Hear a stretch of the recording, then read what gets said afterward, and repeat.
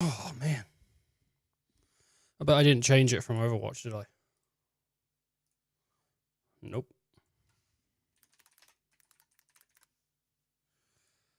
Yep. You ain't playing Overwatch, I'll tell you that. This ain't Overwatch. Just chatting. Alright. So, I got work tomorrow. Which means I've got, like, today to, thing. And I think I got some alright sleep last night. So hopefully I'm not absolutely knackered. Though I did also just do my morning workout. Yeah, you know. It's nothing, like, heavy, is it? It's just when you're so unfit, everything feels shit. Hello and welcome to episode 5 of the How to Create an RPG Game in Godot 4. And today we're going to be creating a full combat system. So if you're following along with this tutorial series, or even if you're not and just need a well-working combat system, this video is perfect for you. But before we get started, I just want to ask if you go down below and hit that subscribe button and drop a like on this video so YouTube pushes this series to more inspiring game developers so they can learn to make their own Godot games as well. But let's get started with episode 5 and create a combat system. Okay, so to start with our combat system, we're going to need, our enemy to be able to attack our player and our player to be able to attack our enemy. Seems like a key thing we're gonna need. In this game, we don't have that at all. We have a enemy that chases our player, for a certain range, and when we exit this range, it stops. But we can stand right next to it, and it will never give us damage. The player never dies, and the enemy never dies, right? But if you need to learn to make this exact enemy, I'll leave a link to that in the pinned comment because we created that in episode 4 of this series. So it's a pretty good episode if you need to know how to make an enemy. Who's skipping? The enemy only chases the player. It doesn't really do anything. So that's where combat system comes into play. We need to be able to attack our enemy, and our enemy needs to be able to attack our player. So to do that, obviously, first off, we're going to need some sort of hitbox, right? So we'll make an area 2D, and we'll just name this our player's hitbox. This is going to be on our player. And we can create a collision shape 2D, and we'll just make this a little bit bigger than the player, like this, because this is basically going to say when the enemy is in this zone, then the enemy is allowed to attack our player. And we're also going to need one of these on the enemy, right? So we'll add a area 2D, and we'll name this Where did you get area shape? one the enemy, right? Our player. Say when, and we'll just be on our player. He went right and up there and got the collision shape. Okay.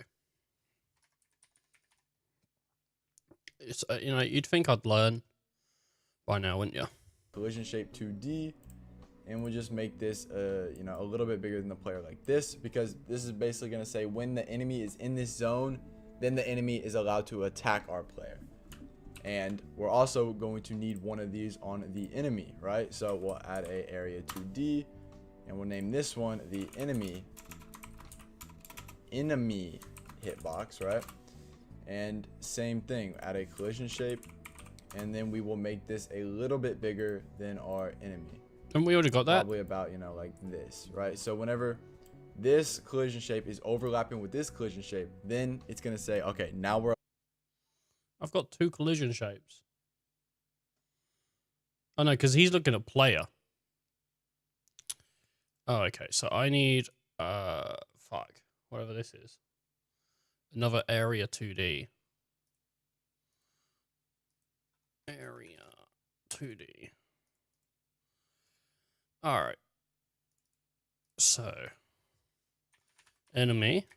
Hitbox. Awesome. Boom, boom, boom, boom. And then collision. Shape 2D. Boom. New circle. That looks about right, actually, just off the bat. Maybe I can get that a little smaller. Yeah, like that. A little bit up, maybe. Nah, I thought it was alright. Alright. Allowed to attack, right? Because we only want to be able to attack if we are close enough to the player. So let's go back to the player, and we're going to have to go into the script. But before we go into the script, I want to go to our area 2D and we can signal some nodes, right? So we need to signal body entered, and we'll signal this to the player.gd, and then we also need to signal body. Sorry, 1 second. What? What are you? Where are you signalizing this? Are you signalizing this to player? Oh, okay. Script. Okay. Body entered.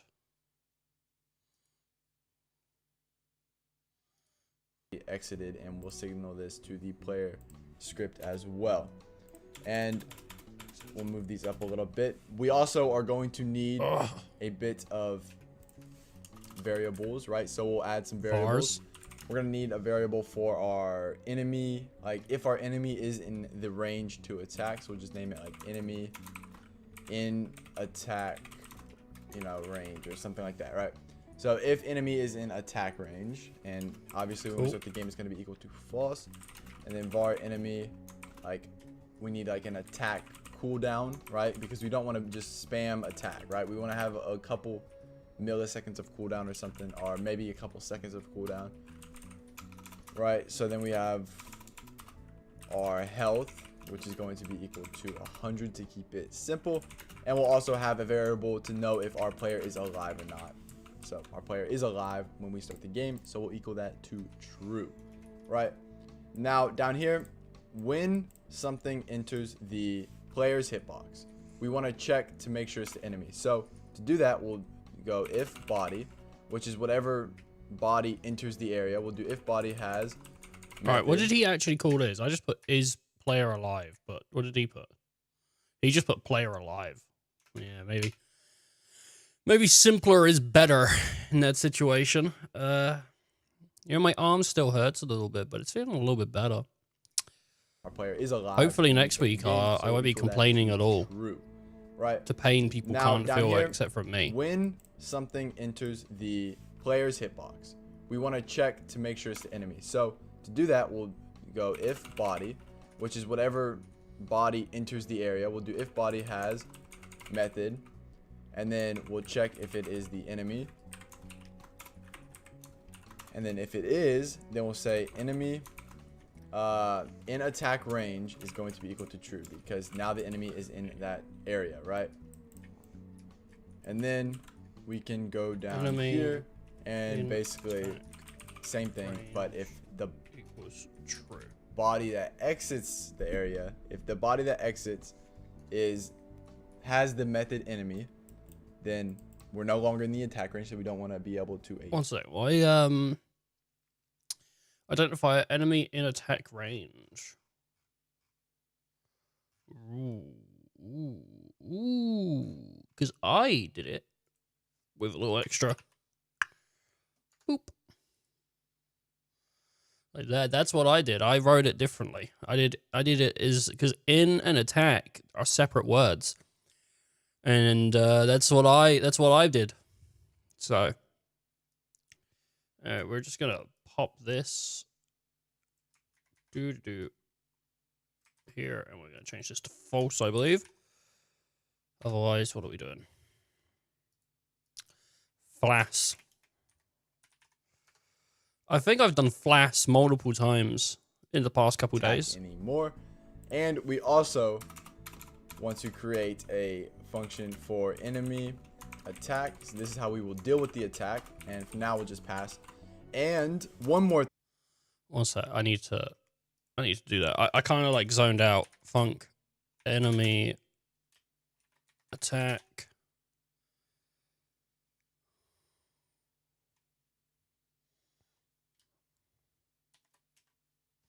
All right. What did he do? Attack. So this is how we will deal with the attack. Yeah, he did do the double brackets. I was thinking, do I need the double brackets? And then he just passed on it, right? He just passed on it for now. And for now, we'll just pass. And one more thing, because right now, our enemy does not have a method enemy, right? Our enemy does not. So if we go to our enemy script, we can just go down here. We can create a function, name it enemy. Make sure you name it the exact same thing, and we can just pass, right? So now this is a method, right? So now whatever object in our game that has this method works in this script, right? So it basically checks if it has that function. And if it has that function, Cool. then it is going to allow It's like connecting us to, scripts. go through this if statement. So we also want to make one for the player, because in a minute we're going to need to access this. We're going to have to say if body.has method is the player whenever we go the opposite way and the enemy is attacking our player, right? So we can, on our enemy attack right here, we can actually add a print statement real quick. And if we add a print statement, we can say something like, What? Player.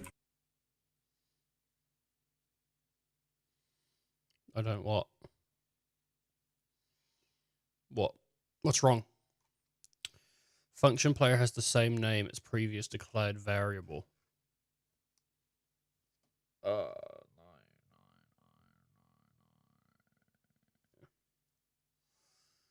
Var player none. Dude, shit. Right, but he's on the player, not on the enemy. I thought he was on the enemy script. So when did he get off the enemy script? Now, whatever object in our game that has this method works in this script, right? So it basically checks if it has that function. And if it has that function, then it is going to allow it How about that? Go through this if statement. So Get that we going. also want to make one for the player, because in a minute we're going to need to access this.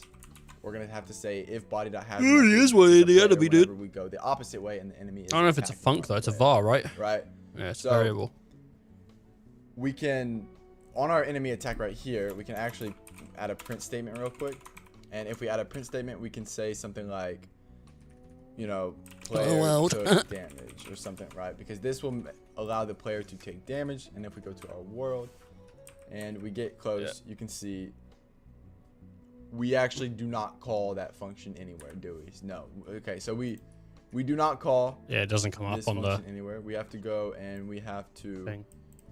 call this enemy attack function, and we can just call it, let's say we can call it up here in our physics process. Yeah, so we'll add this to our physics process and we'll just name it enemy attack, right? We'll call that function, and we also need to go down here and we need to physics process. All right, here. And he just put, what did he just wrote? we enemy actually do attack. not call that function anywhere, do we? No. Okay, so so we do not call So this out of function it. anywhere. We have to go and we have to no. call this enemy attack function, and we can just call it, let's say we can call it up here in our physics process. Yeah, so we'll add this to our physics process and we'll just name it enemy attack, right? We'll call that function, and we also need to go down here and we need to go if enemy in attack range, right? So if that is equal to true, then we will print this, right? So basically, now if we play, you see, then when we get in zone, it says, okay, players taking damage, players taking damage, players taking damage. No, because mine's throwing up an error. What did he do different? Ah, right, I see. So it's saying like if this is, because then it leads on. Okay, right. His now does say player took damage, so just watch down here. Oh shit! I'm taking so much damage. Ow, ooh, ow, ooh, ooh. Sick. Beautiful. We're going for it. Let's just say player minus like 10 health, right? So if we play this, you see, and we get in the zone, it goes down, and we're basically right now we're taking thousands of health, which is not good. And to fix that, we are going to need a cooldown, right? Because we want to wait a little bit before our enemy attacks again. So to fix that, we'll go to our player and we will add a timer node, right? So we'll add a timer node, and we can name this timer node, just something very basic like attack cooldown. So this would be our attack cooldown, and we can go to this function here, right? Yeah.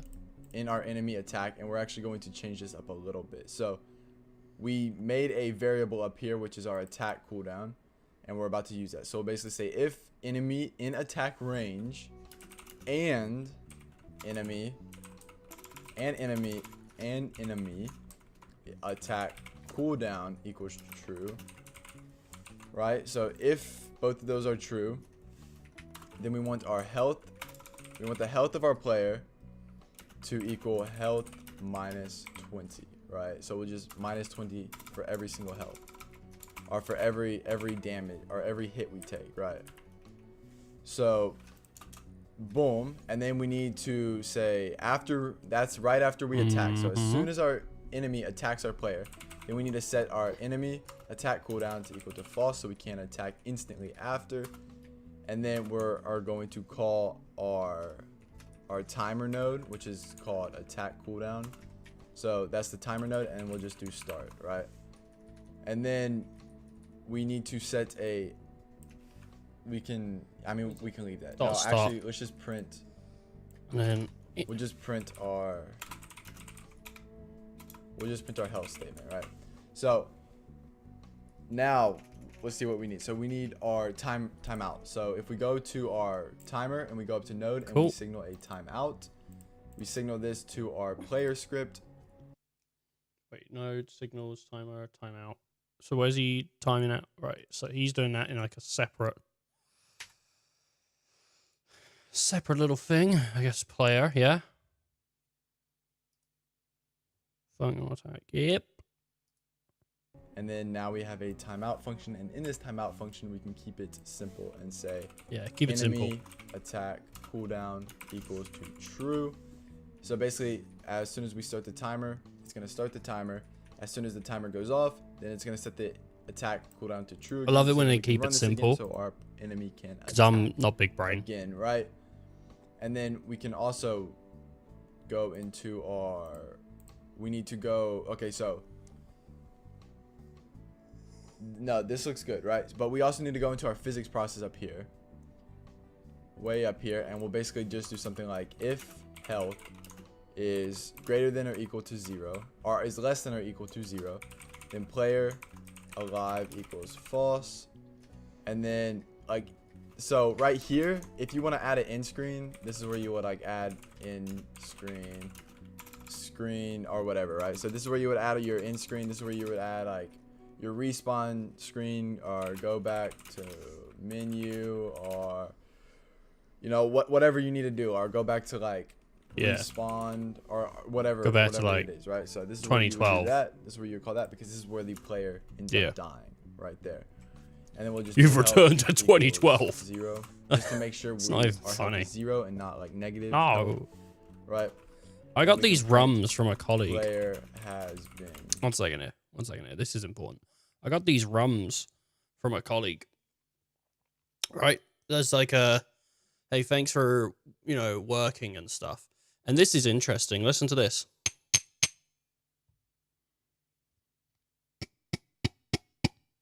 One of them's plastic. These are both like glass, or some kind of imitation of glass. I think they are glass though. And then this one's just this Captain Morgan's is plastic. It's weird. I don't know why this is plastic and these are glass. I thought that was strange. That was worth stopping. Killed. And then we can just like wait.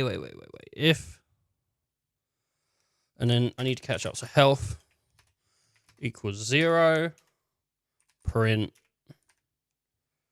And then brackets. Player has been decimated.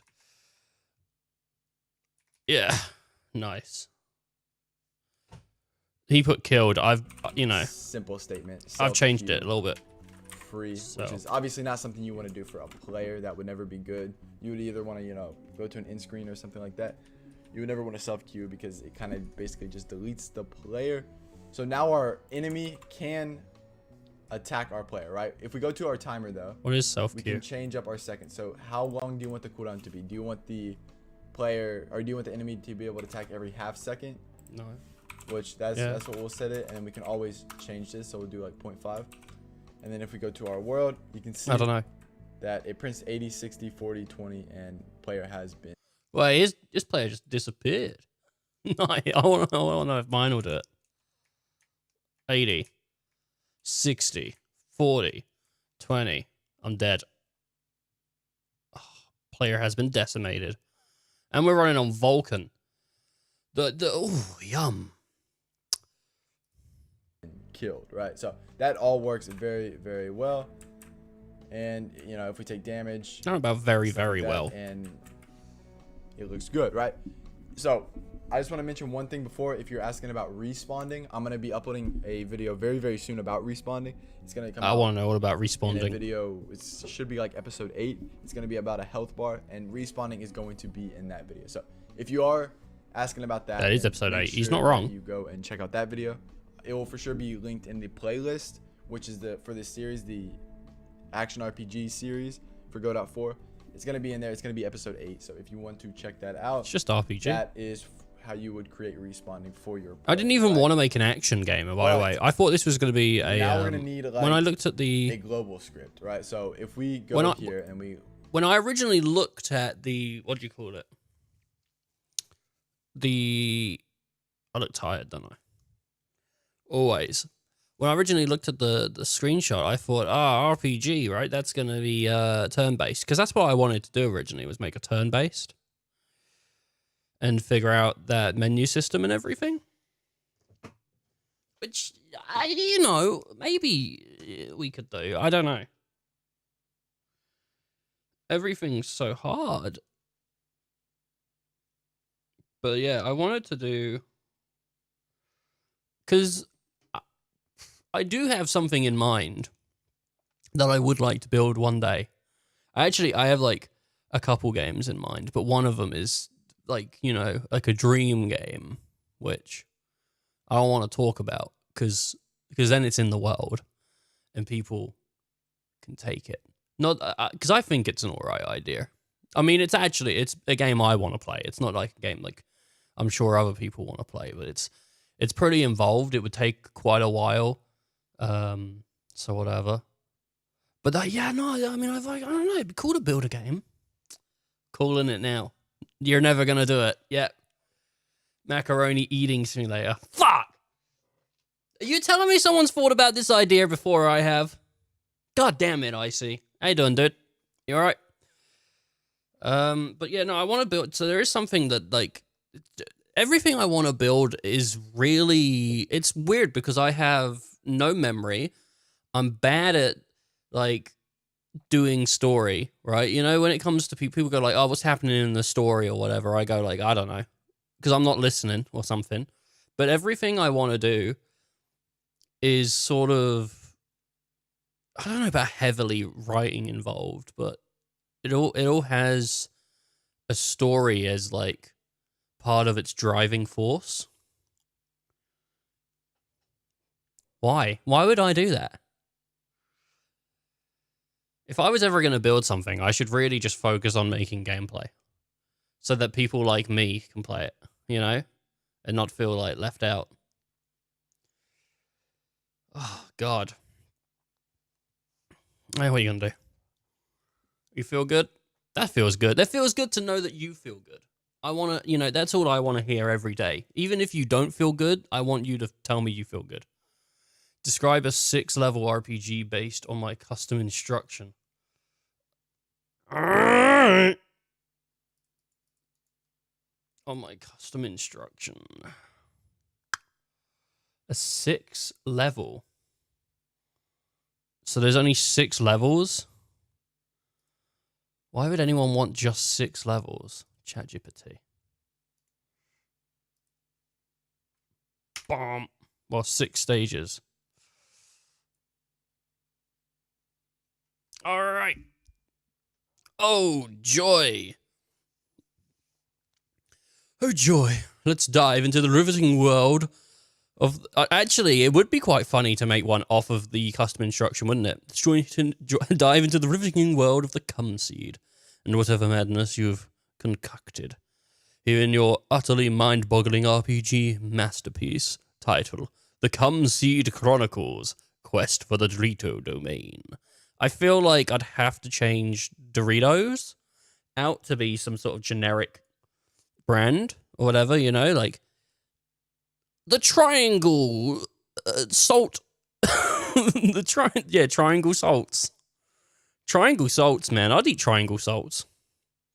Tringle salts. Level 1, Dorito Dilemma. Embark on your epic quest as King, Lord, Master, Captain, Squire, Doctor the Third of Cum Senpai, the cum generator connoisseur extraordinaire.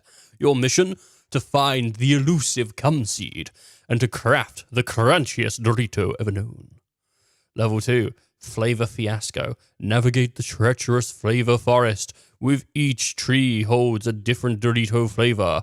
Choose wisely, for your taste buds shall determine your destiny. But beware, for hidden in the shadows is the dreadful Fortnite fanatic. A foe even your titles can't save you from. Get a sponsorship. You think Doritos would sponsor a game about finding the cum seed? I don't think so. Level 3, Meg's Wrath. Face the wrath of Meg as she seeks revenge for the ages. You need your Dorito prowess to fend off her fury. Oh, the sweet aroma of victory, mingled with the scent of natural cheese. Boss Betrayal, Level 4. A twist in the tale. Your boss, envious of your Dorito mastery, betrays you. Navigate the office labyrinth, avoiding deceitful colleagues and stealthily stealing the sacred Dorito recipe back. Level 5, Boss's Partner's Passion. This scandalous level. Sleep with your boss's partner to assert your dominance. But be warned, this choice may lead to unforeseen consequences, not circumstances. You may need more than Doritos to navigate this spicy affair. Level 6, the Dorito Domination. Sorry, I thought there was an R in there. There was not. Finally reach the Dorito domain. Dominion? Oh, Dominion. It's not domination, it's Dominion. Yeah, I got it wrong anyway. Where the cum seed waits, confront the Dorito deity.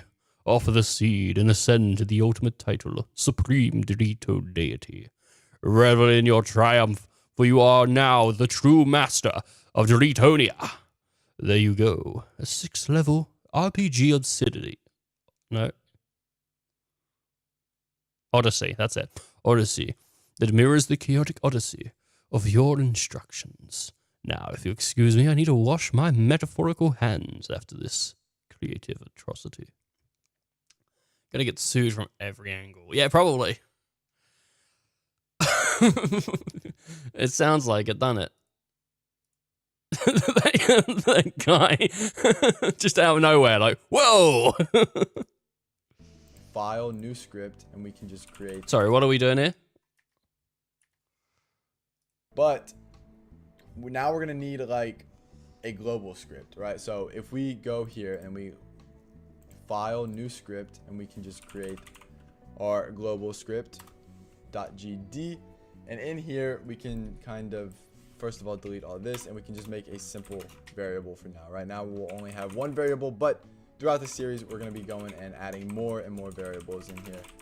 So basically, player current attack equals false. So basically, is the player currently attacking? That's what we're checking, right? So we need to go to project settings, auto load, and then we can get our global script, and we can add our global script. First of all, let's. What are we doing here? Throw these scripts into their correct folders, right? This is a scene. Let's put our global script in our script. Wait, there's a GD. Whoa. Are you telling me this whole time I've had enemy GD inside the scenes folder? What a fucking idiot. Oh, man. This whole time. God damn. So hopefully. Anyway, what did you do yesterday, dude? I didn't see you. I think I started late though. That's why, right? I started late. So what? The right areas, right? So if we go to project settings, how was that? Auto load, and we load in our scripts global.gd, and then we can just name. Why are we doing this? Auto load. I don't know what. So right. Project settings. Auto load. Add scripts. Global.gd. I went to sleep at a reasonable time. Oh, nice. This, we can add this, name it global, right? What? Why have you got 2 globals? And we'll delete this other one. So global, right? Now we can access this from other scripts. We can access this from.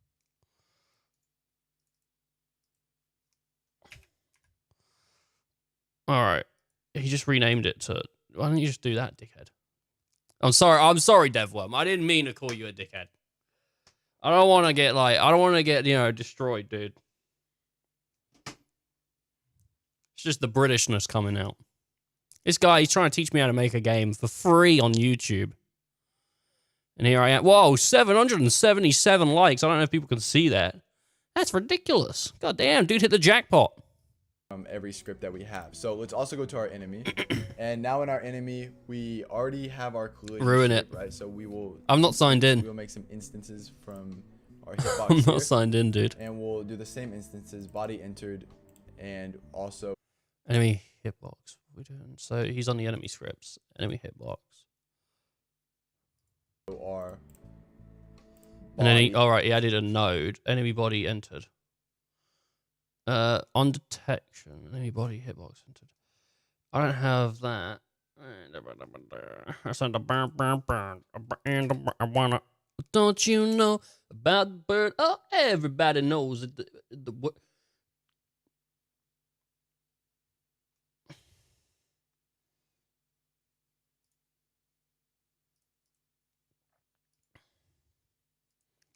Cool. It's kind of cool that there's like just quick things to help you in it.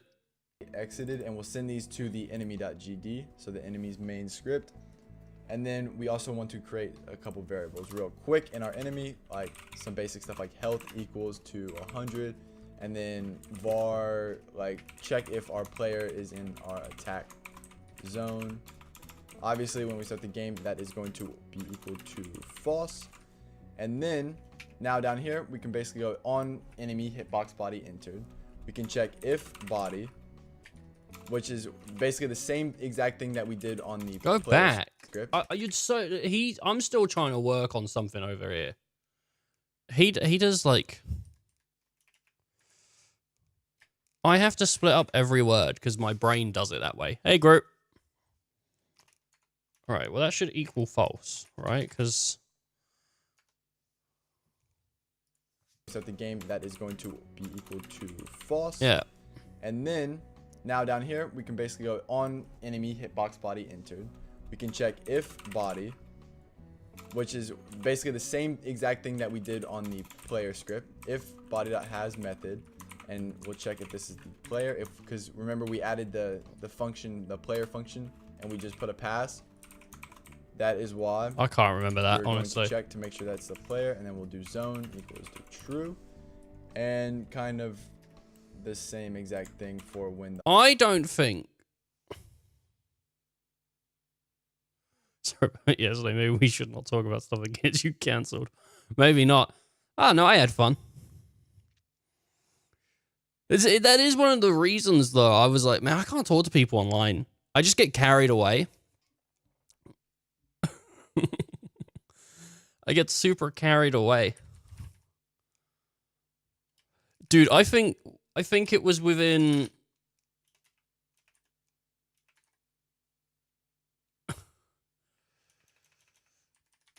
I think it was within moments some shit was said that was like,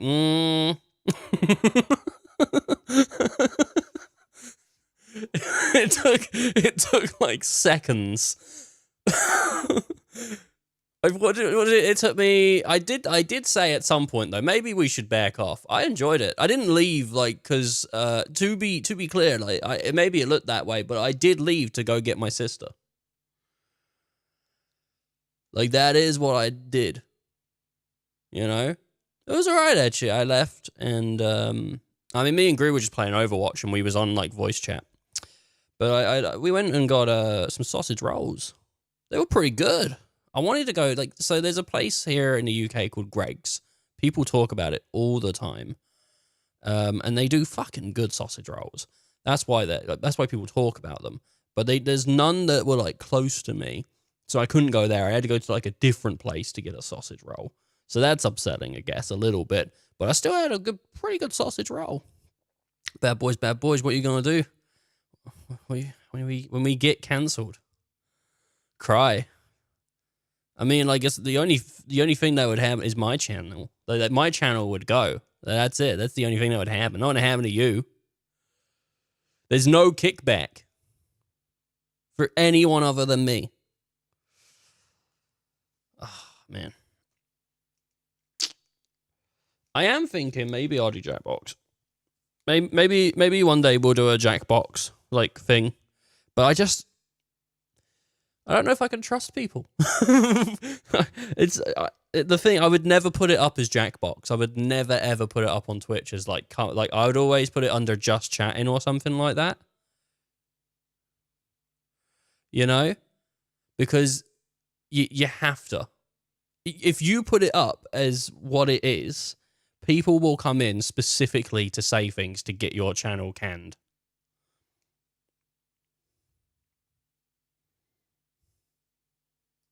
A body exits the player, but we'll just set the player in zone to false. Yeah, that's just the same stuff we've already done, mate. Come on.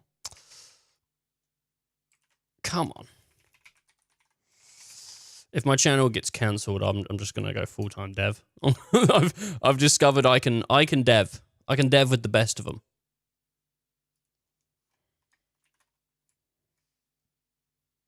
Did I put is?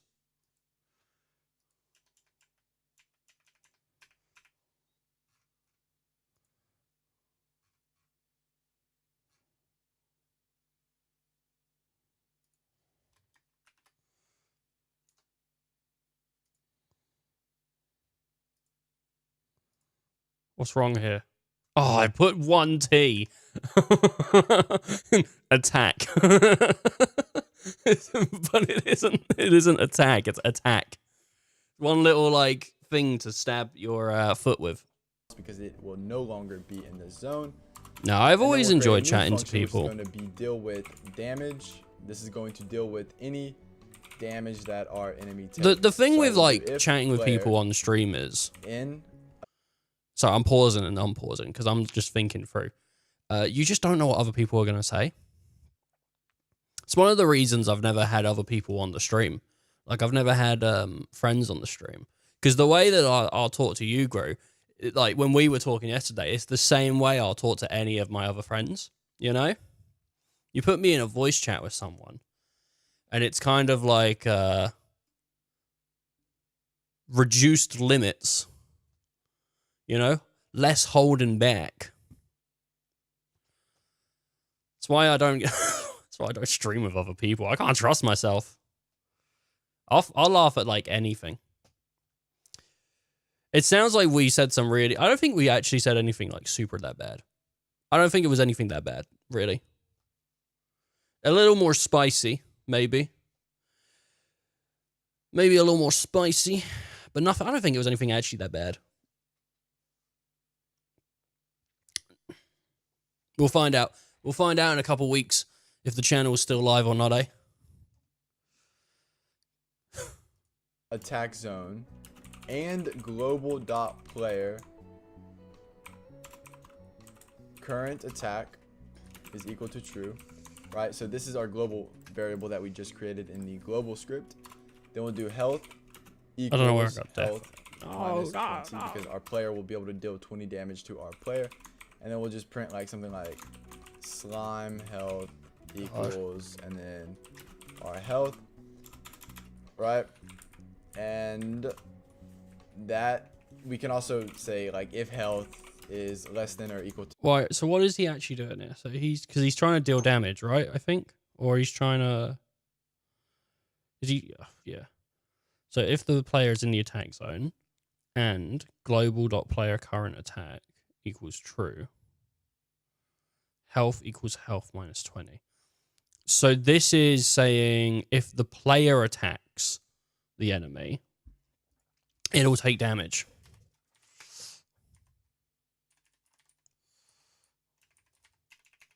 Anyway, how was the rest of your day, dude?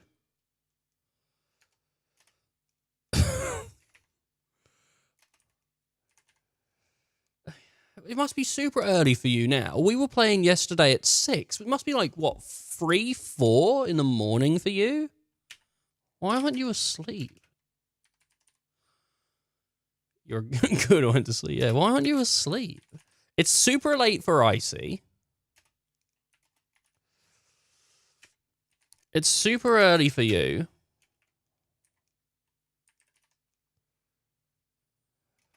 You know? I honestly... And this is the stuff that Bullet wouldn't even want to watch in the first place. So who am I even streaming for?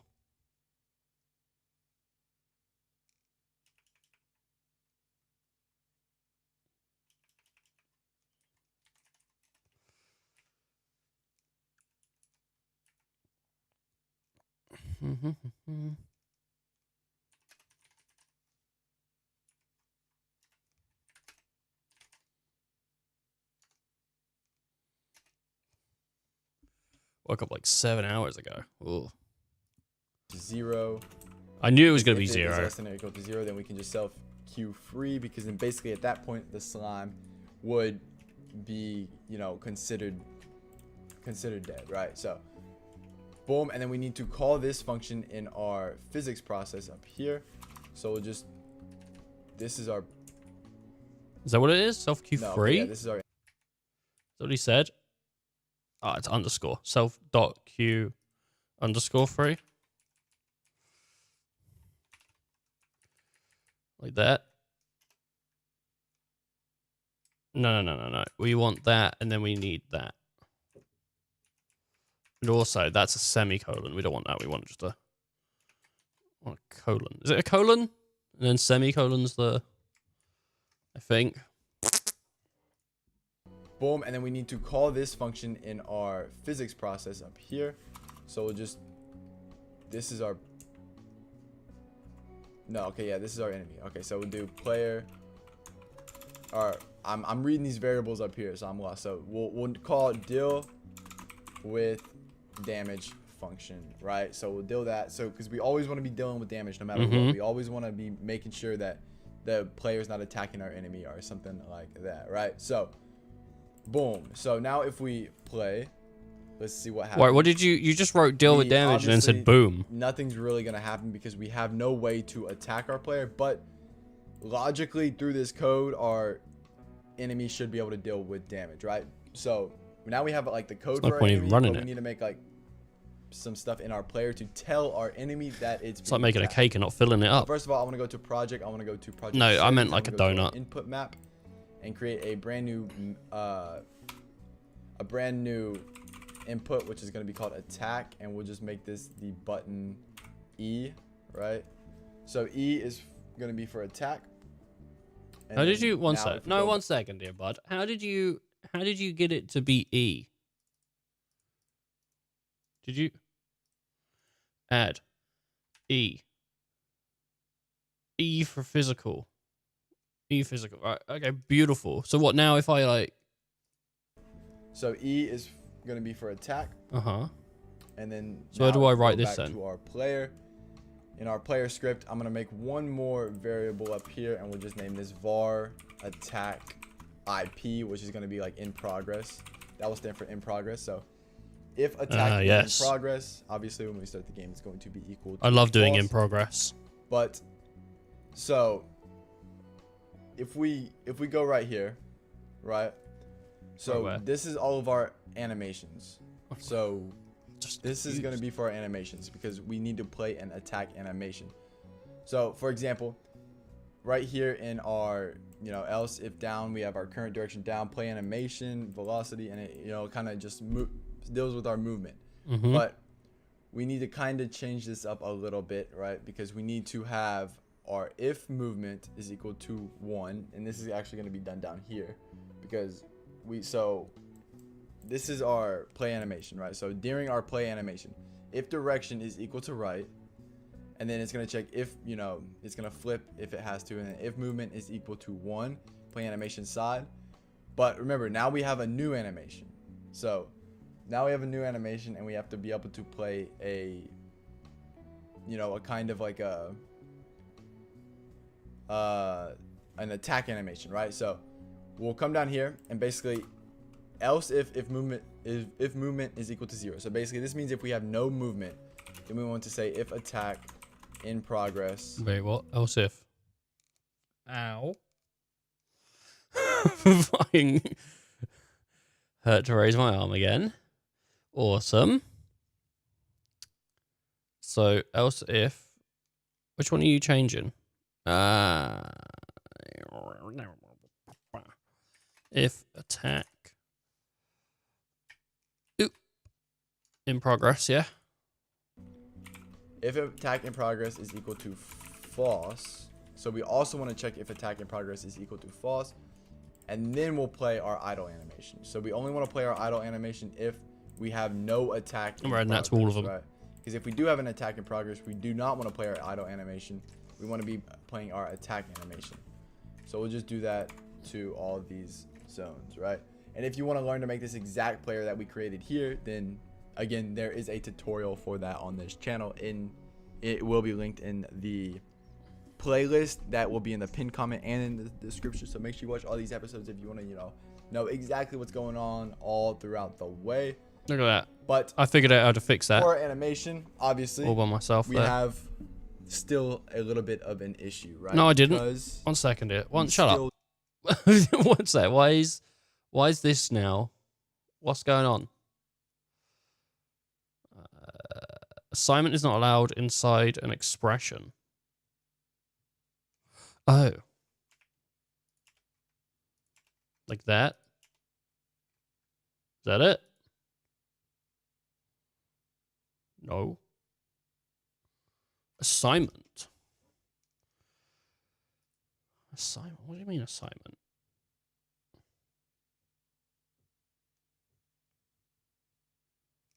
I don't know. I need that. What is assignment? 6228.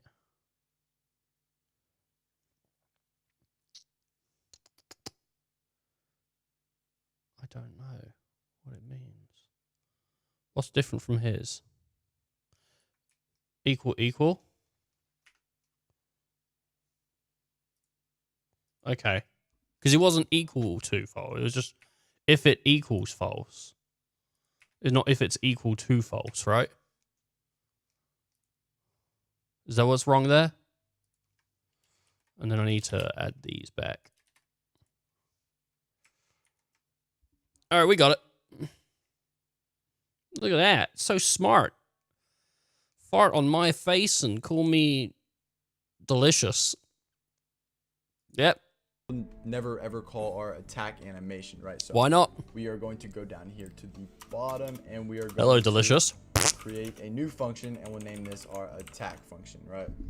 So this will be our attack function, and we'll just it's gonna kind of be a little bit on the lines of this animation up here, right? So we'll do var direction is equal to our current direction, kind of what we did above, and then we'll basically do if our input, so if input dot is action just pressed, and this is going to be our attack key that we just created. So if our attack key is just pressed, then we want to say global dot player. What's going on here? Mine's wrong. Mine's wrong, it says. Mine's so func attack. Can I also just, I want to just do that. So func attack. It's missing that. You silly goose. You silly goose.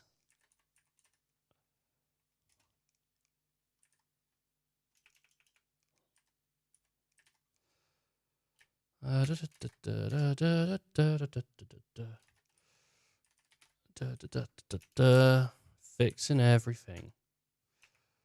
Do.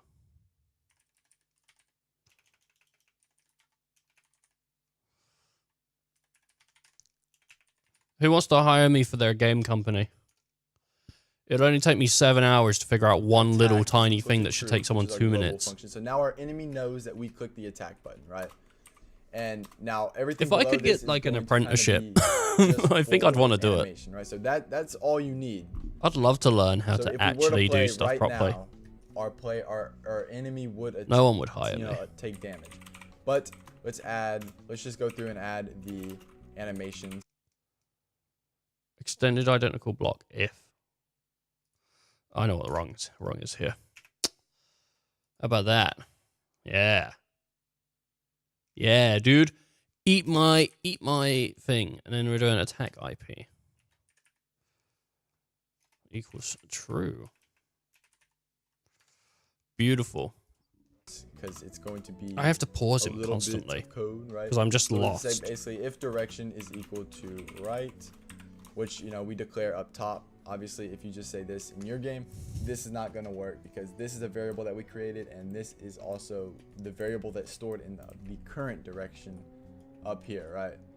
So again, if none of this is making sense, go and watch the previous tutorials. They will really help you out.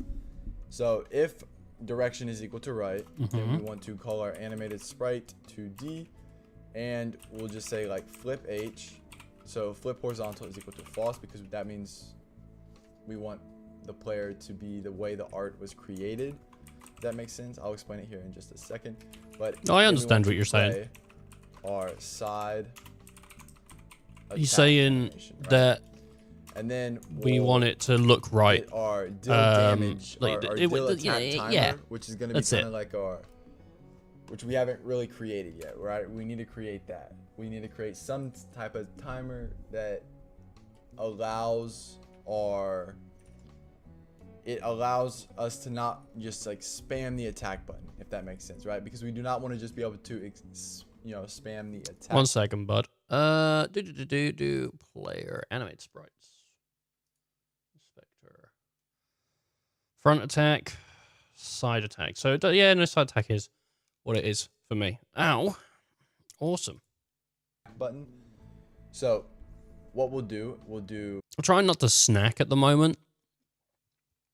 I'm a big snack guy. I don't know how everyone else is at home, you know, watching on your screen, sitting in your bed, sitting in your chair. I don't know. Watching the stock market, seeing numbers. Ooh. But I'm trying to like keep fit, you know. I'm trying to like not just indulge in eating. I'm trying to lose a little weight, you know. That's why I'm working out. You know, a little bit. Just trying to fucking get rid of some of this body. And now it's like, I don't have anything healthy in. The only snacks I have are like chocolates and Doritos. It's like, I can't do that. Can't do that. If I had like an apple, I could be like, yeah, let's go. Yeah, but I don't know what other people are like. I don't know if y'all are always snacking too. I think if you watch the stream, you'll see like I snack quite often. I'm quite often I've got my hand in a bag or something, which is the worst situation, right? Like I'm sitting in front of a screen all day, streaming, talking. I'm not making movements, you know. Like my fingers are moving, but that's it. And then I'm like, do you know what I need? I need some calories, man. I'm burning too much. I'm burning too much.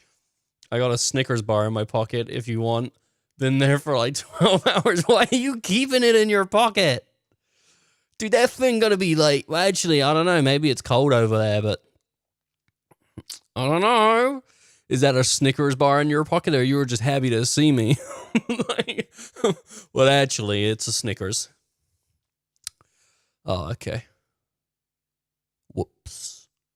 Apparently, Mars bars are what Milky Ways taste like in America. Or something like that. I think that's what it is. Isn't it?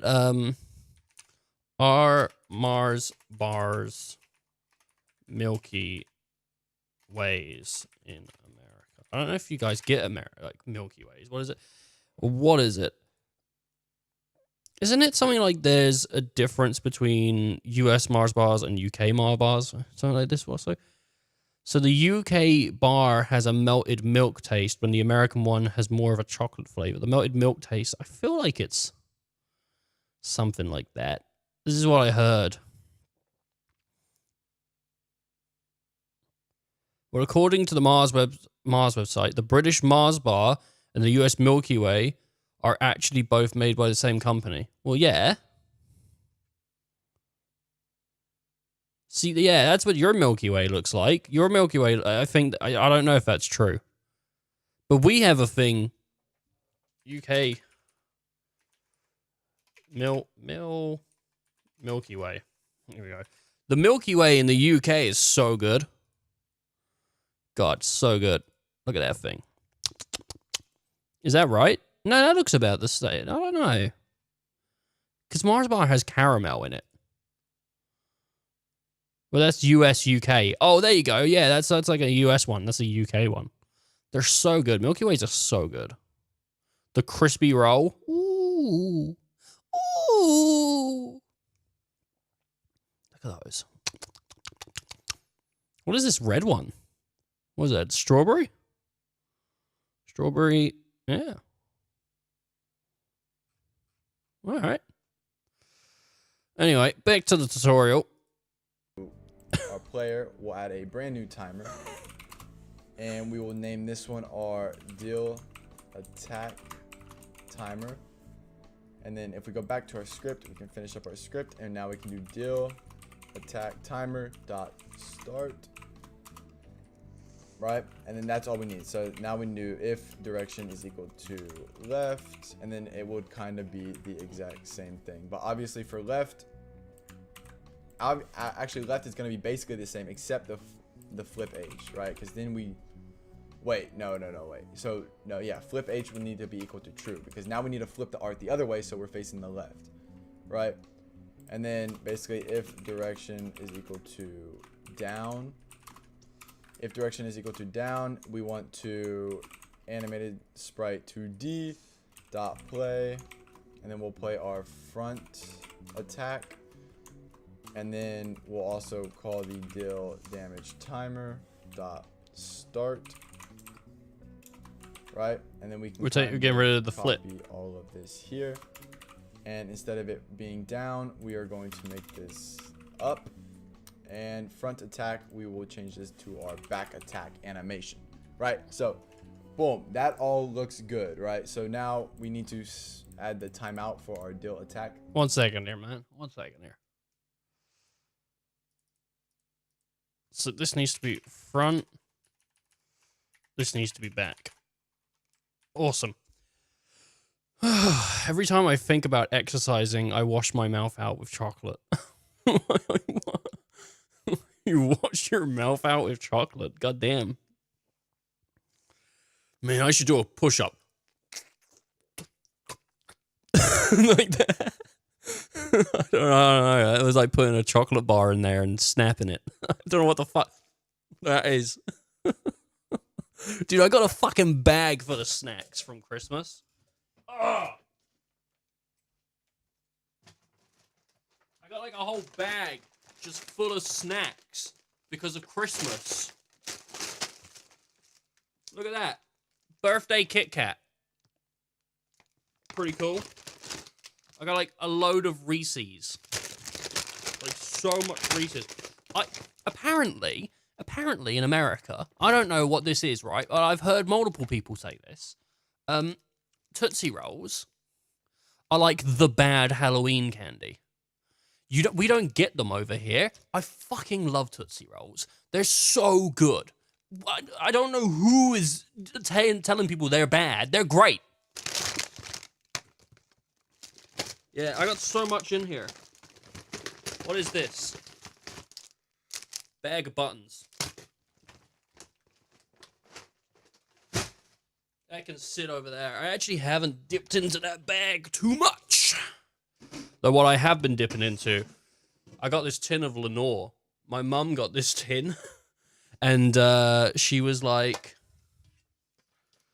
I don't really like these. Do you want these? And so, I don't know how full this tin was, but man, these are fucking great. Lenore's so good. I don't know if you guys get this in America. I really like these like brown ones. They're hazelnut. Fucking love hazelnut chocolate. I'm not gonna eat one. Ugh.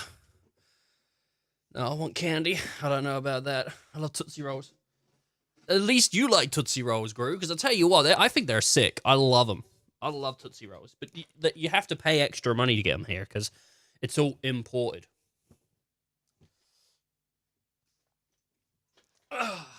Yeah. Yeah. A little Tootsie Roll. Yo, baby. You want, yum. They're good frozen, too. I've actually got, like, a bag of little ones. Maybe I'll shove one in the freezer. A lot of chocolate's really good frozen. Do you guys get Bounty? So there's a thing... is there Bounty in America? Do the US have Bounty? The chocolate. Although Bounty is no longer distributed. Oh, no. So Bounty was like...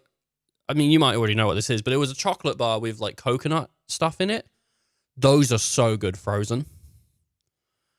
Man, I loved Bounties. These are so good frozen. It's just like a little coconut chocolate bar. Yum, yum, yum. All right. Timer, so we'll do timeout, and we'll send that to the player. And in this function, we're going to say deal attack timer dot stop, which...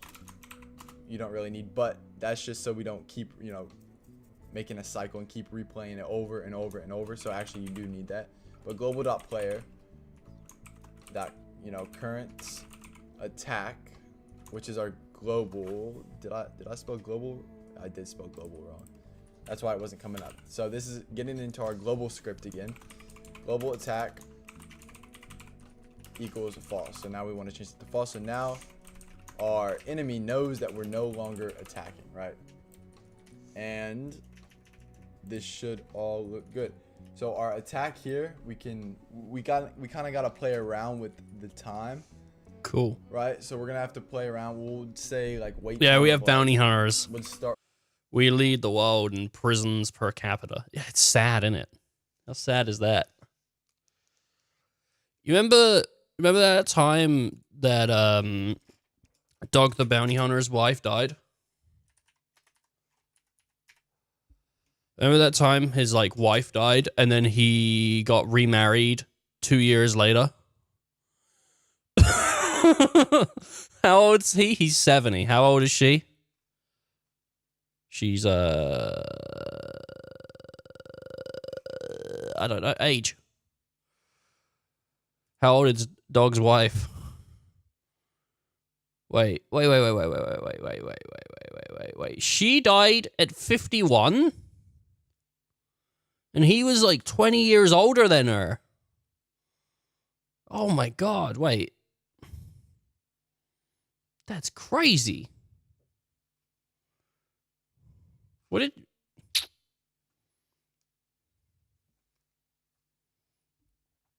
I don't know.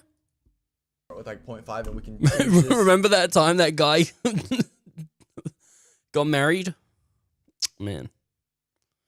How's Dog getting all these lovely ladies? But this is more for how we looking at celebrity relationships?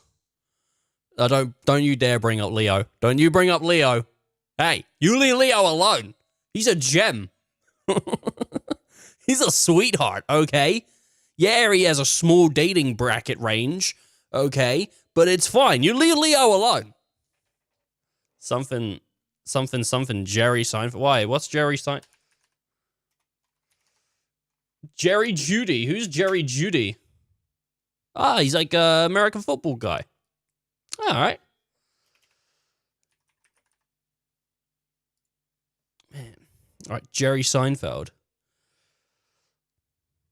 What are we looking at? Oh, dating history. That's what I was looking at. Dating history. Dating 17. Who dated who? I don't know if I want to click on whodatedwho.com. I don't know.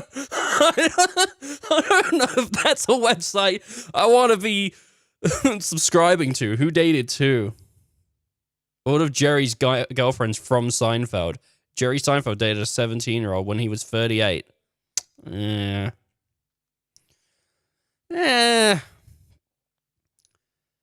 Capiro has to marry young and small because they have to know they have to know no better, and it has to look big in their hands. What?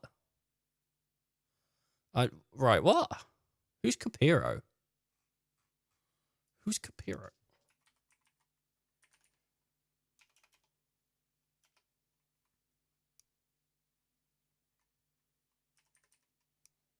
Oh, DiCaprio.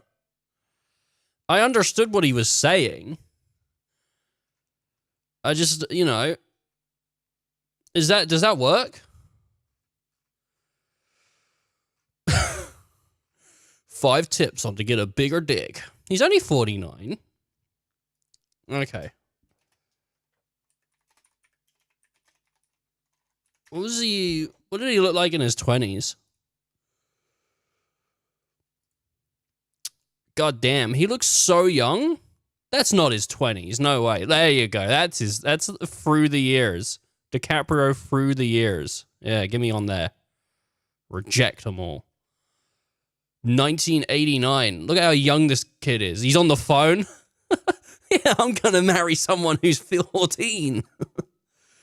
Now? In 50 years? Oh, okay. God damn, dude. Growing pains. Look at this guy. When do you think he got rid of the haircut? Like, it's still there. It's still there.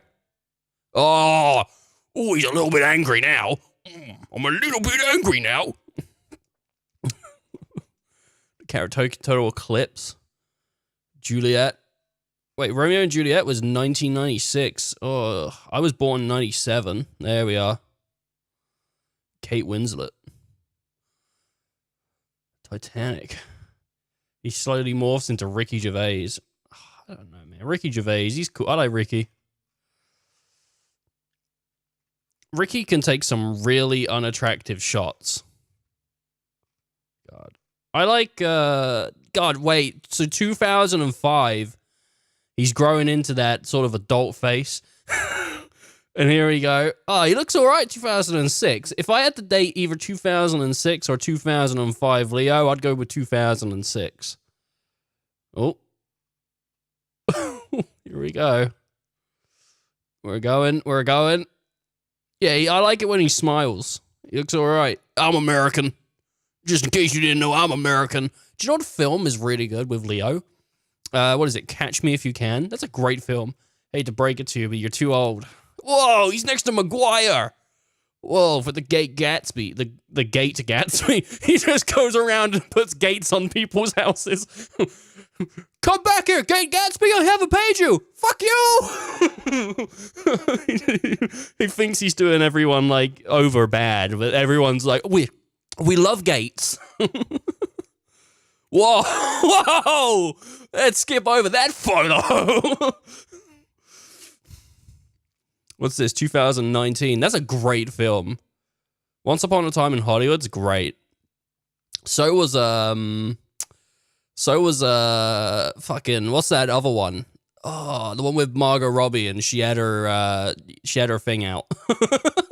And he was crawling towards it. What was that? That was Wolf of Wall Street. That's a great film. You don't see the thing, but she said,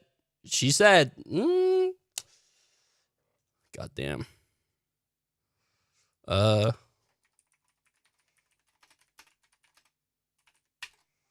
Application to date Leo. Ethics application. Leo dating. I can't find anything here, people, on how to... It was not Barbie, it was Wolf of Wall Street. But yeah, maybe she had her thing out on Barbie, too. To play. So, for example, Margot's cute. Our animated sprite, in our... How old's Margot Robbie? Was she like 30-something? Yeah, 33. God damn. Is she married?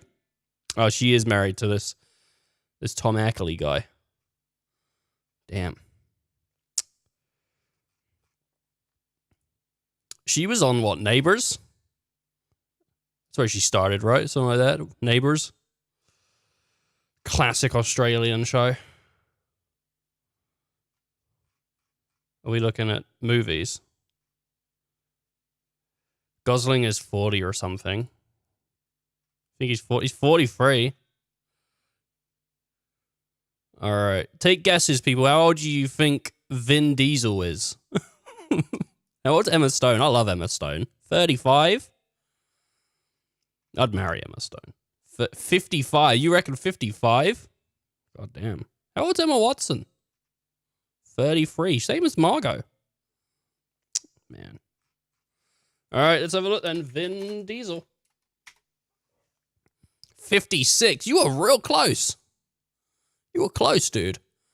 Fast 1 came out on 2001. That's what? Ooh. Easy. You think so? How old's his wife in the films? 10 years, like 11 years younger than him. I was watching this show, right? Kids Ruin Everything. And the girl that plays Astrid, she's like super cute. And I was like, I wonder how old she is. And I was like, so I looked it up, right? And she's 37. And I was like, oh, cool. 37. I wonder how old her husband in the show is. No, that's her. I think that's her real husband. Where's the husband in the show? There he is. He's 45. 45, dude. Can't believe it. The age difference. Nearly 10 years. Dave Chappelle's not actually that old. Why? How old is Dave Chappelle? I'm gonna guess. Oh, maybe 50s? I'm thinking either like 46 or 56.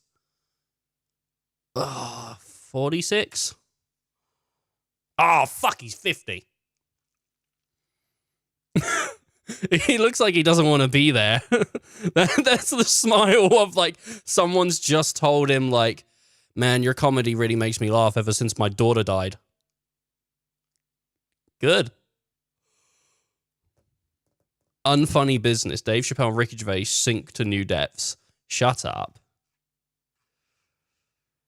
Shut up. I haven't seen their new specials, but I bet they're both brilliant. I bet if I watch them, I'll enjoy them both. I haven't seen them yet, but I bet you I would. Side attack. Where's side attack? Or front attack, I guess. It's 4 animations, right? So we have 4 animations in our attack frame. And obviously that means 8 frames a second. So it will take half a second to play all 4, right? We want to play all 4, then we want to stop. We don't want to, keep cycling through. So you want to put the time in your timer here, the exact amount of time it takes for you to finish all the frames in your attack animation, right? So it looks good. So after that happens, we can play. He's got it on 0.5.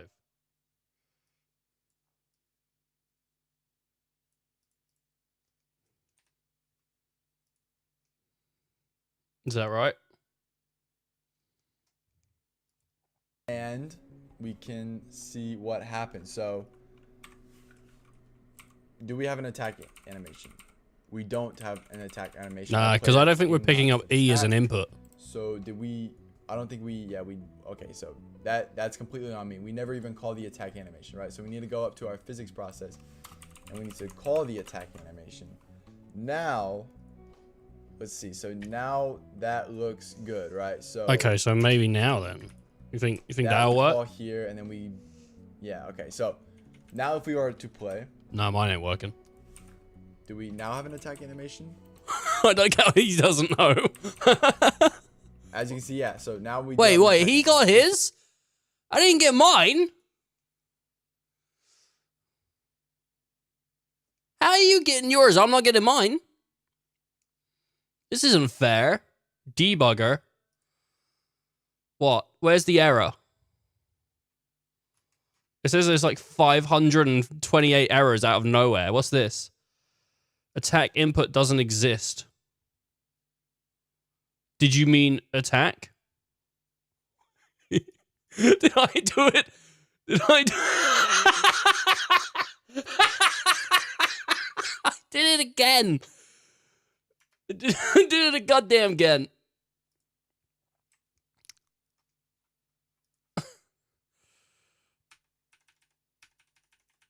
Nope, that don't work. Oh, fuck. Attack.ip. Can I do control find attack? What's this? Delta. No, I don't care about that. Is there anywhere that has attack? Well, enemy. World. You're never going to finish this. No, we're doing it today. We're finishing it today. Why does mine not work, but his does? So there's attack. And down here are the deal false. Attack false. Yours is extra professional. I don't know. Play. Oh, you want me to do a round? You know, professional code has an average of 1 bug every 100 lines. Yours is extra professional. But I've got like 500 bugs every like. Oh wait, there it is. There it is. Fuck you! Whoa! Yes! We did it. We did it. All right, it does work. It does work. All right, let's do a round of marbles to after this episode's finished. A round of marbles to celebrate. Okay. That didn't feel good on my elbows. It's specifically like here, like right here, like it hurts. One sec. Let me message my sister. Ask if she went to college. I don't think she did.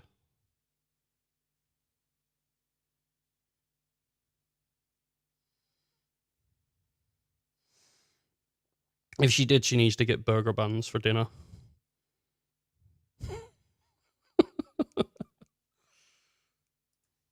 And it works in, so if we're facing this direction, we play it this way. If we're facing this direction, we play it that way. If we're facing this direction, we play it this way. And if we're facing the bottom, we play it that way. So now every single way works, right? So that looks good.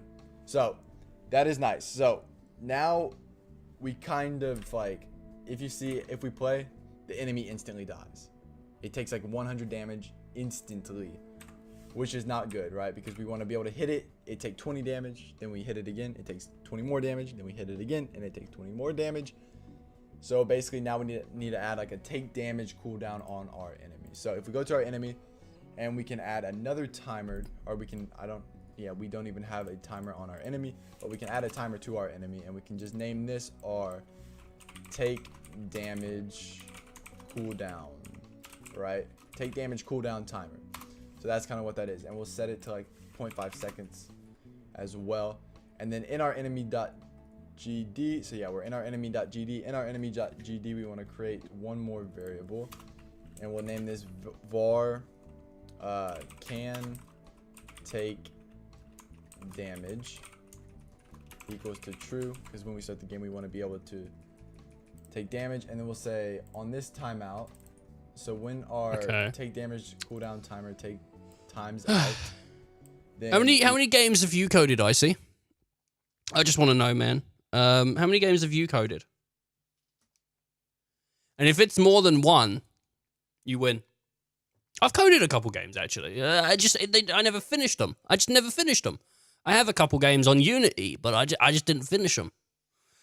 I was finishing a course. I was doing a course. You did at least 2. Man, that's fucking sick.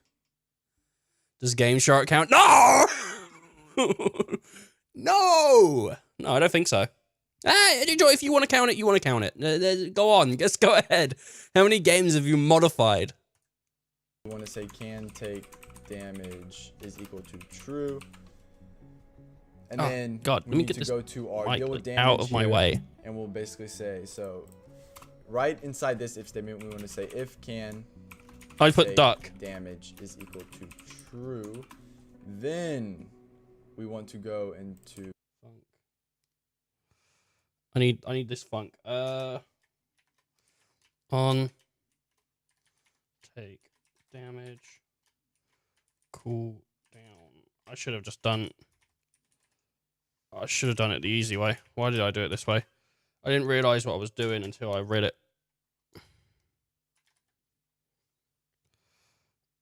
Just get rid of it.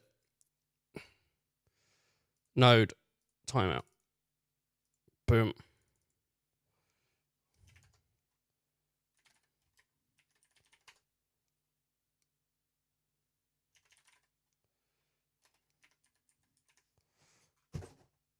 What the hell? Okay.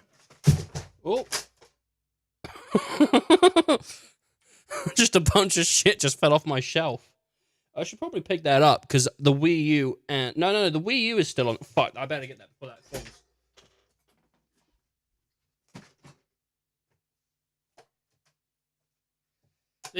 This is my like I don't know 200 quid maybe drawing tablet that I never ever use. And it fell and it hit the floor and it should be fine. I should be able to just plug that in and it should work. But if the Wii U fell on that thing and it cracked, that would have been devastating.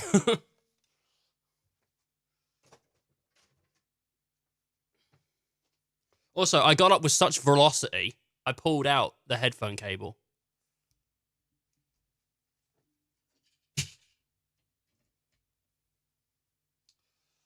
Ugh. I found some steel Oreos to eat. Some stale, not steel. Yeah, sure. Yeah, shove them in your gullet. Yeah, why not? I like having something up on an app store one day. I'd like to have. What about a picture of my asshole? How about if I send you one of them and you just put that up, you put up stream, you could make the first app that just has pictures of streamers' assholes. And mine could be the first up there. And it could be the game. Guess whose asshole this is. And people are like, well, that couldn't be. That couldn't be HQC's. Couldn't be Pokemane's. Is that Title One's? No, it's Ethan's. Who the fuck is Yazura? Who the fuck is this guy? I've never heard of this guy. Imagine the game, man. Imagine the money you could make. Imagine the amount of assholes you could look at. Guess the porn star. And it's just pictures of, porn stars. And everyone's like, oh, I can guess porn stars. I know all the porn stars. And they're all from the 80s. And people are like, oh, fuck. They're not even modern.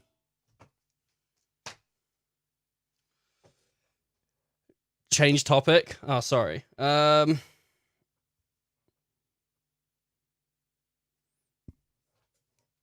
Let's get back to the game. Here. We'll just tab all that a little bit forward. I'll give you the money back for that, don't worry. What's that? So he's added if health 0, but then also... No, he's not added anything here. As soon as we minus our health, so as soon as we take away health, we want to take damage, cooldown, dot start. We want to call our timer so it starts.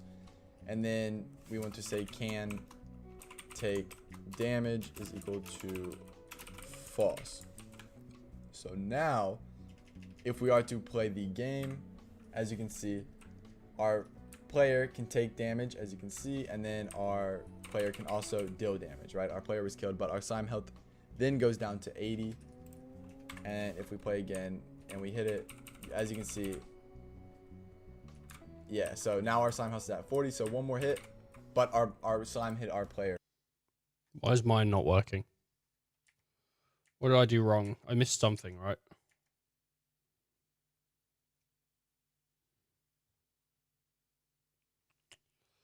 I don't have can take damage.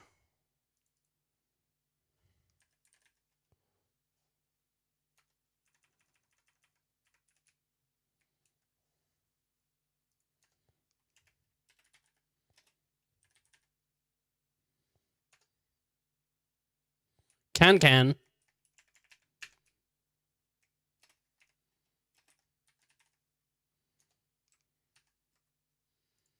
Like that.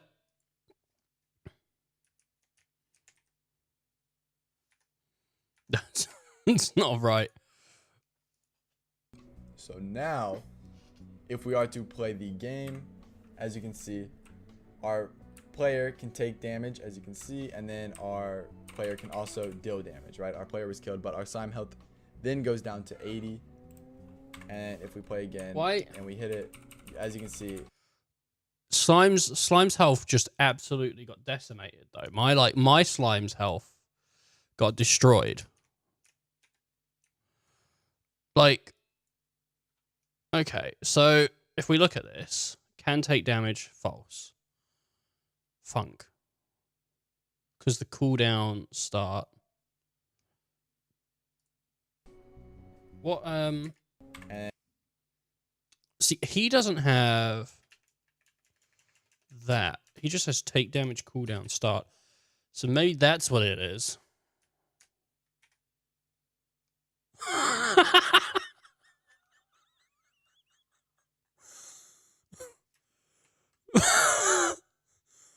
Well, the game broke. All right, one sec. We'll get to the chat GPT and the marbles in a minute. I can take damage. Awesome. I can't deal damage. Deal with damage.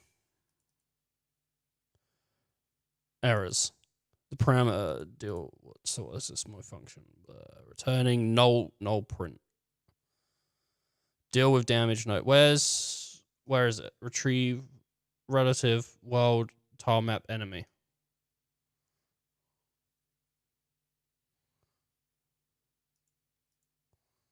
This? What's going on there? What's wrong? It's got to be something I'm doing. Take damage, cooldown, dot start. Yeah, false. Can take damage. Deal with damage. Deal with damage. So it is in here that's wrong. Something's wrong in here. I really don't know. If player in attack zone and global player current attack equals true, then... so if it does, health plus equals health minus 20. Take damage. Cooldown start.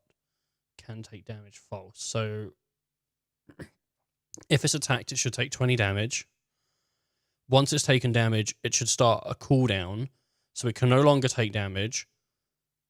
That's telling us to print that its health is going down and how much health it has left. If its health is 0, then delete it from the game.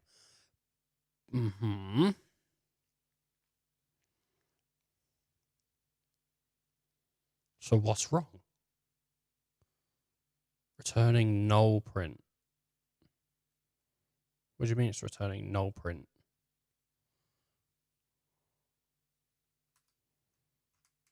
What am I missing? Can't take damage.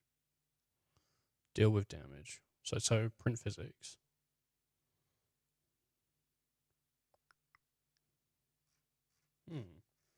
Commented out the cooldown. The cooldown. Yeah, all right, maybe. Wait, what was it? What was the comment out again? It's not like hash, is it? Oh, it's just hash. Okay.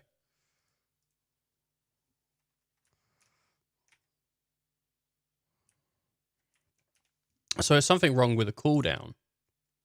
Because that's what's breaking it.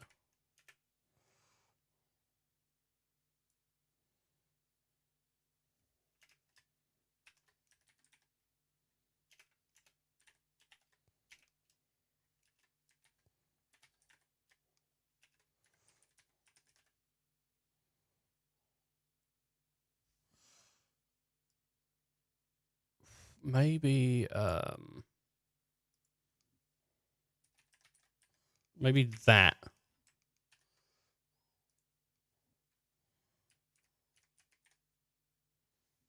That's still going.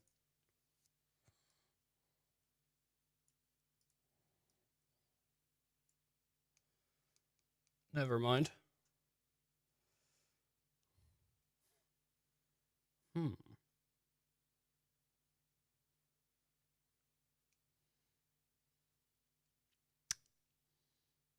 Maybe if I save it now, maybe that's what was broken. I didn't save it. That's still going. And it's just dying instantly. You can see it's dropping to 80. 60, 40, 20, 0. Take damage cooldown. Inspector. 0.5, one shot. Auto start. Can take damage, true. What? Deal with if can take damage equals true. Ah, maybe that's what I'm missing here.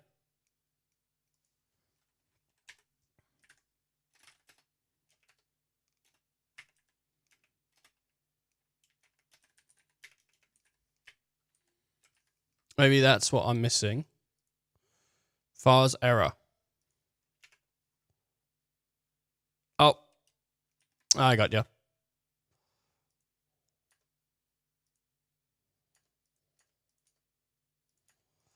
Like that, yeah?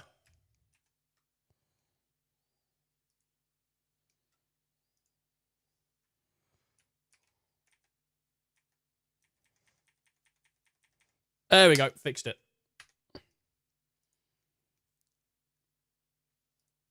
And if we play again and we hit it, as you can see. Thanks, Icy. Yeah, so now our slime house is at 40, so one more hit. But our slime hit our player first, right?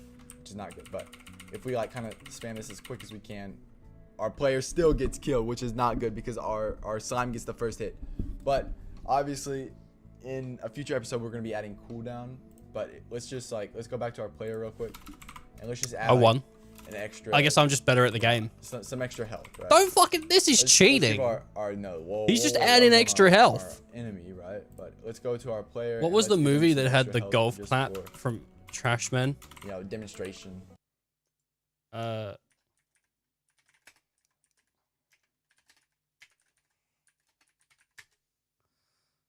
at Work. I've never seen Men at Work. I've never seen this. Is that Charlie Sheen? What is Charlie Sheen doing in a film? Men at Work. Never seen it.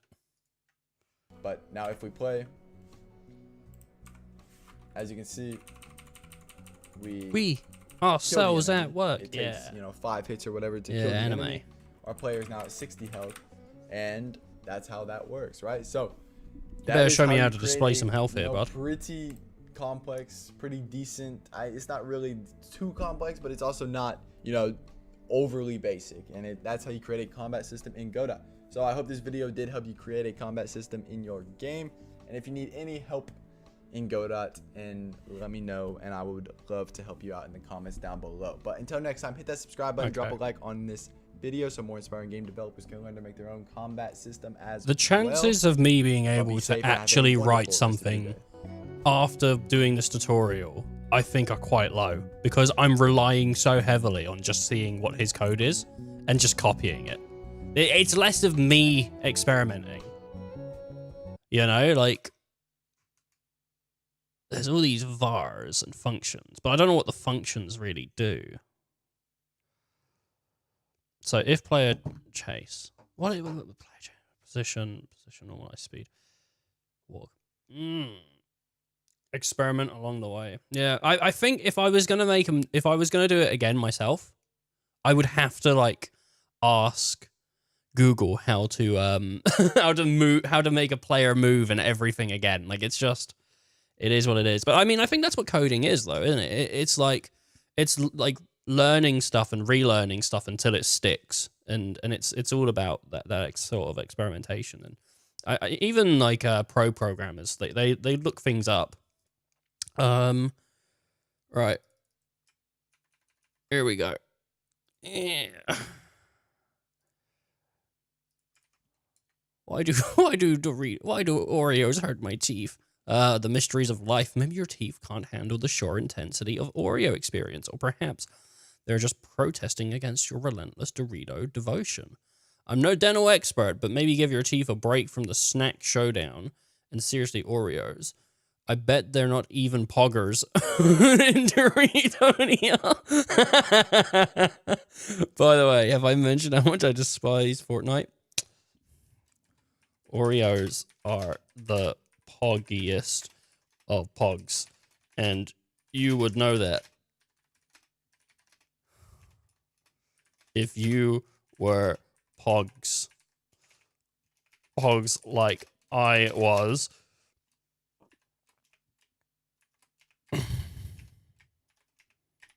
No, wait, where is it? There it is. Does sweet break dance move where he spins on his head, but neck so fragile that it snaps and hurts himself. That was pretty pogs, eh?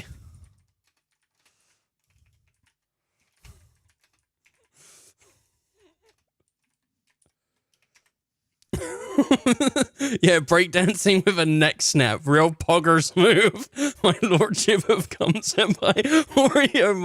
Oreos might be the pinnacle of pogginess for you, but in Doritonia, I'm sure they're nothing compared to the legendary cum seed flavored Doritos.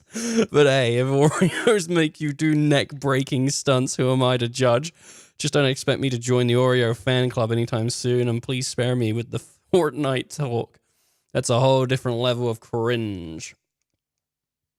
You review documentation all the time. Yeah. You gotta. Teach me how to do head spin without hurting myself. How? Oh, God, yeah. How do I do a head spin without hurting myself? I need to impress my mum and her hot friends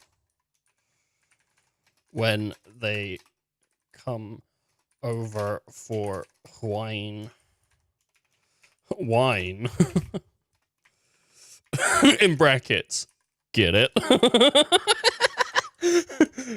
Jeez, night.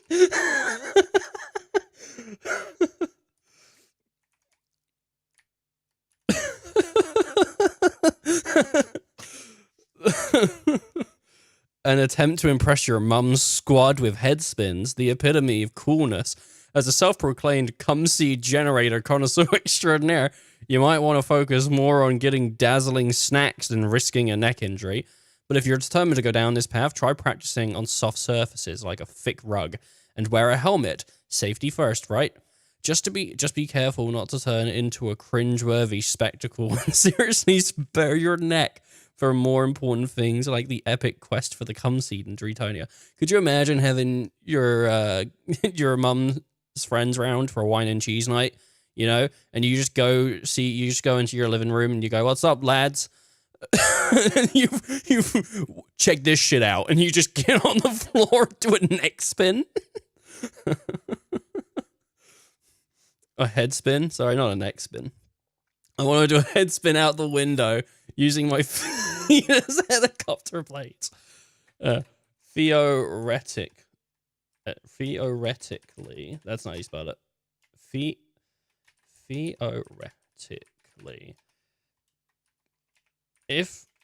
Theoretically, if I spin my legs really fast during a head spin, could I take off like a helicopter?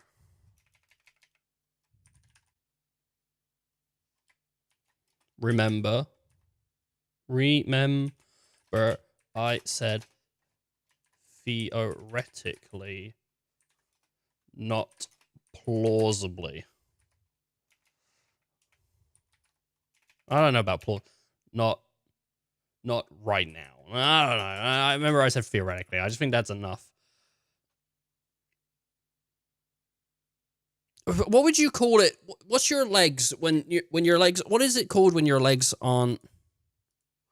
What is it called when you do an upside down splits? A straddle pike. I'm just gonna say an upside down splits. I don't want to look at the images for straddle pike. I'm a bit scared.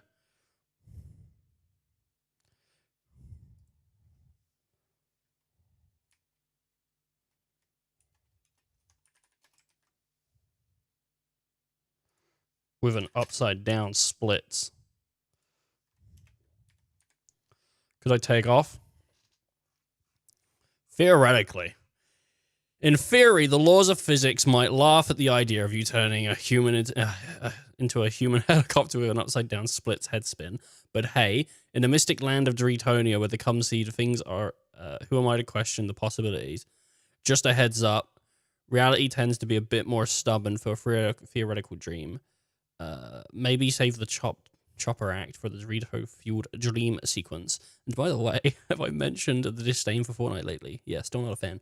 I feel like, practically, I feel like it could be possible, though. No, but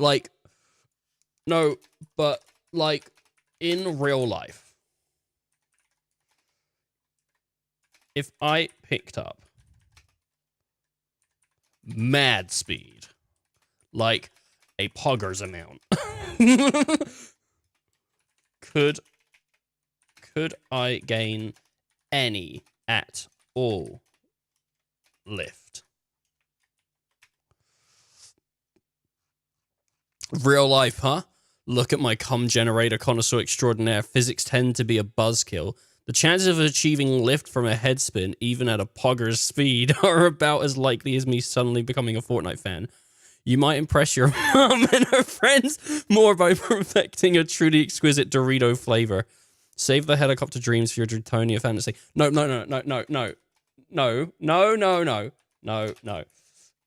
Answer yes or no.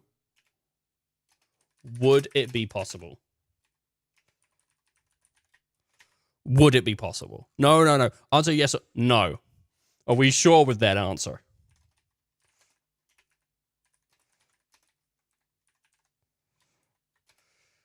There is a 0% chance, even if I could,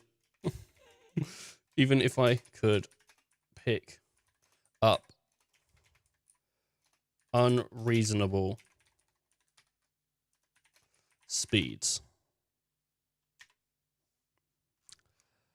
Let's be real. The chance of achieving lift with a head spin, no matter how ludicrously fast, is as close to zero as a chance you can getting me to play Fortnite.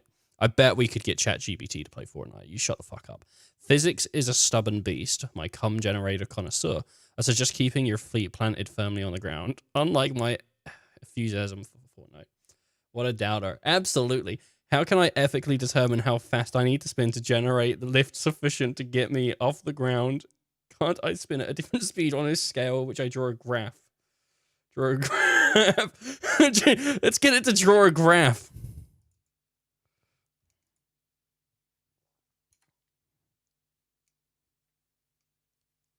Oh, what's that? I should probably switch to the the talking, so you guys can see this better. Sorry, it's been in the corner of my code. On the site, the scientific approach to human helicopter dreams. How quaint.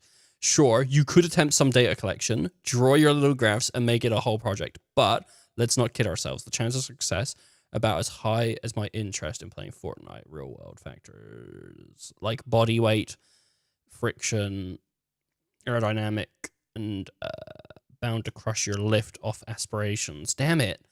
I'd say stick to more achievable goals like perfecting. Okay. What if I designed trousers? That's not how you spell trousers. That had blade airplane, helicopter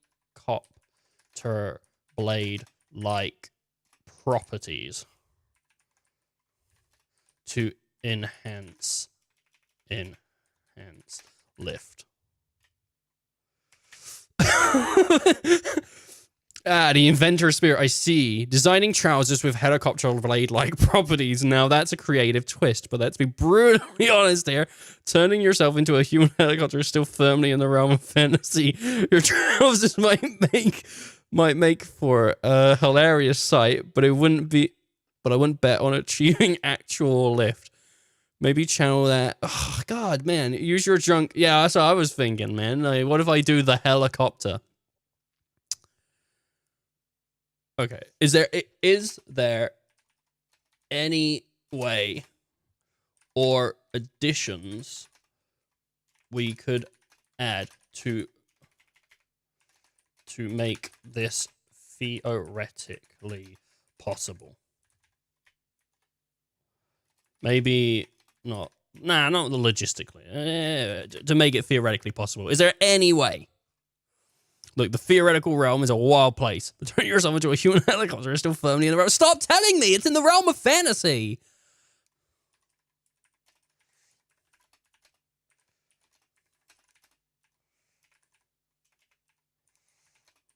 Realm. Right, no, right. I've got it right there. I need yes and no answers and suggestions on how to make it possible.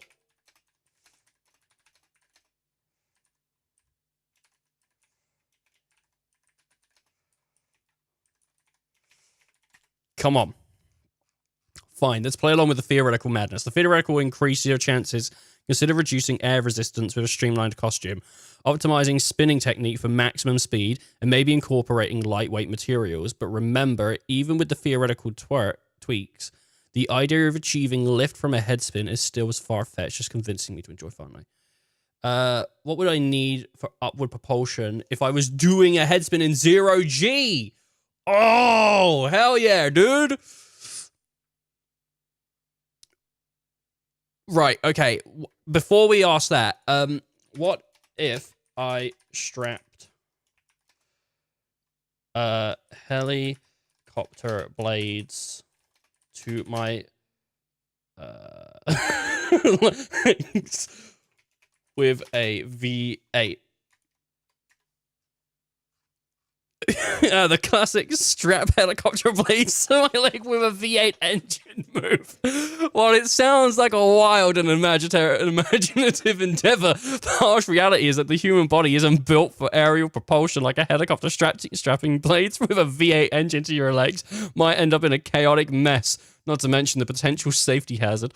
If you're determined to pursue this theoretical madness, consult with a professional, preferably not a Fortnite enthusiast, to assess the feasibility and safety aspects. Just remember.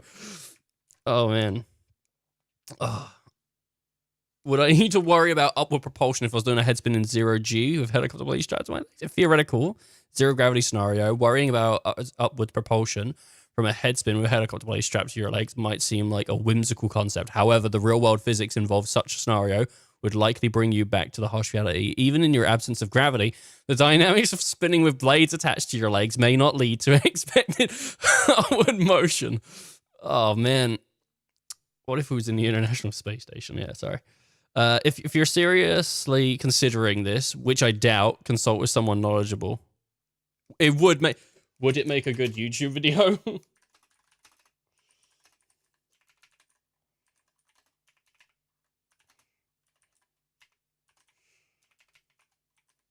Would it? The quest for YouTube fame through unconventional means. Sure. Strapping. Okay. Can you get me Mr. Beast's number, please? The audacity. As if I have a direct line to Mr. Beast's phone number. Are you telling me he doesn't? God damn it. It would slowly drift you upward. Oh, man. Alright. Let's boot up this marbles.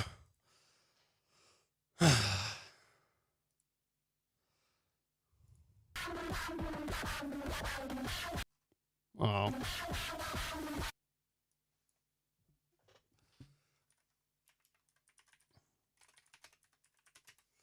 What we got?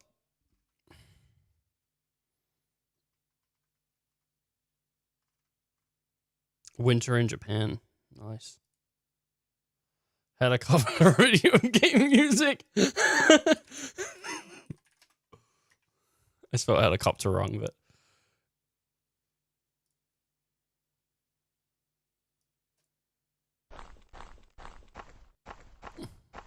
pretty good.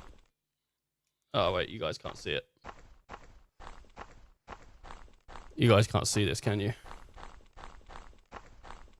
Oh, I've just made it so you guys can see marbles. 1 second here. Here we go. You still can't see it. Here you go. This is what I'm watching. Yeah, he's doing some sweet jumps. Nice. That sounds good. This is better than anything I could make. Oh, yeah! Who crashed the plane? Oh, fuck, he's not gonna crash it. Oh, wait, what's it sound like when he gets in the helicopter?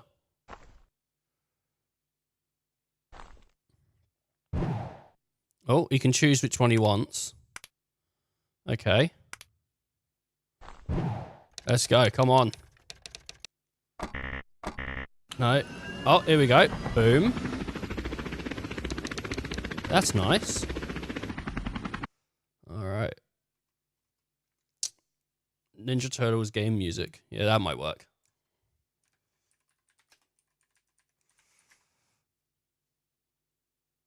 The SNES theme song. Shredder's Revenge. That's kind of appropriate for, that's kind of appropriate.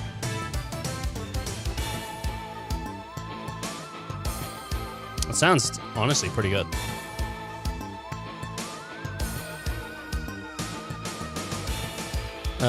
Right. So, let's go with numbers between 15 and 30.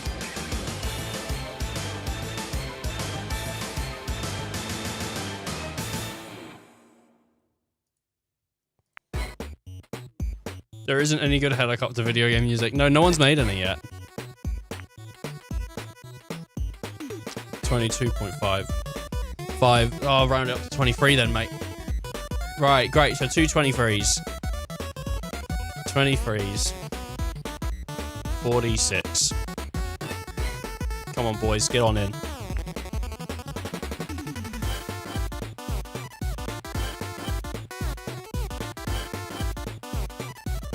I love a little bit of love a little bit of marbles on stream.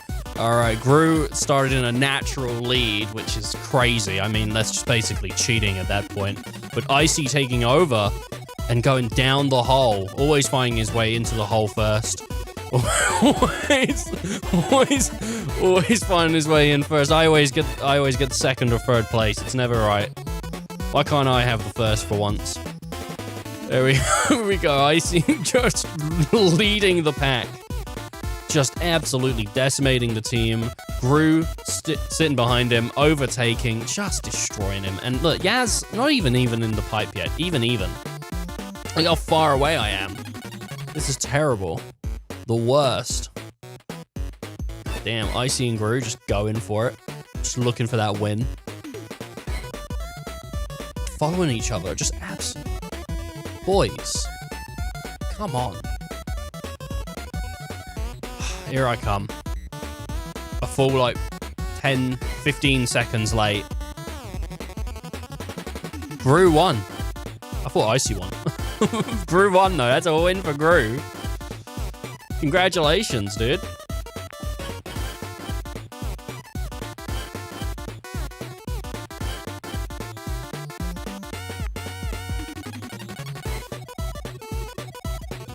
Okay, 46. Yeah, why not? Let's go for a 3-minute race. We never do long ones. I always try to avoid them because they just might take ages, but let's go for it. Oh, my arm.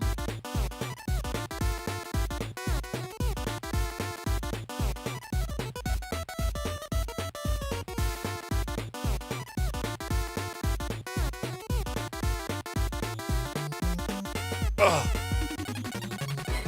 Where am I? All right, everyone's in. I love me like just some. What is that? What is that?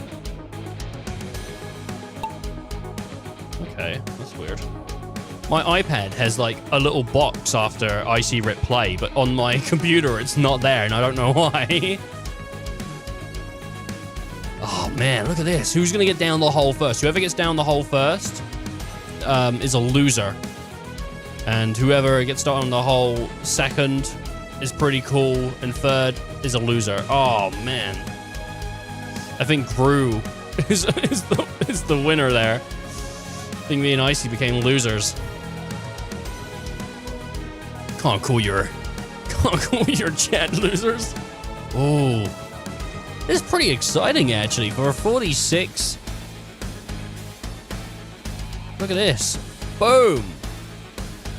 Do you know what this reminds me of? That game where you have to take the sticks and then the marbles fall. That kind of looks like that, right? You know, the one where you get the marbles fall down and you have to like get all the marbles to fall, or you don't want them to fall. You want, yeah, something like that. That's what it looks like to me. God damn, Icy in the absolute lead, just decimating the competition. Gru saying, come back, come back, come back. Icy saying, I've never come on anyone's back. Get the fuck out of here. He's just going for it, absolutely just destroying, continuing to stay in that lead, and Gru just struggling to keep up. Oh, who's this? Basically not even in the race. Yaz in the back. He's always in the back. What is going on here? A big ball. And Gru's actually going to get a little bit of a bonus here if he can just... Oh, he got caught. He got caught a little bit on that last, but he went through the portal first. That might be good. That might give him a sufficient lead with a little bit of a bounce. Will one of them get knocked out here? Oh, look at that placement, though. Icy knows exactly what he wants. Looking at that beautiful placement. Just going around the obstacles. Gru getting stuck in the maze. That's it. Icy once again. Oh, look at that. Gorgeous. Just really going for it. Landing on the spot. Gru overtaken by Yaz. Just gone. Streamer time. It's streamer time. Yaz, Gru, down the same pot. No one can see what they're doing. No one can see. Oh my god, dude. Ice, you might finish this, man. You might actually get this. The boys dropping through. I think we're through most of the elimination parts of the race. I think from now on, we're looking at mostly safety. But then again, there's a couple portals down at the bottom here, and that could be what spells disaster. Gru had to keep his, was keeping his firm second place, but as you can see now, no longer.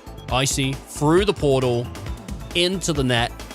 Oh, beautiful execution. Absolutely gorgeous. Can Yaz also get that beautiful execution? Looks like it. Following on with Gru into the net.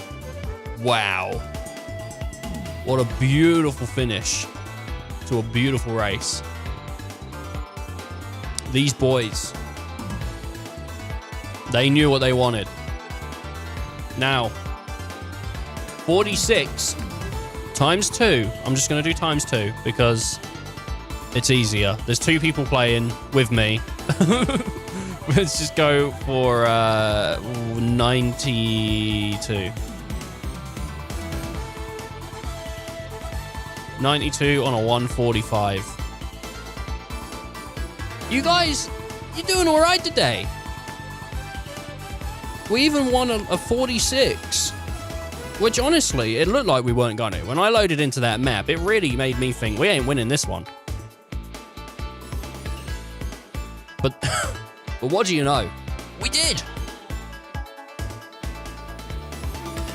Crazy days. Wow. What are the chances of winning marbles on stream? I mean, each of us finished. All 3 of us finished. Can we do the triple finish this time, though, on a 96? Or a 92?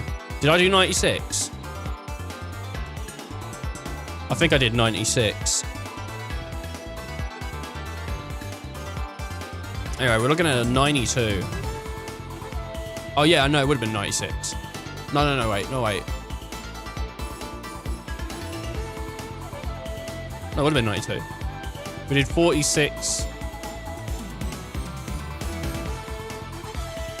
Yeah, so it should have been... I don't know what I selected, but... it don't matter.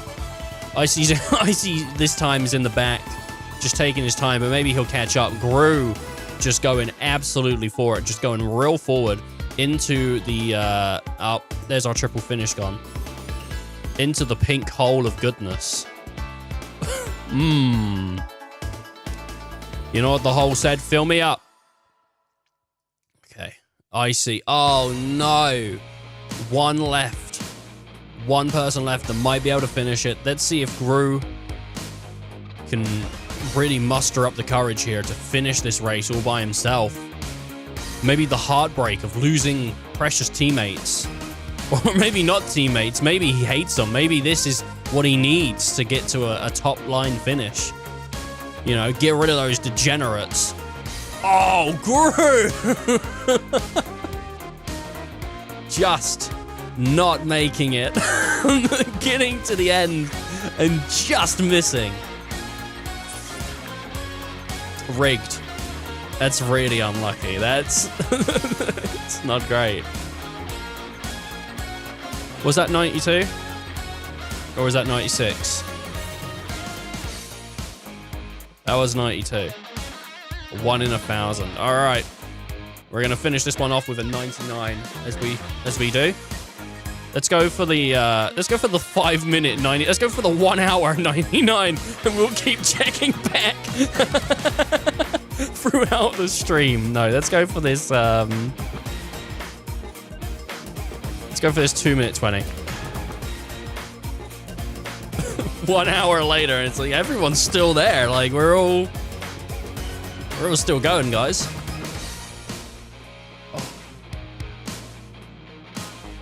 Woo! Can't believe it. 3 contestants, a level 99 map. We've had people finish these level 99s. Rarely it happens, but it does happen, and that's really where it's at. That's where people want to sort of have a look at, you know, participating. I don't know. I'm just saying words now. Gru in front, though. Absolutely taking that lead. Absolutely. How many times does he say absolutely? Put the absolutely counter up now, please. Whoa. Look at the speed picked up from rounding the corner. Still not enough to go forward, but in front, Gru coming up the slide. You could say it happens 1 in 100 finishes. I guess you could say that 1 out of 100 contestants finish. Though I don't know if it's 99% out of 100 or if it's 99% out of the people that have played it, you know? Maybe it has a percentage of everyone over 80. Not over the age of 80, obviously. The game doesn't have a way of knowing what age you are, but maybe if you use your cheat engine like I do. So it seems crazy. I've actually disabled cheat engine for the past few games of marbles. I feel like I've been winning a little too much. And Gru's dead.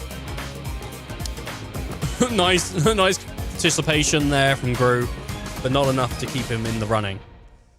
Icy just going for it, running in and around like he's fucking Sonic. Jesus Christ, come on. Whoa, I think that was me that just passed him at top speeds. I've even got a little bit of spin on that ball. I put spin on my balls. Not spit, spin. Smack them until they're spinning. Oh, man. Look at that jump. Icy, though, making it to the top platform. Both boys here looking like they might want to win a race. Oh, nice. What about Icy, though? What kind of daunting jump is Icy going to make? I think we can leave Yaz here for a moment to see if Icy makes the daunting jump as well. Beautiful, beautiful. Yaz going around the spinner through the, through the bibbly-bobbly. But can he? Yes! Icy dead, unfortunately, but let's see if Dr. Cheat Engine can make it through the rest of the map. And he's dead. Well, no winners today. On today's circuit, no winners.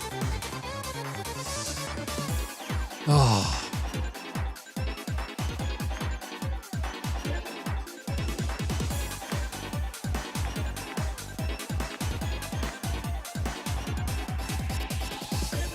All right, still at the top of the leaderboard. Your boy Yazul. You know he's there. You know it's fair. A total of 100 races, 42 wins, 32 eliminations. Statistically, not that bad, actually. Oh, yeah, 1 second. I'm yawning. All right, Grew in second, though, and Icy in third. Pretty good. Followed by Electric and then Bullet. Tom next, and then my iPad account. Nice, beautiful. Only one race, and he didn't even win it. Thanks for joining us all on the Marbles on Stream section of the stream.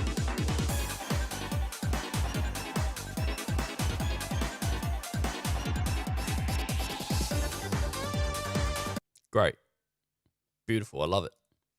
So, coming back to the stream, we've done the Oreos.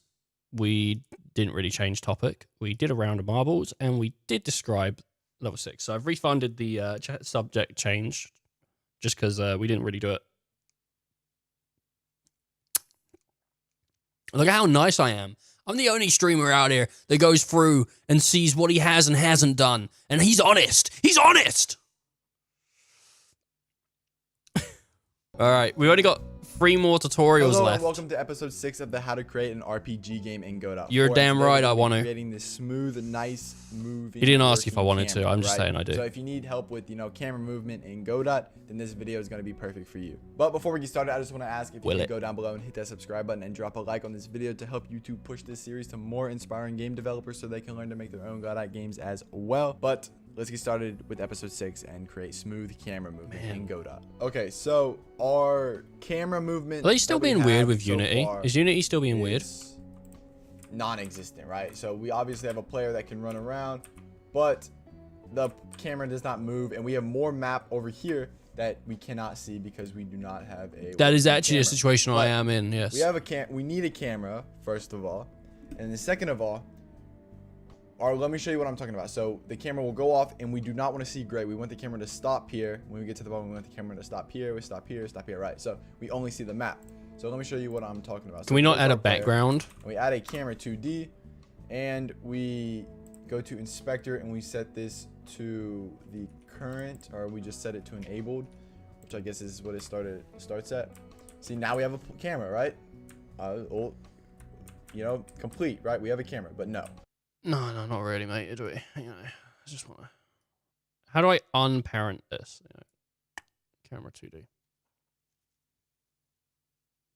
So, are you saying it just starts off as enabled?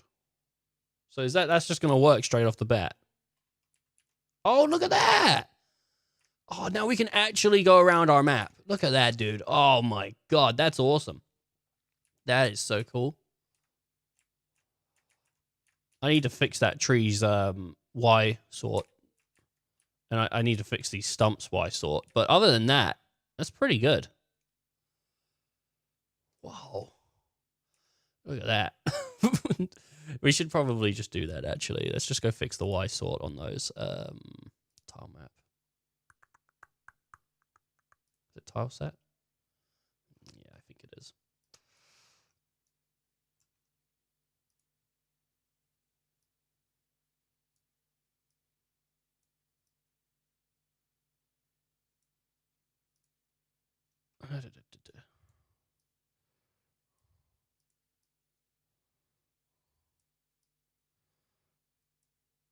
Do you know what? Just do this. Just make it like that.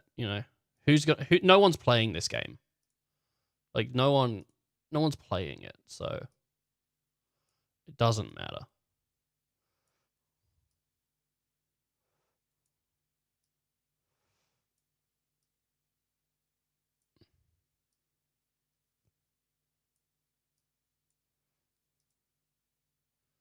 All right. Is that everything? I think that's everything. So now, if we come back in,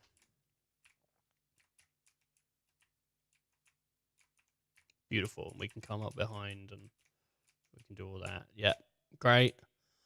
And the other one was these trees, I think? Or no, it was the stumps. It was the stumps, but so that's beautiful. There you go.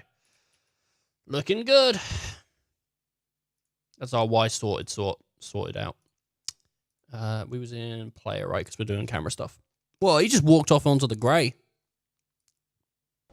That's not good. This camera is horrible and it does not work at all, right? So this camera is... I think it works all right. It's the basic camera, but this is how you add a camera to the game. Now we can see the whole map at least. But we need some different things, right? I'm not saying it's the best camera, but I think it works. To make the camera look better, if we go to our, our limits, we need to set this limit so we can't go off. If we go to drag, we can turn on vertical and horizontal drag. We can just have a very little drag. We'll just leave it at 0.2. And if we play that, you can kind of see like the player. We have a little bit of a free zone before the camera starts to follow the player. So it just makes it look a little bit more, I see.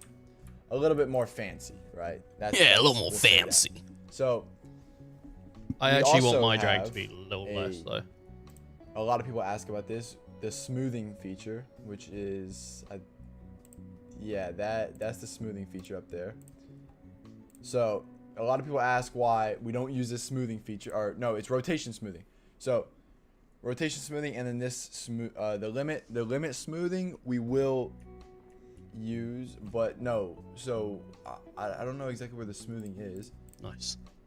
Maybe it's not in Godot 4. Okay, so the smoothing may not be in Godot 4. I guess it would, no, okay, so I guess it would be yeah, okay, it would be position smoothing. So yeah, position smoothing. The reason we don't use position smoothing, let's say 5 pixels a second, if we play, it will make like, as you can see, it makes it like really laggy. Like you can see it looks like super glitchy when our player runs, right? Which is not good. But that's because we have pixel art and the art is so small. So we do not use position smoothing on, on pixel art. If you have like a 2D art or like, yeah, more of like a 2D, more zoomed out, like bigger art, then it kind of works. But for pixel art, it does not work at all. So that's why I'm not going to use that. And then we need like limits, right? So first of all, we need limits. So I couldn't find it. If we go to our world, how are we going to get our player and its camera to, get the correct limits? How we're going to do this is we're going to get our camera 2D. We'll just add a camera 2D to the world. And then we'll get our transform down here and we'll just get the position, right? So we'll say we want our camera to stop right here, right? This is the top we want our camera to go. So we'll get our Y position. This is going to actually be Y0, so we can remember that. But let's get the bottom Y position. So if we go down here to the bottom, it's like, there should be a way to add a background, right?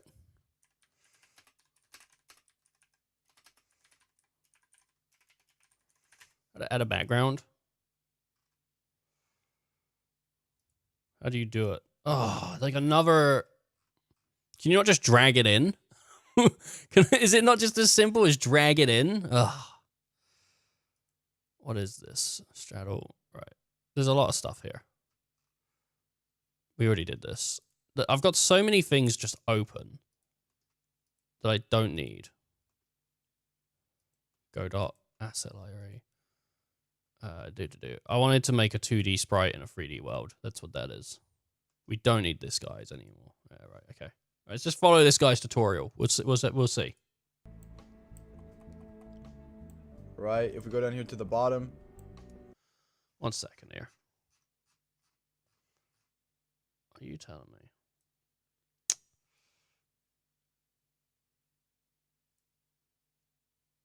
How are you? What does he do? How did he? Like, we'll say we want our camera to stop here.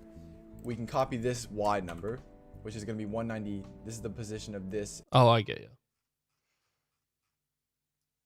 So if I say I want it to stop, like just a little less, like there. And then we can grab from the transform the Y, which is 19. Exact area on our map is position 191. Y. So if we go to our player and we go to our player 2D and we say the bottom is 190. Ah, that's it. That's pretty simple, actually. So, what's that inside? That's inside limit. Limit. So 19. Well, that's the bottom. I need it on the top. 19. And then we come back to the overworld and we drag it all down. And I'm just gonna pop it here. So 4, 4, 2. 4, 4, 2, yeah. Alright. Alright, and we gotta figure out our right and our left. Right. Let's just pop it on this tree. 15. That's our left. And our right is, let's just do 760. That'll be about fine. That'll be about fine, right? Save that, save that. Play. Nope. It's not working. Oh, no, it is working. It is just hitting its limit. But then the player is still able to move past the limit. But that is working. So, like, I mean, I've just built a weird fucking world. You put it there, it looks alright.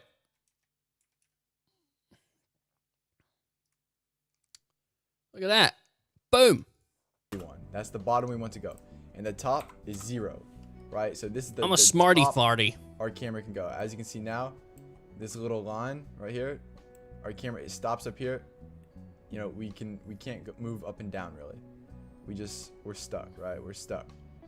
So also, as you can see, like it's huge. Like our camera is massive. And to fix that, that's because in a earlier episode we went to our project settings, general, and we went down here. I don't remember exactly where it's at. I think it's in window. Well, I know it's in window. It's in window, and then it's down here on scale. We're gonna actually just reset that. So now we have a scale of 0. So now if we were to play the game, you kind of see it's like huge.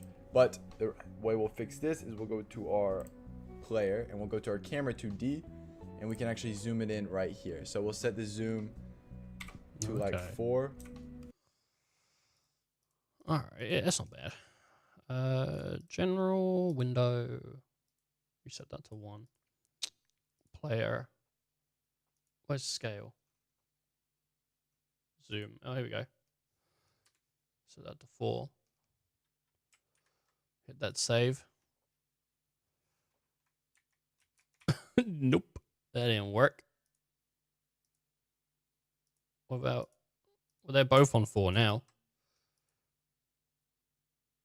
Oh, there you go. Hey, look at that. So that's all done in the inspector now, which is nice. Right. So now, as you can see, we have a much smaller camera, and it can kind of still move around in the way that you need the camera to move around, right? So that's good.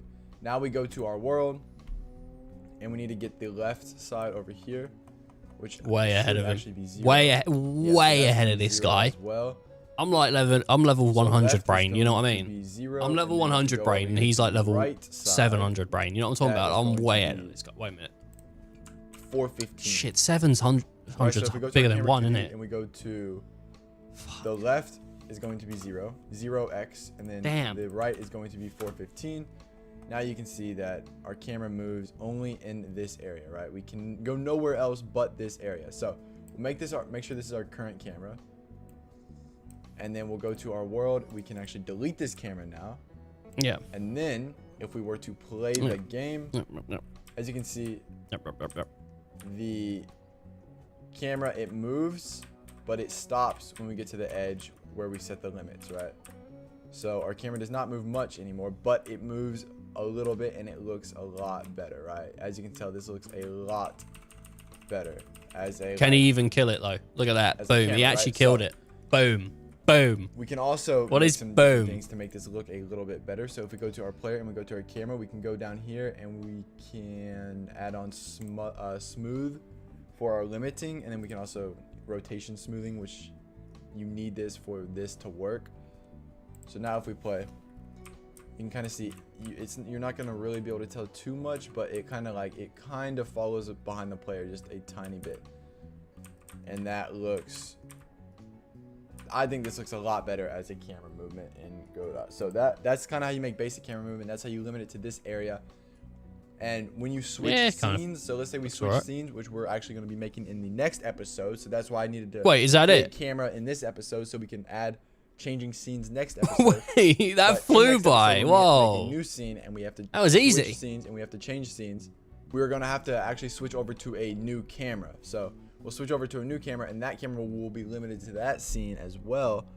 So we'll have like perfect camera movement. So next episode kind of goes along with this episode in a little bit. So if you have like multiple scenes in your game and you need multiple cameras for your game, next episode is going to be really important just for that exact reason. So that's going to be in episode, I think that's going to be episode 7. Yeah, this is episode 6.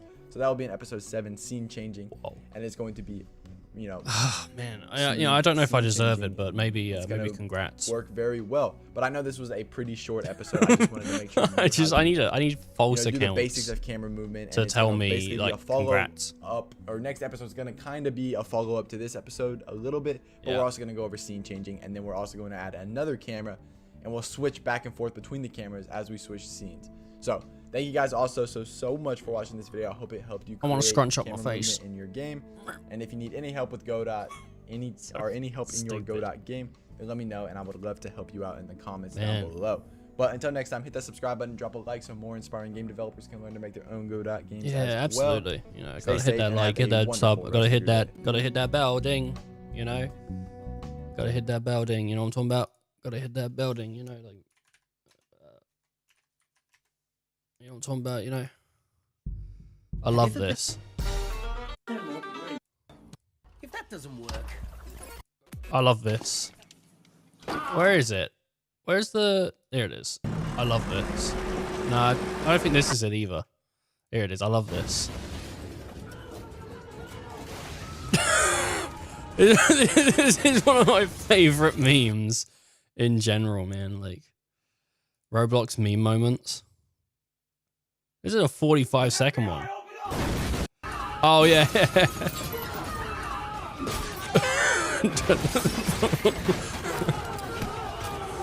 Because that video that we were watching before just a second ago, this is like the actual thing. I think it's about how to get away from a party or something. Awesome. All right, we're going to take a quick break in a bit. Well, not in a bit, like now. Well, all right, calm down, Dev. We're going to take... to be swatted. I don't want to be swatted. No way. That'd be the worst. Goddamn. That's why I was scared of streaming like Call of Duty and Counter-Strike for a while. I was like, oh god, man, what if someone tries to do that shit? Because it only really happens. I've never seen anyone playing Tony Hawk's and get swatted.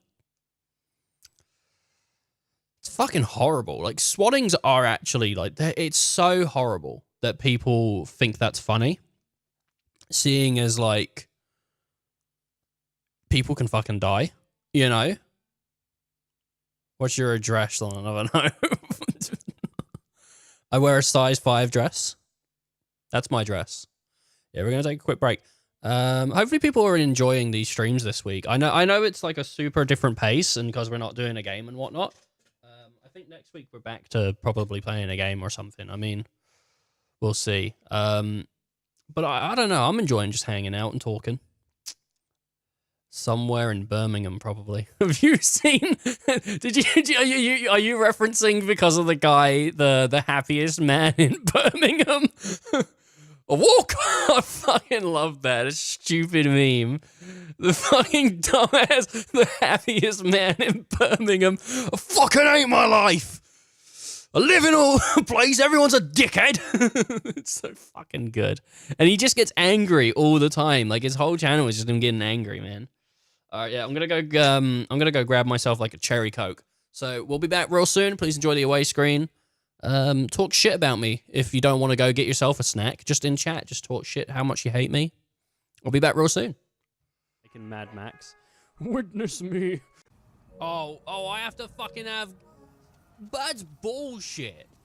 I had to have fucking plus to get help. I'll just go on Google. Who's buying that to get game help? Oh, I can't figure out what to do. I'll buy game help. Hey, that's worth 40 quid a year. Now I know I've got to push the X button. I couldn't figure it out before because I'm fucking dumb. How about as stupid as it gets? Game help. Me and Marge bought a house. She didn't like my joke. I said we were getting a mortgage. A mortgage. A mortgage. Wow! The fucking mortgage. We're getting a mortgage. We can't afford the house outright. You can't put the money down straight away. You're gonna get a mortgage. Celery. I love it. Just a bald man who does this on the stream. Oh yeah, that's funny. That's a ha-ha right there. Oh, I can't believe how funny Ethan is. Oh, look what he's doing with his fucking shit. Oh my goodness. So funny. So ha-ha. So... And on that note, I have a special offer on Girl Gamer Battle on a low price of $9.99 a bottle. That's not including shipping though, people. I'm back. Out. Oh, okay, go G's. Ah! I would never G's on stream. I save my G'sing for after streams, you know? I would never G's on stream. No one spoke shit on me while I was gone. It's like you guys don't care enough to think of anything bad to say. What the fuck?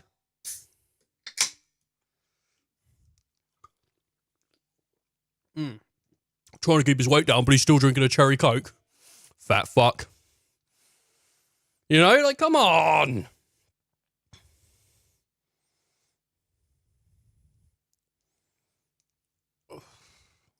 Welcome to episode 7 of the How to Create an RPG Game in Godot 4, and today we're going to be, changing scenes smoothly in our RPG game. If you're not following 20-minute along story with the list. series and just clicked on this video for scene changing, then it is perfect because we're covering everything scene changing, so you can learn to implement scene changing.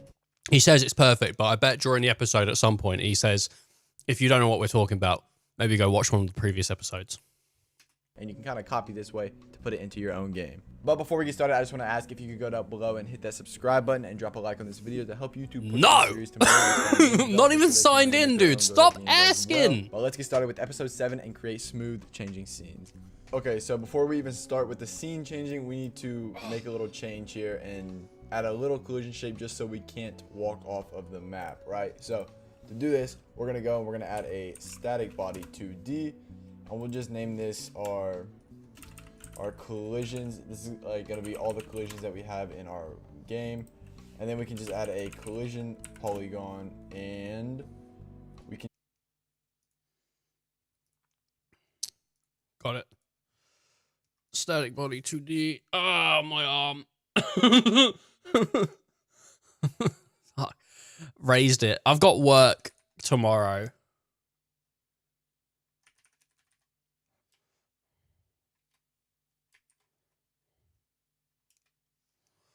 And I just hope that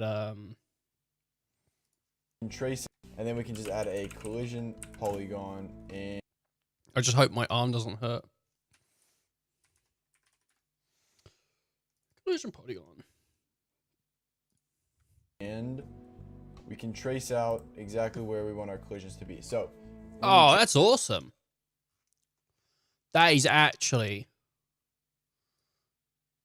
super rad.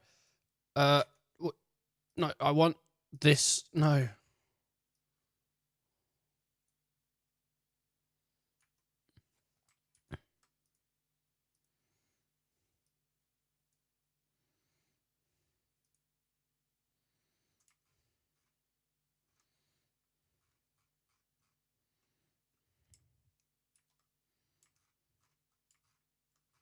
No, wait.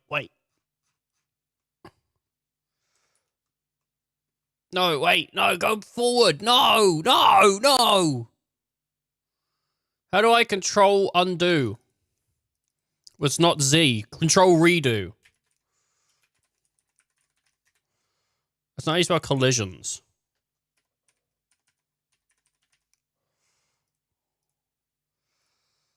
Man.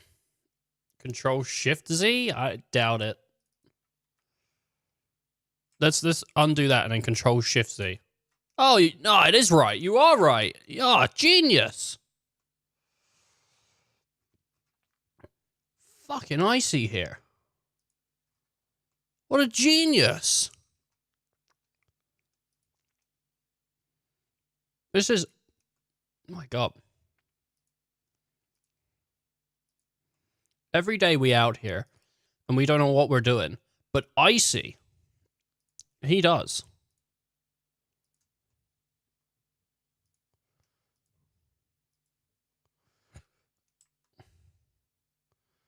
I'll fuck that up. I'll fuck that up.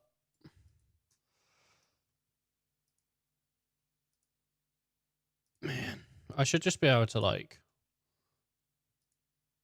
it doesn't matter. It doesn't matter. He drew a nice square. I didn't.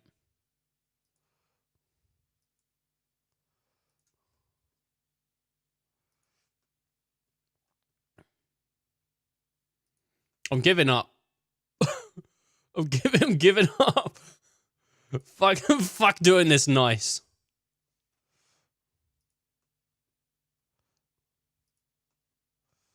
It's not like I'm releasing this as a game, you know? Like, it just does not matter.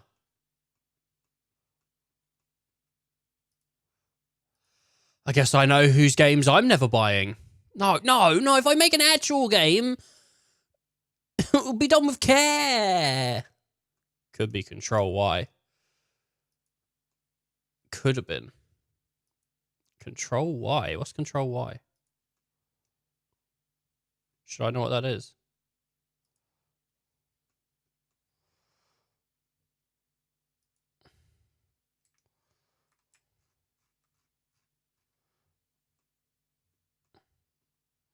So if I press play now, he won't walk out of those collisions.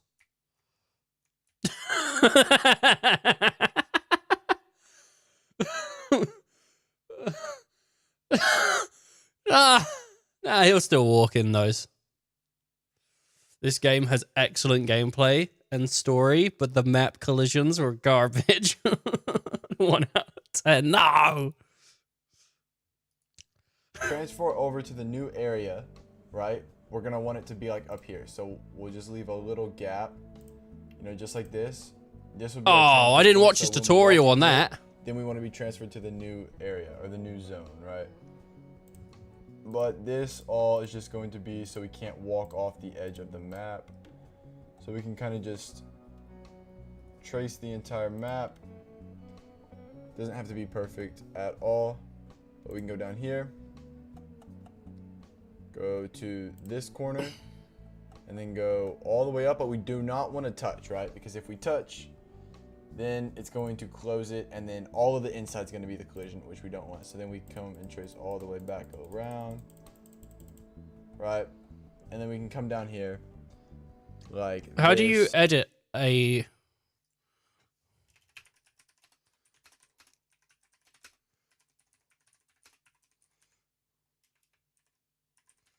How do you edit a collision? How do you make custom can't find collision editing tool? In an existing tile, I have a tile map and have collisions working with a player character actually fairly straightforward. When you select the tile, expand the physics layer. Now, there must be a way to edit, right?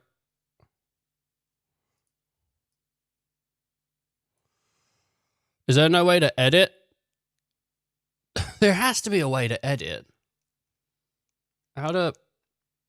When you select the tile, expand the physics layer item and your physics layer until you see the polygon editor.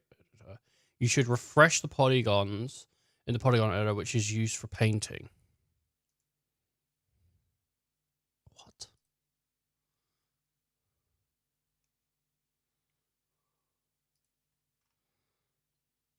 How to update?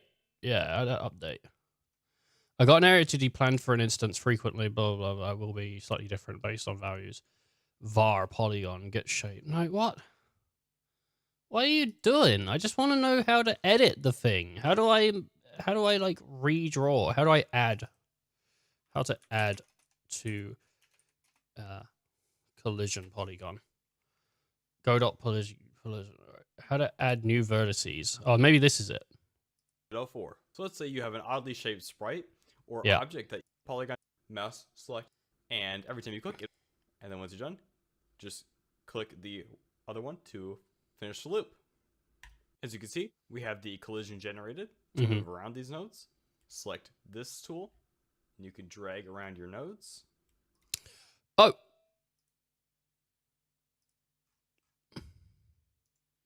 Nope. Ah. Right. Okay. That's pretty cool. Add a node here. Oh, wait. So I can cut that off.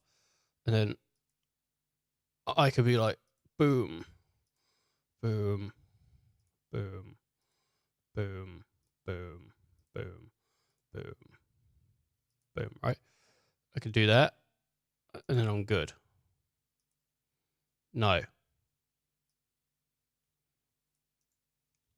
Shit. Or your vertices. And to delete, just select the X tool, Yeah. and you can simplify your collision. And as you can see here, since I have it applied to a rigid body, if you press play, you can see that the collision works quite nicely. To add additional points, There we go. all you need to do is select a edge. You cannot select a vertice, but you can select an edge and add points that way.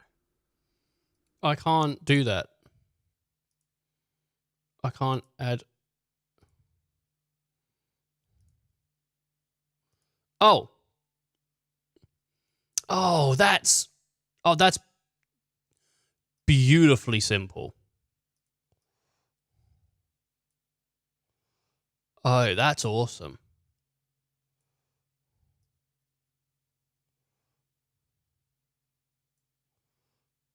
Yeah. All right. We got it. And then like that, and then now we have a a big collision shape. So now our player theoretically cannot walk off of the map anymore, and it is working good. Yeah, mine didn't work for a second, but it might be because it wasn't actually finished. Right. This is a problem. This is a problem here. Like this, and then like that, and then now we have a Right. Okay, I think what's going on for me is I have it reversed. I don't know. It feels like mine's reversed here. How comes his isn't reversed?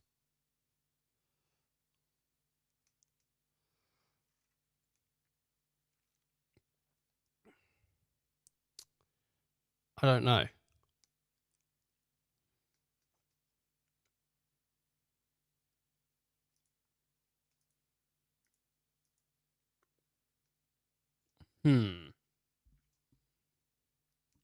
That's weird. Ah, my arm. I'm just gonna redraw it.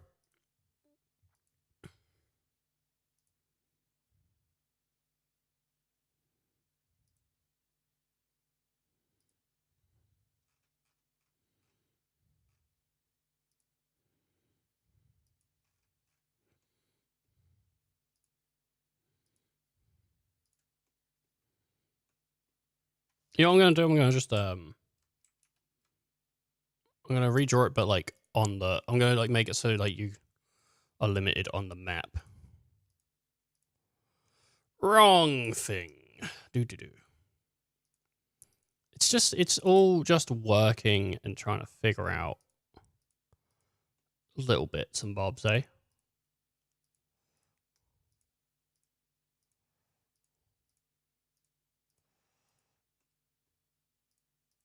just as a basic idea to get this to work. This is what I'm doing.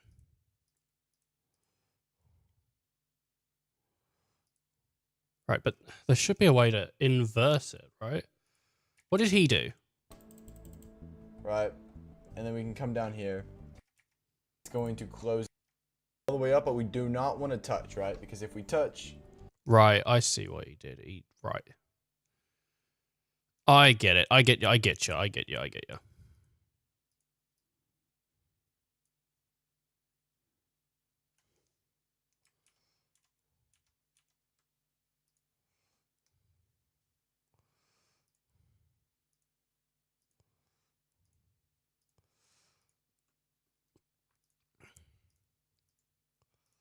Why am I like adding so many points when I don't need to?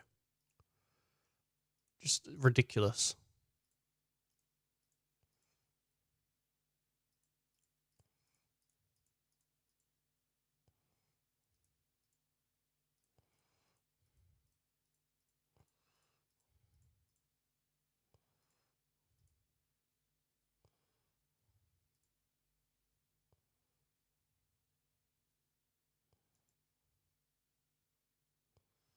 Is that it? Is that good? It doesn't look good. Yeah. Don't look good.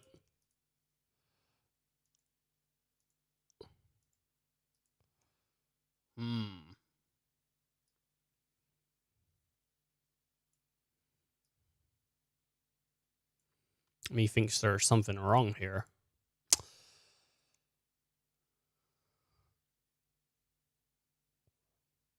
I think I know what it is. It's like the crossing over.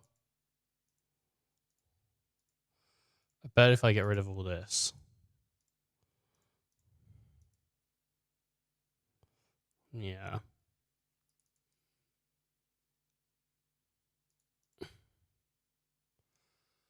Oh, for fuck's sake.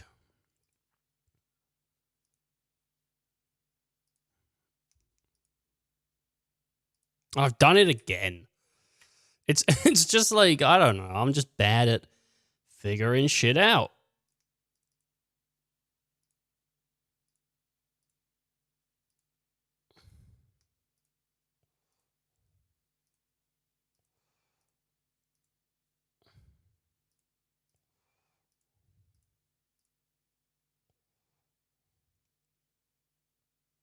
Is that it? Will this? No, because what did he do? So he went up. Then it's going to close it, and then all of the inside's going to be the collision, which we don't want. So then we come and trace all the way back over. Right, I see what he did. Oh, for fuck's sake. I've fucked it up again. All right, get ready for this. You ready? This time it's going to work. I know what I'm doing wrong.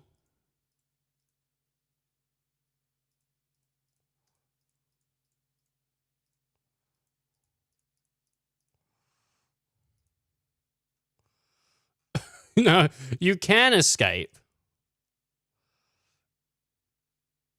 A little bit. But not anymore, you can't. Here we go. Watch this. He went through it. Like there was no, like nothing. He's going through it like nothing.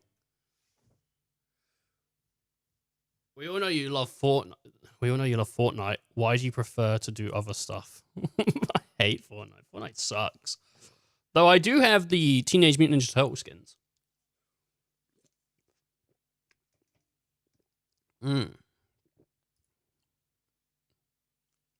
Why does his work, but mine doesn't? Brown.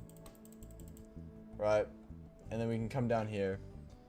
Like this, and then like that. And then now we have a big collision shape. So now our player theoretically cannot walk off of the map anymore, and it is working good, right? But we can walk off the map up here, right? So now that we can walk off the map up here, I can walk off the map.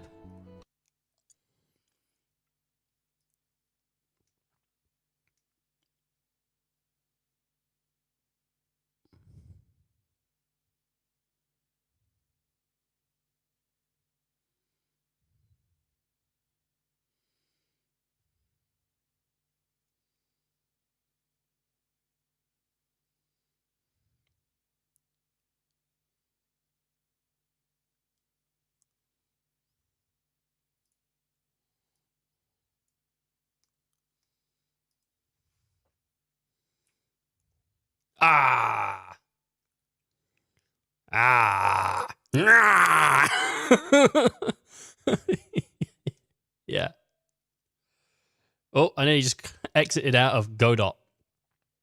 We got it.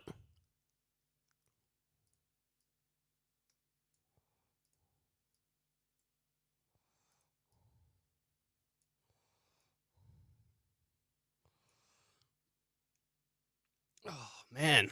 So first of all, let's make some scripts, or let's I was make pushing some those left variables buttons. in a global script. So if you don't already have a global script, you can create one. Just make a new script, go to project settings, and then auto load that script. And then, so in our global, in our global script, we're gonna need a couple of different like variables, right? So it's actually gonna be a decent amount of variables. Yeah. So we're gonna make our current scene is equal to our world, right? Because when we first start the game, we want it to be equal to our world, and this can either be equal to world, or it can be equal to our cliffside, because that's going to be our new scene. That's going to be your second scene. And then we also need a variable for like transition scenes. So like if we're in the middle of transitioning scenes, right? So if we're in the middle of transitioning scenes, which when we start the game, that's going to be equal to false because we are not currently transitioning scenes, right?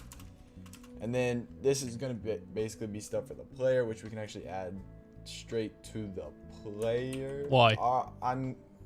We'll actually put it in the global script, right? So we'll need our player, exit, cliffside position. Why? Is it because SCENE transition? What? Have I spelled transition or something wrong? I don't know. TRANSTION. False. What?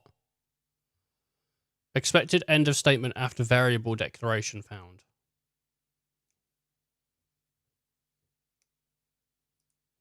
What are you talking about?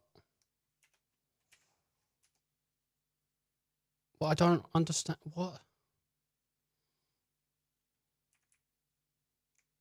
What? I don't want. Oh.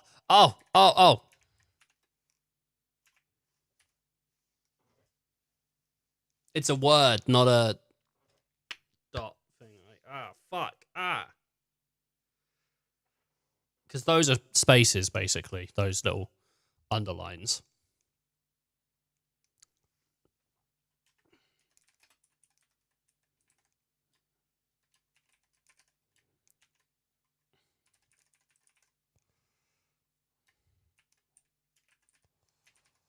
All right, so players exit cliffside point of sales. X, right? And currently we don't know that. So we'll figure this number out later. But we need a position X and we need a position Y. And then we'll also copy these variables and we'll make player exit cliffside position Y, and then we'll have our player start position. So like in our world, where is our player start position when we load up the game for the very first time, right? So this is just so when we exit the cliff, we don't go all the way back to the start position of the world. We actually just exit right outside the cliff gate, right? So we can remove this cliffside down here. So it's just player start position X, player start position Y, and then we have our player exit cliffside position, player exit cliffside position Y, and we will set these variables later, right? Wait. So, God's sake. Now we need to make a new scene. So we'll go up here and we'll create a 2D scene and we'll name this our cliffside. And I'm just gonna make this like super basic, but we'll do that in a minute. Let's save the scene and we'll save this to our scenes folder. And in cliffside, let's just make it to where our player can get transferred into this scene, right? So we'll go to our world, and up here we're gonna need a little area 2D. So if we go to our world and we add a area 2D, we can name this something like our cliff side, right? Our cliff side transition point or something like that, right? Because this, when we enter here, that's when we're gonna want to transfer it into our cliffside. So now we can get a little collision shape 2D, and we can bring it over here, and we can kind of fill this area in. So basically, when our player enters this area, we are going to transfer scenes, right? So now we can go to our area. What did he do to get that collision shape 2D? Shape Because he went in 2D, here. and we can Right. Okay. New rectangle.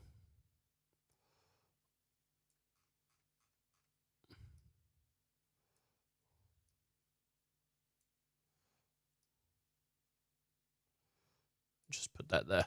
Oh. Yeah. Yes. We did it. bring it over here, and we can kind of fill this area in. So basically, when our player enters this area,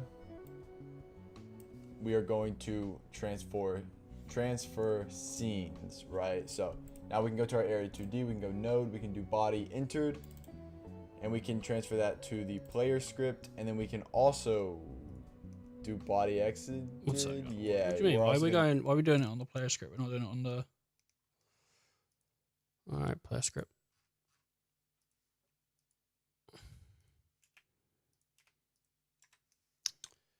Node area shape entered. Is it area shape?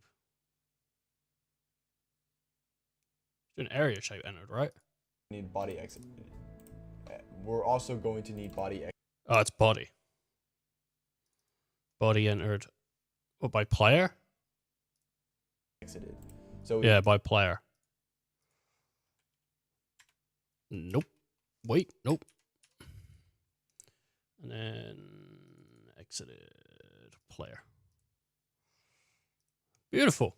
put both of these onto the player, and then when we get to the player in these scripts, first of all, we need to check if it's the player, so right, or if it's the player entering that zone. So we do if body dot has. Wait. As method Hold player. I sent these to the I sent these to the player script. That was a big mistake. Okay, so reverse that. Don't do what I just said. I'm going to Already fucking done it. disconnect these methods, and instead we're going to connect them to our world script, which we don't even have a world script. Okay, so we'll make a world GD, and then we'll go and then we will make these functions inside of the world GD, right? So first of all, when a body enters a point, any body in the game enters a point, first of all, we want to check if that body has the method, right? If that body has the method player, which the only thing in our entire game that has this method right here, function player, it's just a pass function, just so we can check it from other scripts, is our player. So if it has the function player, we know it's our player, right? So then we'll do 1 second here, bud. I'm just trying to get something going here. Just trying to get some fucking shit going.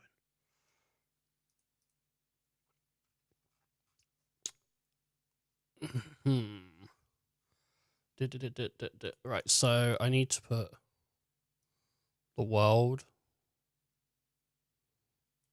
So I don't know. I don't know what I've just done.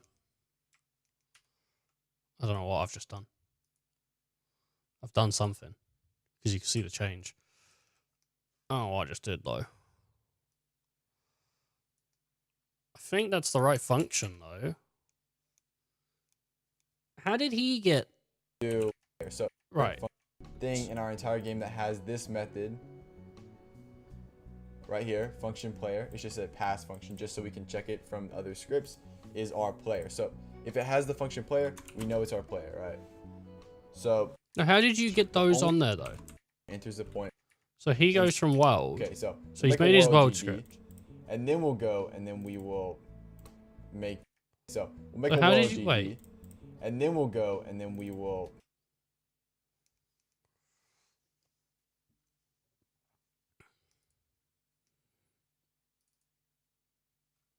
I don't have one that says world.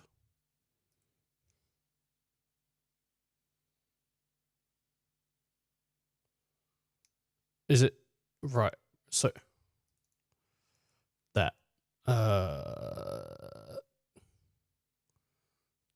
close, discard this. I need to like add a script to that scene. World GD world.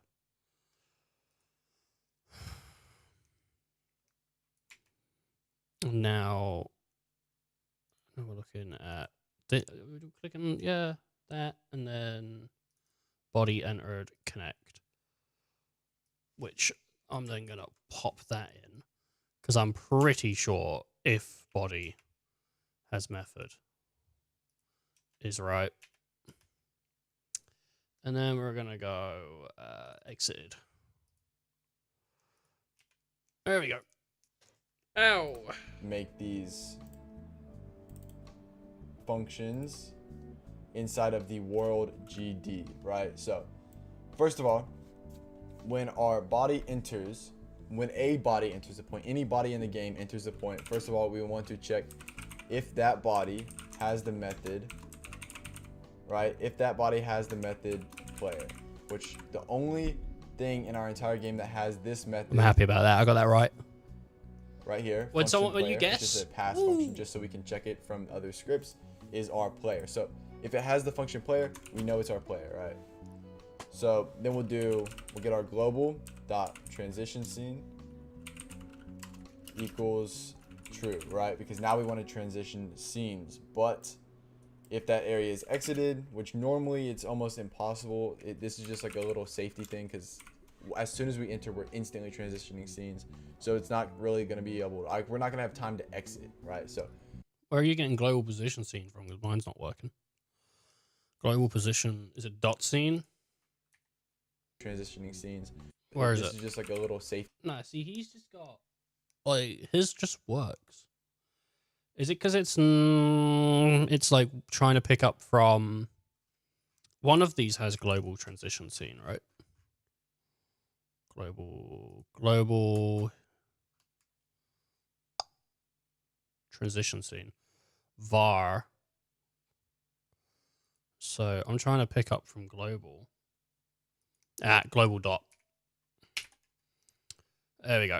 Dot position scene. So it's picking up from another script that there is a position scene from the script global thing, because as soon as we enter, we're instantly transitioning scenes. So it's not really going to be able to, we're not going to have time to exit, right? So technically this right here does nothing, but we're going to add it just for, you know, safe keepings, or just for like, in case something goes wrong somehow. But we have our transition scene equals false. Did I spell that right? Transition. No, I did not spell that right. Wait, no, I did spell that right. I didn't spell it right up here. Okay, whoa.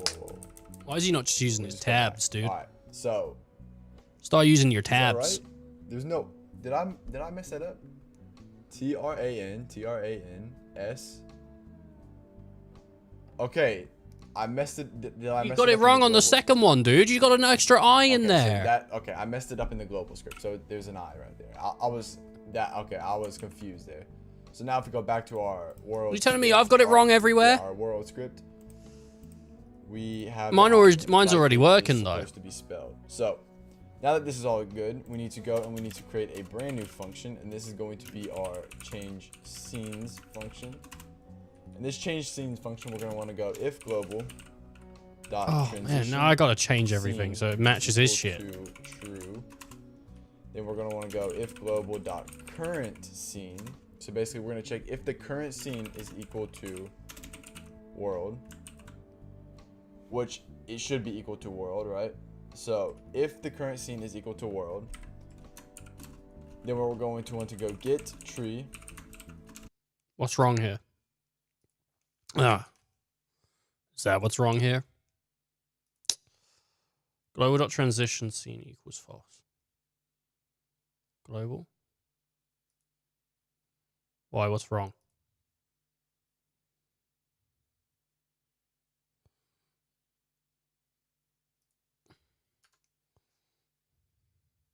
Beautiful. We'll just do a simple transition into the new scene. Git tree change scene to file, and then that file will be our world dot or our cliffside.tscn. So cliffside.tscn, just like that. And then we'll do global dot. We're gonna have to call some type of function into our global script. So we'll just call it like finish changing scenes or something like that, right?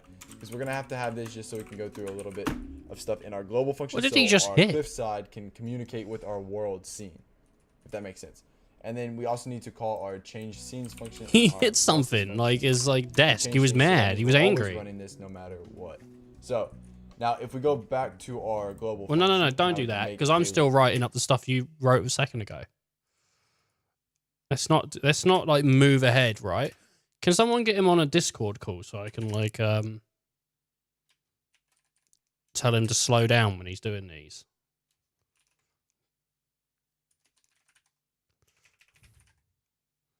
Does anyone know his Discord?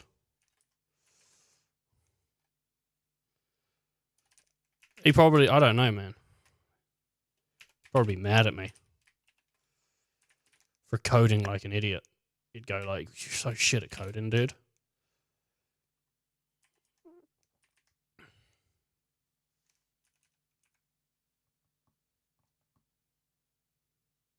I don't have a cliffside. Scenes. I don't have an extra scene.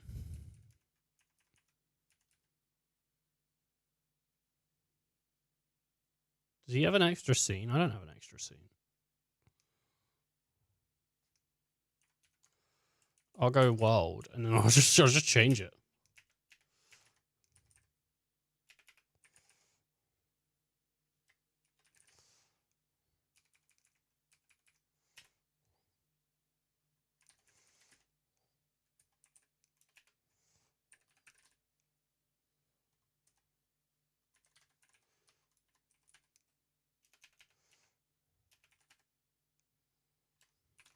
Like that. Is that it? Did he write out cliffside? Because I don't have that yet. Scenes- Did he write that? to have that cliffside our cliffside.tscn. So cliffside.tscn. I don't have a cliffside.tscn. I don't have that. I don't have that. I think that's the map. He has a new map. When the fuck did he make a new map?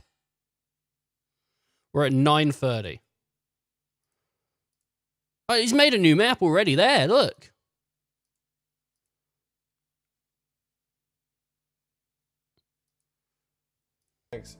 Player start. When did he make the new map? Wait, I've missed it. Player can get. And I'm just gonna make this like super basic.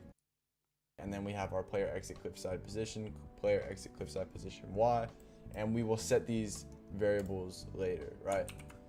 So now we need to make a new scene. So we'll go up here and we'll create a 2D scene and we'll name this our cliffside. And I'm just gonna make this like super basic, but we'll do that in a minute. Let's save the scene and we'll save this to our scenes folder.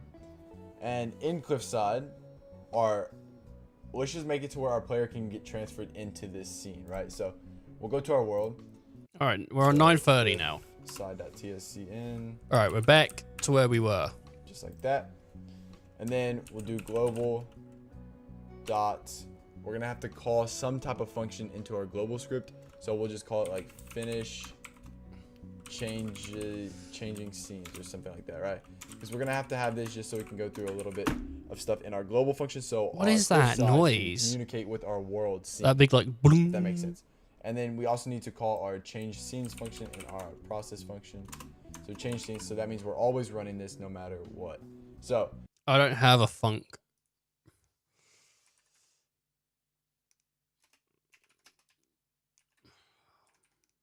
I deleted these. because I did.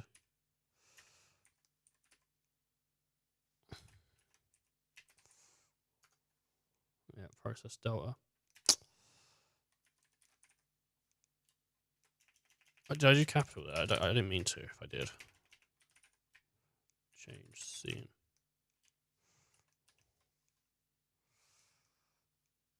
Alright, we got it. Now, if we go back to our global function, now we can make a little function in here. And the function that we're going to have in our global is going to be the one that we just created, which I think we called finish change scenes, I think. Is that what we called it? Finish change scenes, yeah. So, go to our global, finish change scenes, right? And then we'll just create this because this is a brand new function, and we'll basically say something like, Was it finish change scenes or finish transition change is scene? equal to true. So yeah, if our transition scene is It's equal updated to on both now. true, then we're going to want to make our transition scene equal to false, because that at this point we have transitioned because we already called the transition If function back in the world. transition scene. And then we can say True. if our current scene is equal to world, Transition which if we're scene. coming from the world into false. the cliffside, our Right. world or our current scene would be the world. So now we want to change the current scene to our cliffside, right? Because now we are in our cliffside. And then else, because we only have 2 scenes in the entire game, so basically we can't really do anything else because we only have 2 scenes.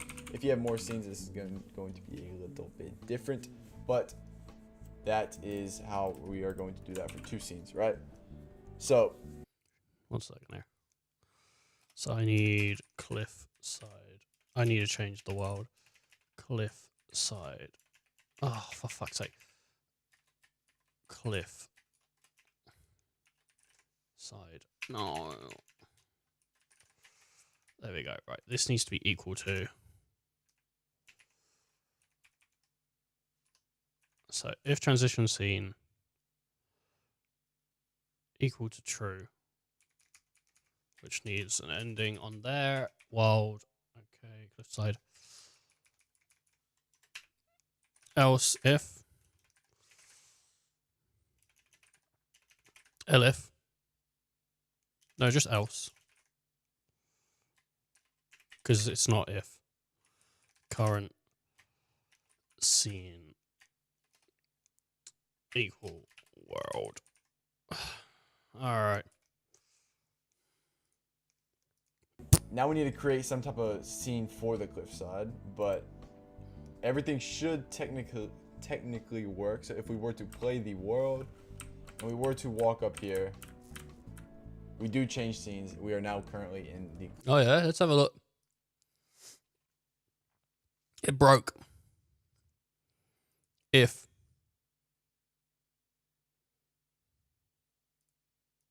What? Well, what's wrong?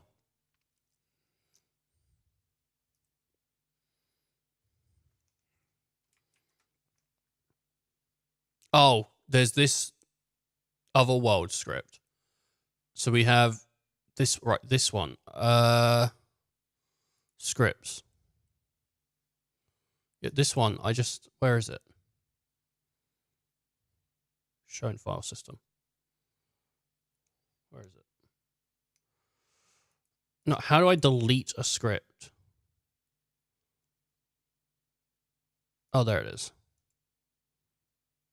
Delete. Yeah, just remove it. Doesn't matter. It's a null script. It's come back. No. I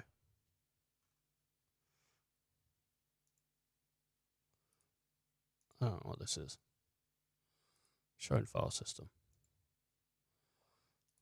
Player. With the deliver key, remember. I gotta get it with the deliver key. Yeah. Has method. So this one, I think, what? Delete that. Try again. Because file's open in Gadot.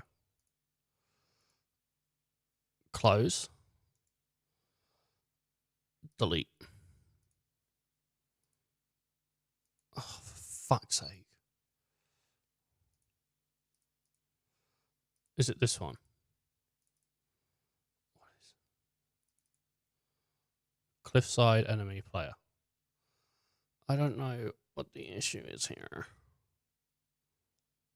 No main scene has been defined. Select one. Wait, why?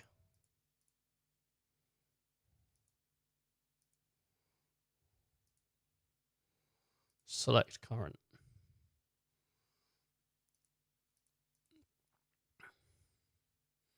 This fucking script that I've made.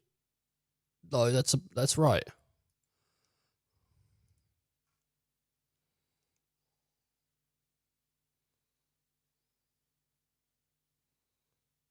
No, wait, that's not right. That's just mine. I don't know.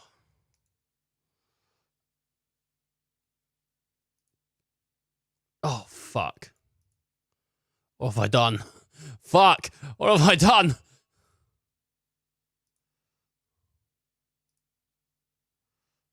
Oh, wait. Oh, here we go. It seems like it's working. It broke.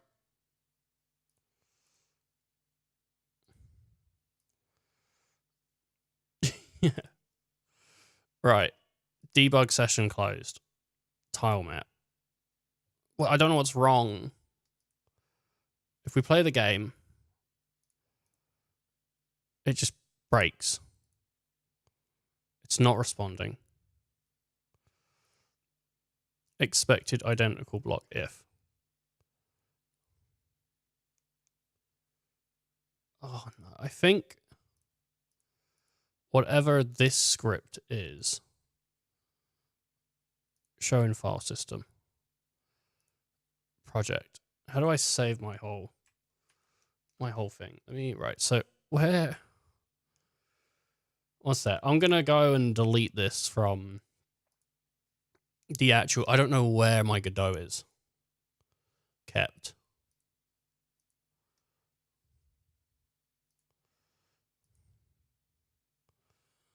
Where is this kept? I don't know. I don't know. I don't know. I don't know where this is kept. How do I? Where is this on the game? Project settings. Is it in here? Config? No.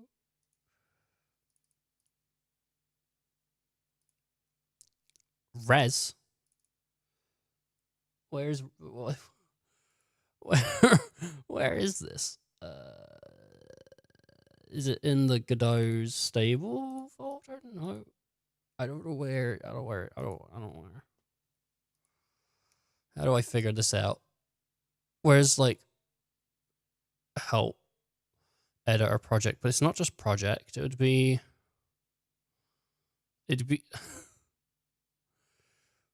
Oh no. Open recent scenes. Save all. Open scene and new inherited. Wait, export. Project. It has to be somewhere in the project settings, right? Where are these files kept on my actual computer so I can go delete that thing? I can't. This is an empty script. Fucking die.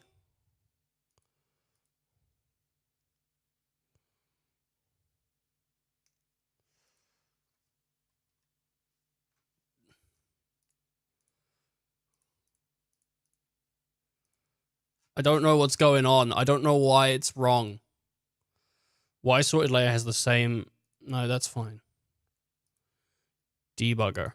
Script inheritance from native type recount tile map. R scene. What is this? How do I delete this shit? I fucked up my project and I don't know how to fix it. I'm going to close Godot. I'm going to reopen Godot. Everyone can see my desktop, but it's cool because it's just shit that I don't care if you see it. Right, so it's in users documents.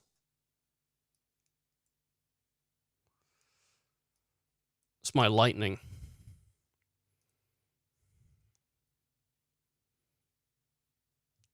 In your browser history. Documents.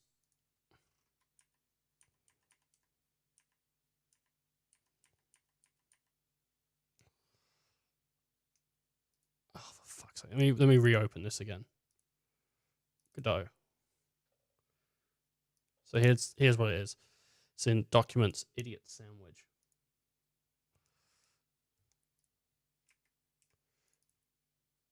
Scripts. Enemy, global, player. Scenes. World, GD.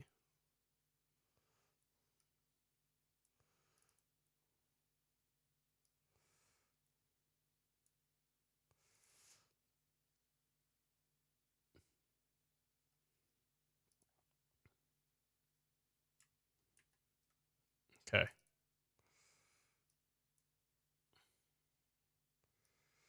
Here we go.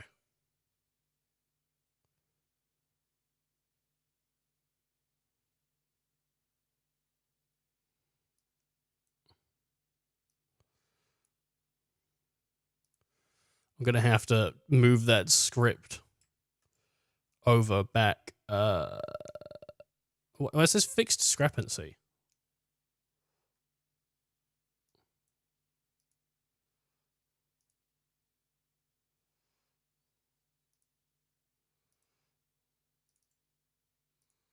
There you go.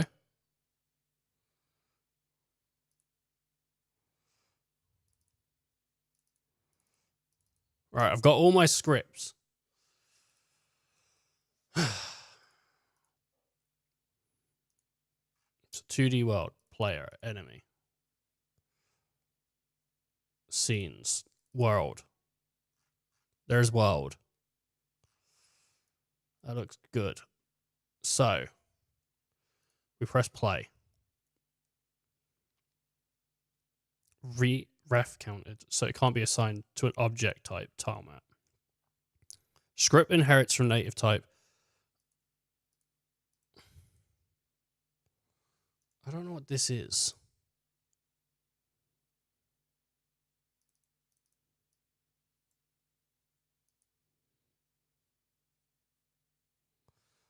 I don't know what that is.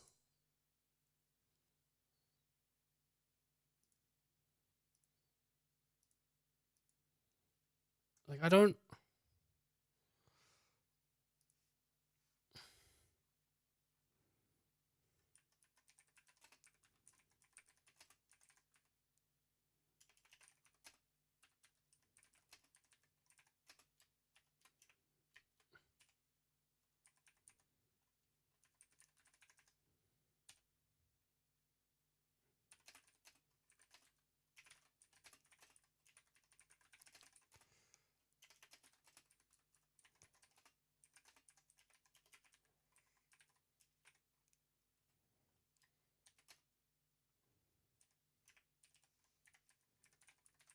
I don't know what's going on here. A script is associated with a specific node. The script must extend that to node type. You telling me it's... Wait.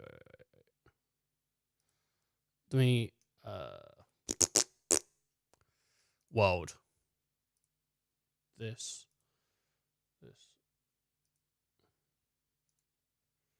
Go to method. Go to method.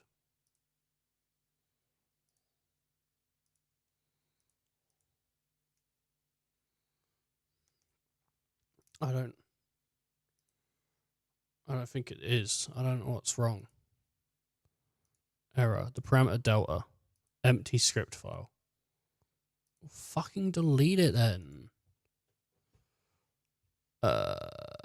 Show in file system. World. What is it?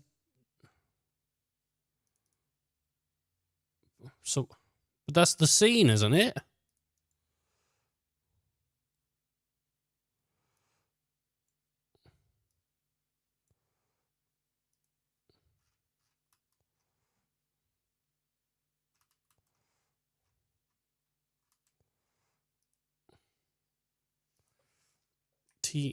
SCN script file empty. Gadot. So dumb. This is I don't know what's going on here.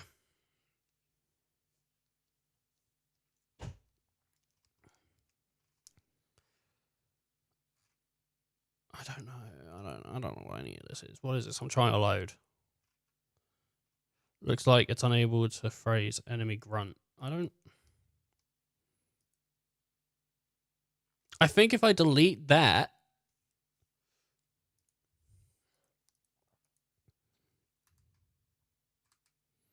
there's a bunch of stuff in here. Is there a way to fix it?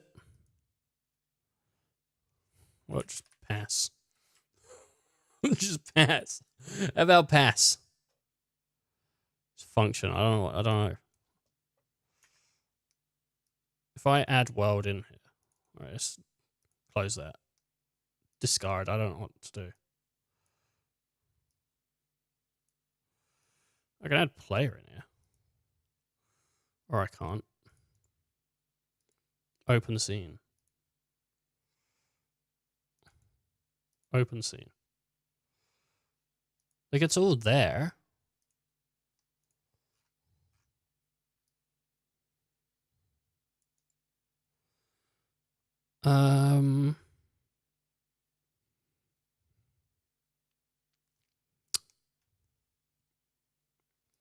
Edit dependencies.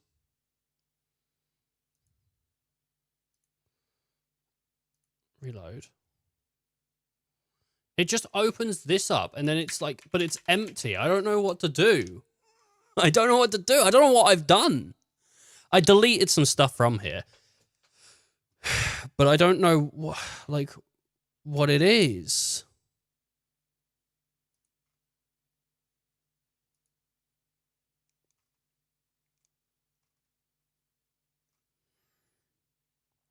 Can you paste a diff of the scene where you encountered the bug?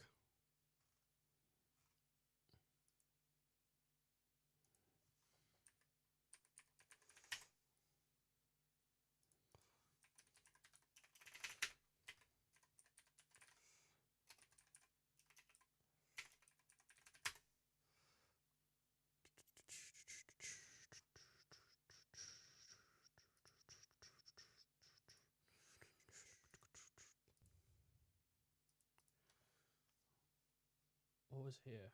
There's global. What we got? World. Bunch of script. Where did it break?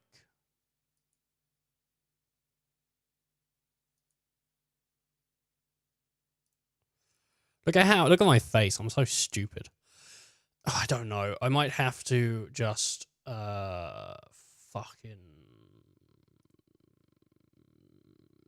cancel. I might have to make 2D scene. Just make a new one.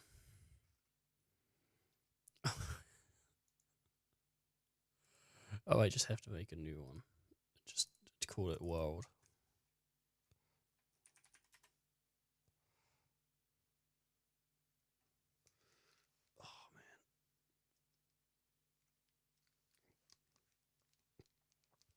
Might have to. And then come over to world and it just everything here.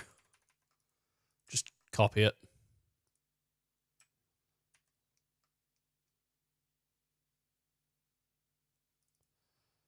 And just save it. Yep.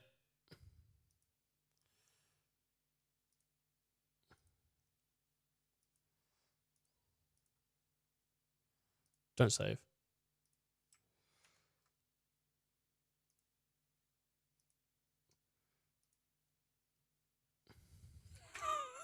Fixed it.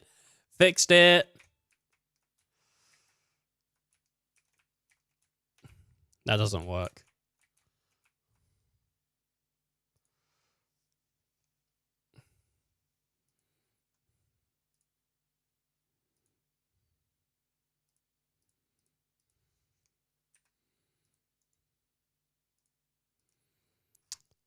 That doesn't work though. Shit. So what do I do now?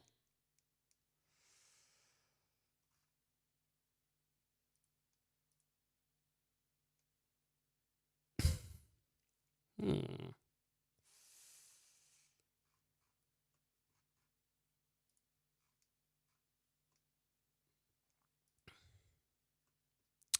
Right. I know what's wrong.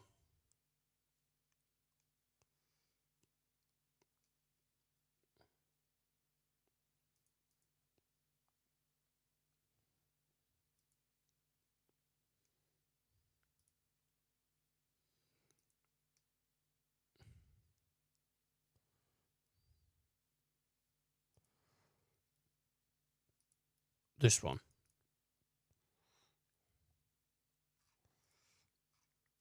Everything in here.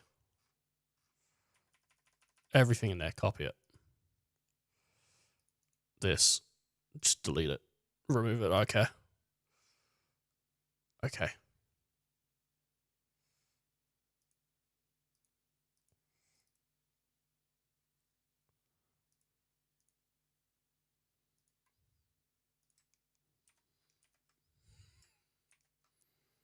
How about that?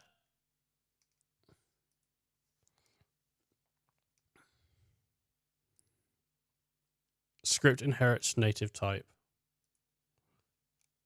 Oh, for fuck's sake.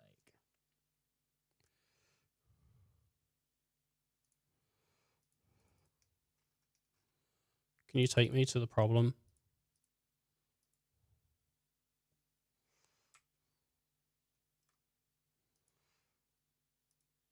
Detection on area body. Right, I think.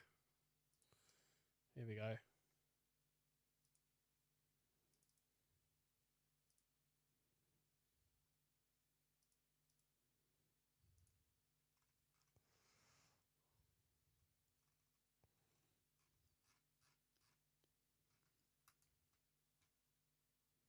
This isn't the world script. This is the player script.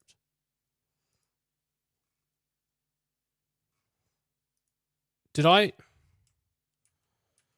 Oh, for fuck's sake! Did I copy the wrong script?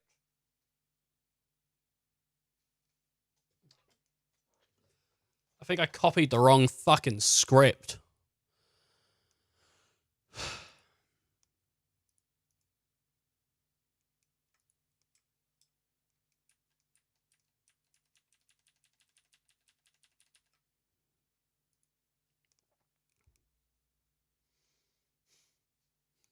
I'm gonna have to go through the whole fucking tutorial again.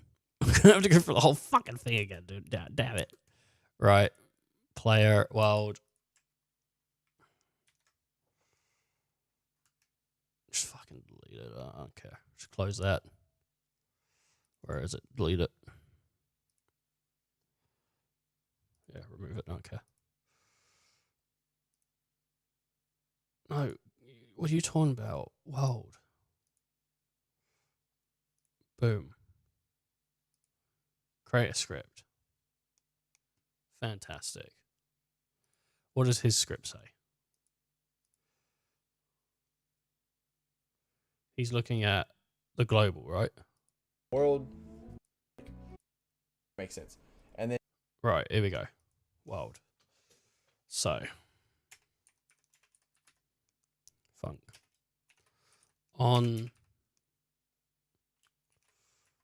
cliff side transition.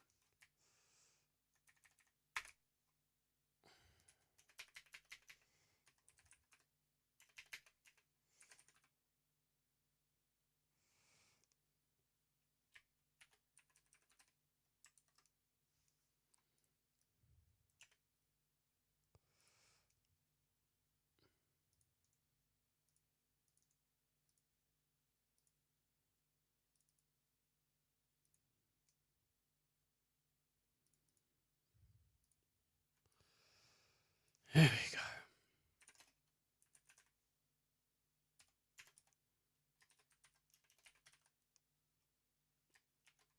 Sorry, people. Wasted everyone's time here. I mean, sorry. What else do I do on stream though? Usually, if not just waste people's time. Transition.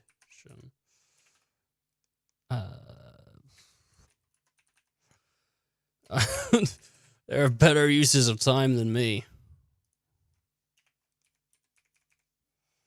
Global dot transition true. Okay.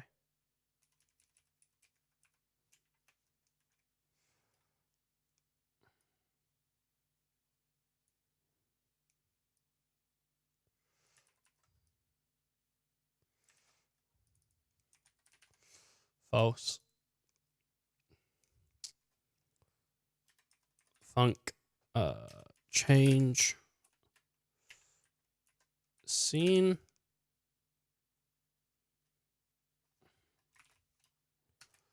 So, if global dot transition. That's how you spell it. Transition.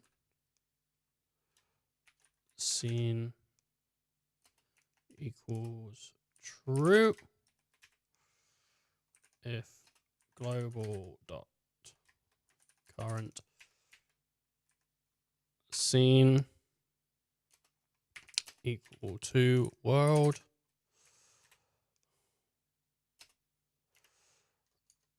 get tree dot change scene to file cliffside awesome global dot finish change scene. And we also need to call our change scenes function and our process function. So change scenes, so that means we're always running this no matter what. So now if we go back to our global function, now we can make a little function in here. And the function that we're going to have in our global is going to be the one that we just created, which I think we called finish change scenes, I think. Is that what we called it? Finish change scenes, yeah. So go to our global finish change scenes, right? And then we'll just create this because this is a brand new function, and we'll basically say something like if transition scene is equal to true.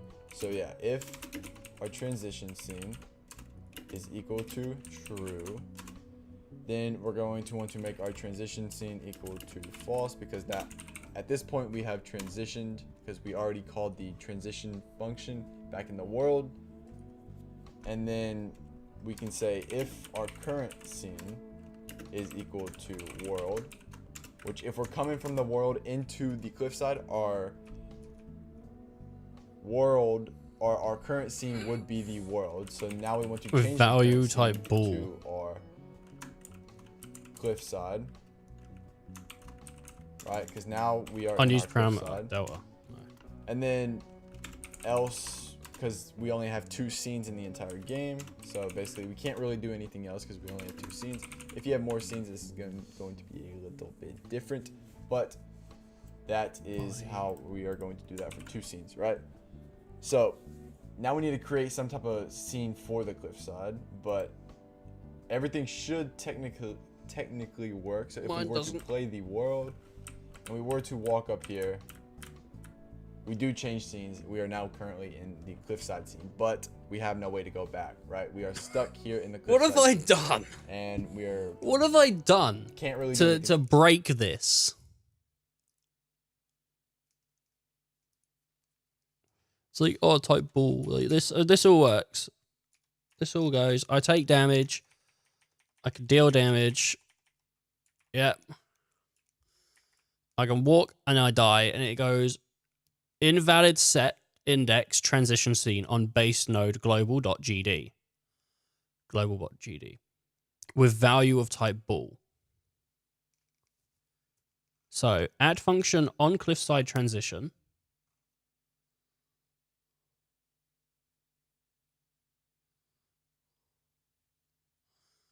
Transition scene. transition scene. On base node global.gd with value of type bool. It's not a bool. It's a variable. Like a bool. It's a bool. I can't even remember what a bool is. A bool, it's a number thing. Like there's integers and bools and stuff. I think I can't. I don't remember. I already remembered like a lot. What has he got in his global? He's just got equal false. Yeah. Transition scene. Equal false. So why are you telling me about this bool? Global.transition scene. True. I don't understand. So what's wrong? On cliffside transition point body entered. Global transition scene equals true. I mean, global GD hasn't been saved. Maybe that's what it is. No, I don't.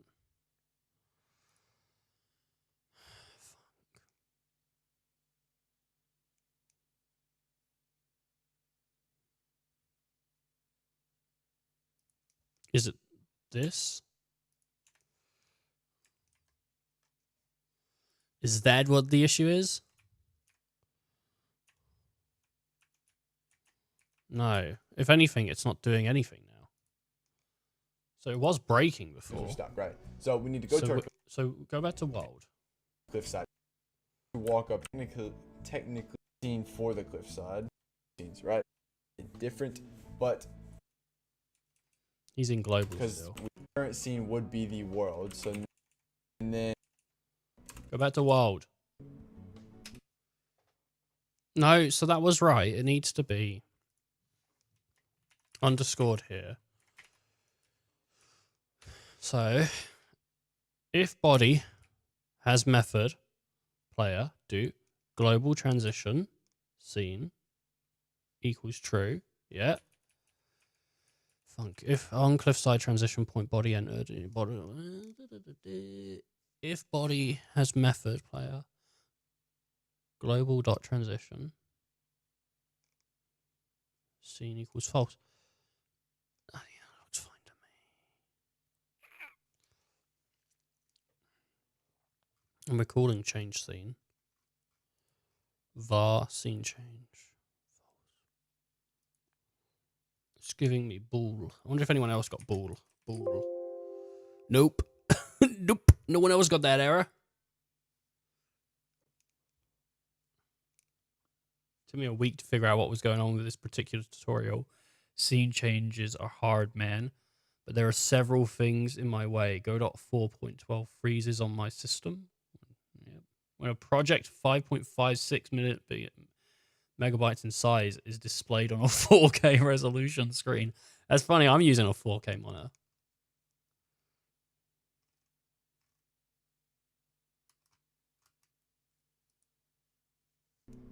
finish, change scenes. Yeah, so go to global, finish, change. Let's go. I'm going to go back. I'm going to go back and just double check And then- everything. Hello and welcome to episode 7 of the How to Create an RPG Game in Godot 4. And today we're going to be, creating changing scenes smoothly in our RPG game. If you're not following along with the series and just clicked on this video for scene changing, then it is perfect because we're covering everything scene changing, so you can learn to implement scene changing and you can kind of copy this way, put it into your own game. But before you start, I just want to ask if you could go down below and hit that subscribe button and drop a like on the It's, video. I just need to If you check, want to make sure like I got everything right Let's here. start with episode 7 and create smooth changing scenes. Okay, so before we even start with the scene changing, we need to make a little change here and add a little collision shape just so we can't walk off of the map, right? So to do this, Okay, yeah. we're gonna Well, add that's a fine. one, That two, works. and we'll We just got all the collision stuff going. So we can Clear. skip that. Exit. Right, he's in scripts now. or it can be already have a global touch. Then it's going to close it, and then all of the inside's going to be the collision, which we don't want. So then we come all the way back around, right? And then we can come down here like this, and then like that, and then now we have a I just wish I was better, man, at doing we cannot stuff. walk off of the map anymore, and it is working good, right? But we can walk off the map up here, right? So now that we can walk off the map up here, we need to first of all let's make some scripts, or let's make some variables in a global script. So if you don't already have a global script, you can create one. Just make a new script, go to project settings, and then auto load that script. False. And then Beautiful. so in our global script, we're gonna need a couple of different like variables, right? So it's actually gonna be a decent amount of variables. So we're gonna make our current scene is equal to our world, right? Because when we first hit the game, we want to Yep. equal to our world. Got that, dude. And this can either be equal to world, or it can be equal to our cliffside, because that's gonna be our new scene. That's gonna be our second scene. And then we also need a variable for like transition scenes. So like if we're in the middle of transitioning scenes, right? So if we're in the middle of transitioning scenes, which when we start the game, that's gonna be equal to false because we are not currently transitioning scenes, right? And then this is gonna basically be stuff for the player, which we can actually add straight to the player. Now we'll actually put in the global script, right? So we'll need our player exit cliff side position X, right? And currently we don't know that, so we'll figure this number out later. But we need a position X and we need a position Y, and then we'll also copy these variables and we'll make player exit cliffside position Y, and then we'll have our player start position. So like in our world, where's our player start position when we load up the game for the very first time, right? So this is just so when we exit the cliff, we don't go all the way back to the start position of the world. We actually just exit right outside the cliff gate, right? So I had a Z in there, so so player start position X, player start position Y, and then we have our player exit cliffside position, player exit cliffside position Y, and we will set these variables later, right? So now we need to make a new scene. So we'll go up here and we'll create a 2D scene and we'll name this our cliffside. And I'm just gonna make this like super basic, but we'll do that in a minute. Let's save the scene and we'll save this to our scenes folder. And in cliffside, let's just make it to where our player can get transferred into this scene, right? So we'll go to our world, and up here we're gonna need a little area 2D. So if we go to our world and we add an area 2D, we can name this something like our cliffside, right? Our cliffside transition point or something like that, right? Because when we enter here, that's when we're gonna want to transfer into our cliffside. We so got that. now we can get a little collision shape 2D, and we can Just like transition point, yeah. bring it over here. Collision and kind shape of fill this area 2D. in. Got that. So basically, when our player enters this area, That's all beautiful. we are going to Boom. transfer scenes, right? So now we can go to our area 2D, we can go node, we can do body entered, and we can transfer that to the player script, and then we can also do body exited. Yeah, we're also gonna need body exited. Go to And method. We're also going to need body exited. That's on the So we put world. both of these onto the player, and then when we get to the player, That's what we these want. scripts, first of all, we need to check if it's the He did player it wrong or if it's the player this time, entering the but zone. So we do if we fixed that body dot has. after he told us to. Wait. Hold up. I sent these to I sent these to the player script. That was a big mistake. Okay, so Big mistake. reverse that.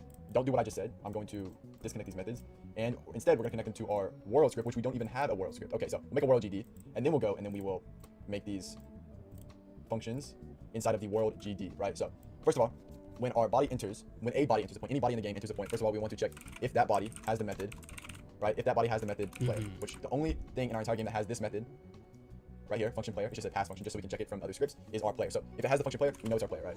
So then we'll do Beautiful. our global dot transition scene equals true, right? Because now we want to transition scenes. But if that area is exited, which normally it's almost impossible, this is just like a little safety thing, because as soon as we enter, we're instantly transitioning scenes. So it's not really going to be able, like, we're not going to have time to exit, right? So technically this right here does nothing, but we're going to add it just for, you know, safekeepings, or just for, like, in case something goes wrong somehow. But we have our I got ya. transition scene equals false. Did I spell that right? Transition, no, I did not spell that right. Wait, no, I did spell that right. I didn't spell it right up here. Okay, whoa. We'll just go back. All right, so is that right? There's no. Did I mess it up? Trans. Okay, I messed it. Did I mess it up in the global script? Okay, so I messed it up in the global script. So there's an I right there. I was confused there. So now if we go back to our world script, our world script, we have the I there, like it is supposed to be spelled. So now that this is all good, we need to go and we need to create a brand new function, and this is going to be our change scenes function. In this change scenes function, we're going to want to go if global Got it. dot transition scene is equal to true. Then we're going to go if global dot current scene. I So just basically we're don't know. gonna check if the current I'm scene trying to is listen. Sorry. Like, world. really trying to make sure I Should get be this equal to world. right. So if the current scene is equal to world, then we're going to want to go get tree. We'll just do a simple transition into the new scene. Get tree change scene to file, and then that file will be our world or our cliffside.tscn. So cliffside.tscn, just like that. And then we'll do global dot. We're gonna have to call some type of function into our global script. So we'll just call it like finish changing scenes or something like that, right? Because we're gonna have to have this just so we can go through a little bit of stuff in our global function, so our cliffside can communicate with our world scene, if that makes sense. And then we also need to call our change scenes function and our process function to change scenes. So that means we're always running this no matter what. So now if we go back to our global function, now we can make a little function in here, and the function that we're gonna have in our global is going to be the one that we just created, which I think we called finish change scenes. I think. What we called it? Finish change scenes. Yeah. So we'll talk global finish change scenes, right? And then we'll just create this. This is the brand new function, and we'll basically say something like if transition scene is equal to true. So yeah, if our transition scene is equal to true, then we're going to want to make our transition scene equal to false, because that at this point we have transitioned, because we already called the transition function back in the world. Okay. And then we can say if our current scene is equal to world, which if we're coming from the world into the cliffside, our world or our current scene would be the world. So now we want to change the current scene to our cliffside, right? Because now we are in our cliffside. And then else, because we only have 2 scenes in the entire game, so basically we can't really do anything else because we only have 2 scenes. If you have more scenes, this is going to be a little bit different, but that is how we are going to do that with 2 scenes, right? That's So, I now we have create all of a that. scene for the cliffside, but everything should technically work. So if I we have play- all of that, but it's telling me about this fucking ball. I don't know what this ball is. It's like that should all work. It just crashes and it's like ball, invalid ball. I didn't do anything. Invalid set index transition scene on base node global GD with value of type ball. It's not type ball. What even is a ball? It's not a ball, it's true. Maybe a ball is true or false. What is a ball? What is a ball? A Boolean. Denoting a system of error. It's either false or true. Oh, so it is ball. On base with type with value.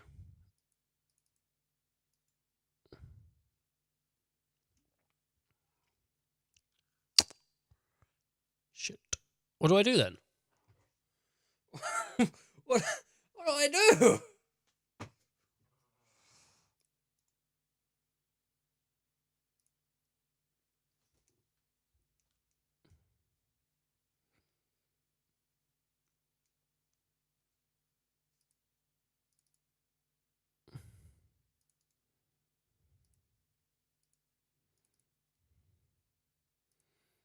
This one?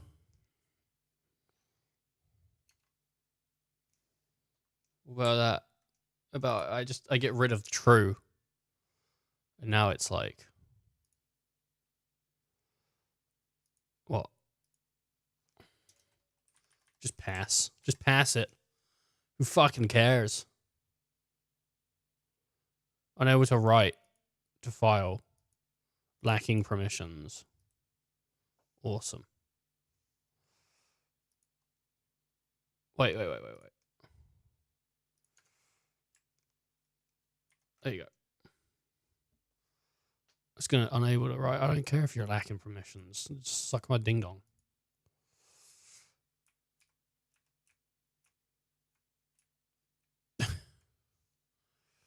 Cool.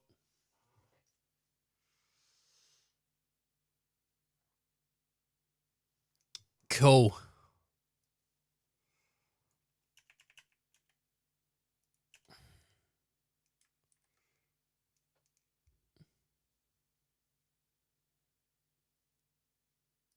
I didn't even tell me like it was lacking permissions then. That's weird. It won't transfer scene. I don't know why. I just don't get it. Like it should be fine. And it's giving me like an error. I don't get.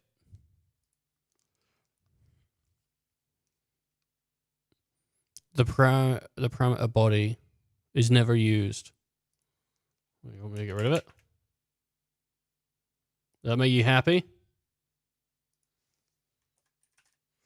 I don't know if that'll break something.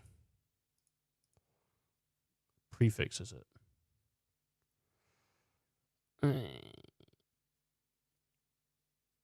What is this? This is in player GD. On cliffside transition point has entered. Is that it? Is that what's wrong?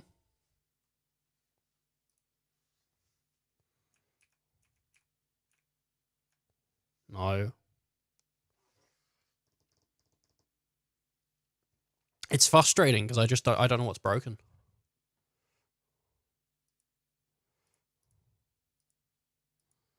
It's saying this is what's broken. I don't know what's broken here.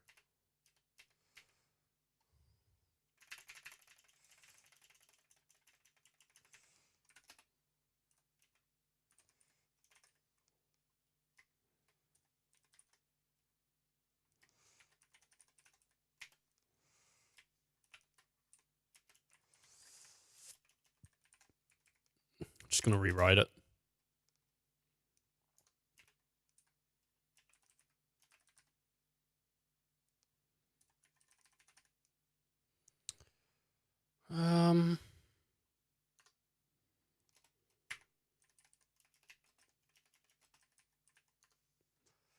All right. I mean, I rewrote it.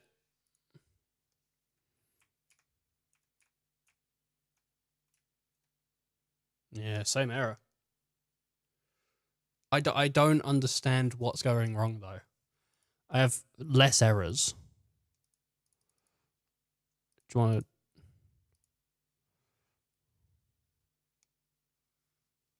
Is it because it's...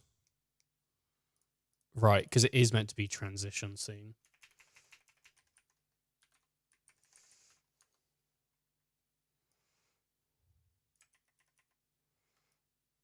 Was it spelt wrong? Was it spelt wrong? Is that what the error was? Was it spelt wrong this whole time? Oh, fuck you. Fuck you. World. Fucking Walk up here. bald We do bastard. change things. Can't even figure out that you We have no spelt back, something right? We're wrong. stuck You're here just with sitting the here like, oh, and get it. Can't really do anything because we're stuck, right? So we need to go to our cliffside and we need to make some Dumbass. type of level here so our player can walk around and our player can do things on the cliffside. So I'm gonna create a quick tile map real fast and I will be right back. He's an idiot, isn't he?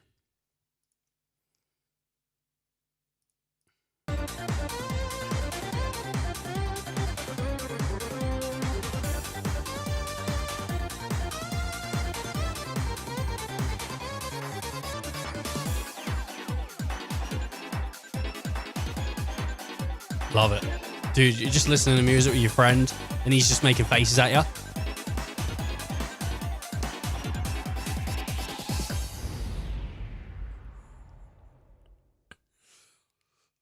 Right.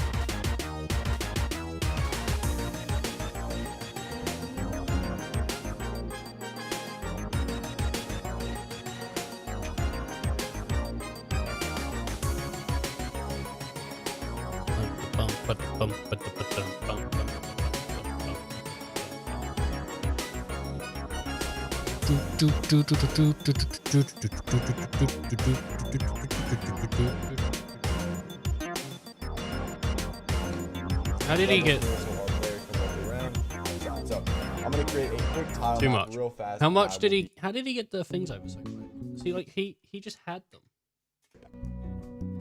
Look, right, he gets them. He just had it there, like the tile and all the setup and everything. Like I want world. I want the tile map. Let me just copy that. Come over to cliffside and just delete that and then just boop tile map. Just just give it a little delete.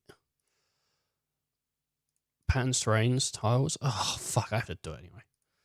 Alright. Okay. Grass. How do I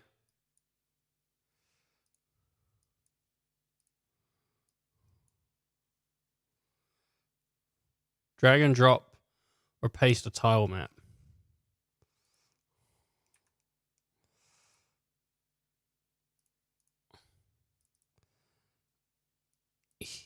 How do I create or load? Oh fuck, do I have to? How do I load? How do I load a tile map? Oh no, I have to go to inspectors. New tile set. No, wait. No, load tile set. Do.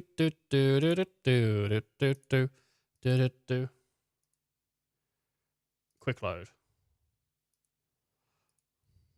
Shit. This tile set. How do I save it? Save.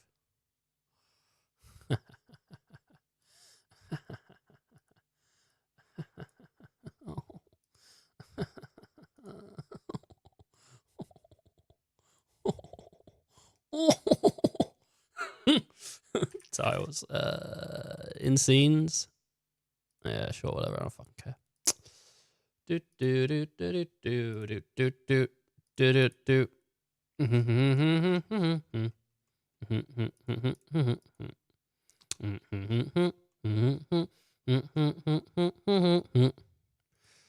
Skibba-dip-a-dip-dip. Ba-dip-ba-doo-ba-dee-dee-dee-dee. Let's get skibba-doo-doo. Do-ba-doo-doo. Do-do-do. Do-do-do-do-do. Do. Remember, you know what that is? That's the Mario song, right? Mario 60 for that one song.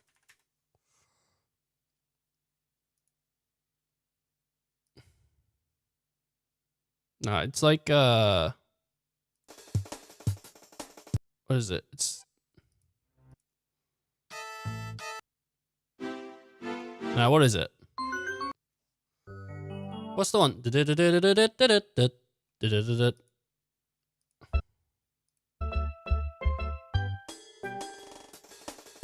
Nah. This is the one I want. What is that one? What is that one? Where is it?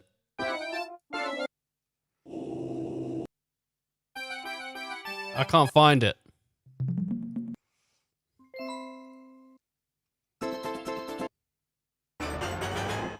It's one of like the first. It must be looping steps. No, inside castle, slider. That's not it. Main theme. Oh, it is this one. Gosh, fucking hard.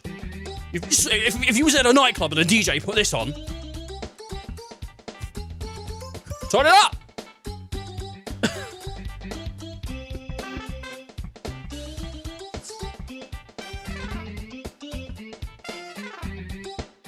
Yeah.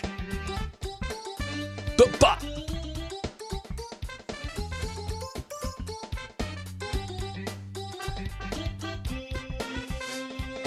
I'm getting a divorce. Getting a divorce. Come round my house and let's all apply for divorce. Let's all go. I wanna go and get a fucking divorce. My wife hates me. My wife hates me. She fucking hates everything that I do. She told me she wants me to move out. She hates me. She hates me. Won't let me hang out with my kids. I said I helped make them. She said you're a twat. What the fuck does that mean? That wasn't a proper reply. Now I can't see my kids.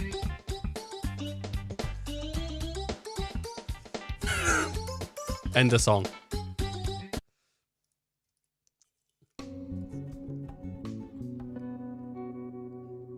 He just edited his tile map. It's fucking cheat.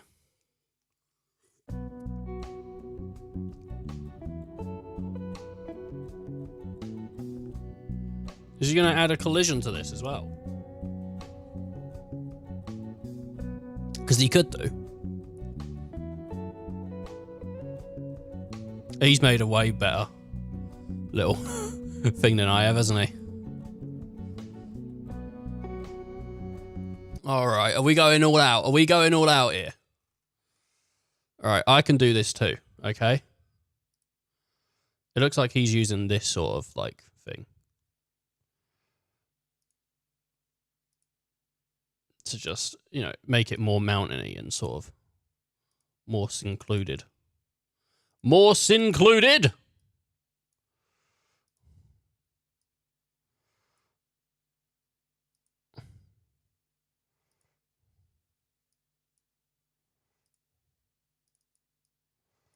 Oh, whoops.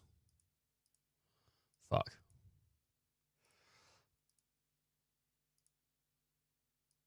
I don't like this. I don't like this anymore. And as you can see, I've just got a little boop. Little boop. Little bop de boop. And in here, I'm gonna add some enemies. Just because I fucking can. And if you don't like that, shut up. Paste. Paste. Look at this. Enemy 1 and enemy 2. And they're going to get you. They're going to be like, they're going to say like, if you could have 7 billion or your mum back, what would you have? And, you know, obviously you'd go like, oh, I'd have my mum back. I'd have my mum back. And then we'd all laugh at you. Because it's too late. You can't have your mum back. You've made mistakes in your life. And she's gone.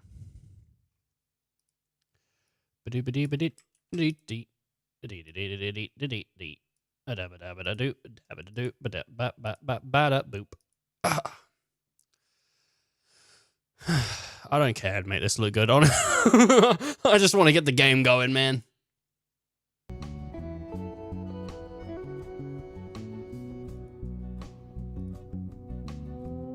Okay, so I basically just went into our player and I added a cliffside camera. I lined up the camera to kind of match our cliff side, right? So I just set the position to match the cliff side. And then in our player script, I made a new function and I called this new function our current camera. So it basically goes to our global script. So if global.current scene equals world, then it's gonna say our world camera is true and our cliffside camera is false. And then else, if our current scene is equal to our cliffside, then we want our world camera to equal false and our cliffside camera to equal true. And then obviously I called the current camera function in the physics process. And then, so if we play it now we have a better working camera. It's still not great, obviously, because I kind of rushed through it, but we do have a better working camera, and now we're kind of, you know, we can at least see what we're doing in the scene, right? So when we walk under this and we walk right here, we want to be able to go back to the world scene. So how are we going to do that, right? So just like we did in the world, we're going to go to our cliffside and we're going to make the same kind of little area 2D. So we'll have an area 2D and we'll name this our like cliff side exit point or something, right? Cliffside exit point. And then same way, we're going to need a collision shape 2D and we can just make a little square. Collinsons. It's gonna be hidden. Collinsons. Z index of our thing, because I made the cliffside a Z index of 2, so that means it's gonna be over the top of everything else, which shouldn't really matter, right? So we'll just do something like this. As soon as we walk here into this box, then we are going to go back to the world. So we need to make a cliffside script, and then we need to go to our area 2D and we need to get signals. So we need to get our body entered signal. We'll send it to our cliffside script, and we need our body. You know, I'm just adding stuff. Collision shape 2D. Ugh, give me a little rectangle.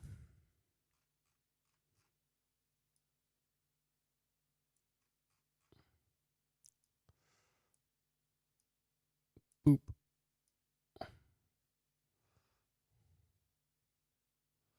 If you go under this, you're getting TP'd back.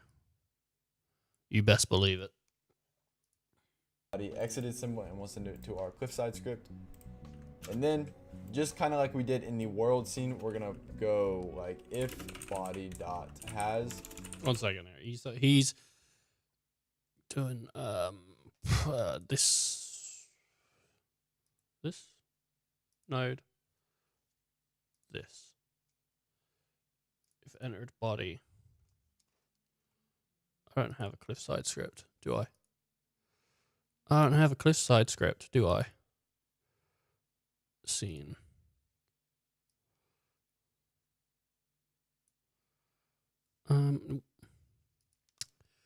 Nope. Cliffside GD. Come on. Put your junk in my face. Don't put your junk in my face. If you put your junk in my face, I swear to God, I will bite it off.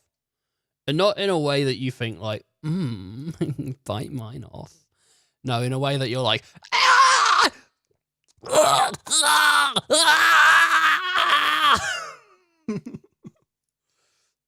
Method,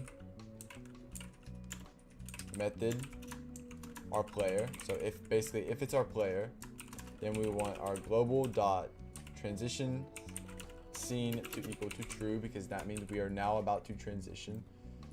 And then when we exit the scene, this you don't really need, like I said in the world scene, but we're going to add it just for safekeepings, right? So false. Now we're gonna need a new function down here, which is going to be kind of what we had in the world as well. So it was just gonna be called change scenes,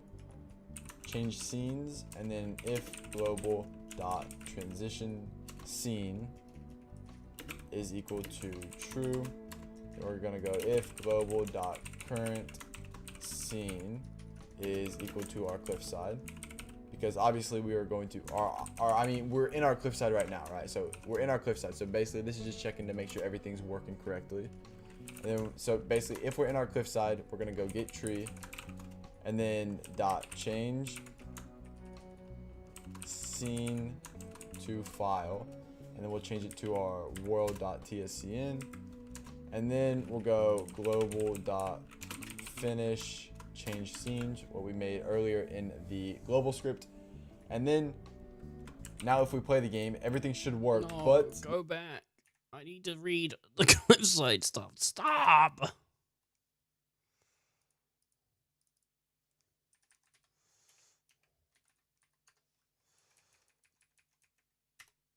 If it equal true.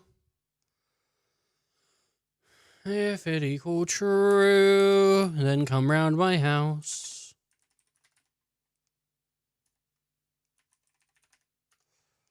Because I need you.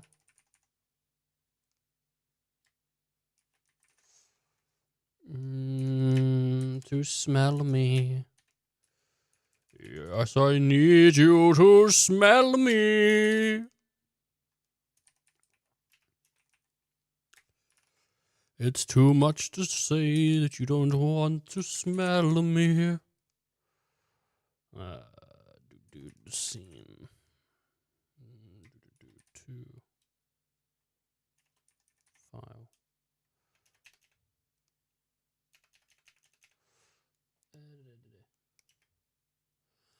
Get tree. Alright, I see what I've done here.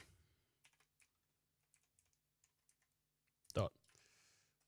Change scene to file world.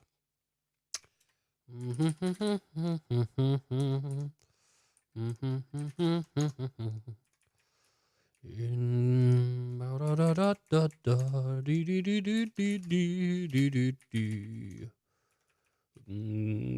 Come on round to my house.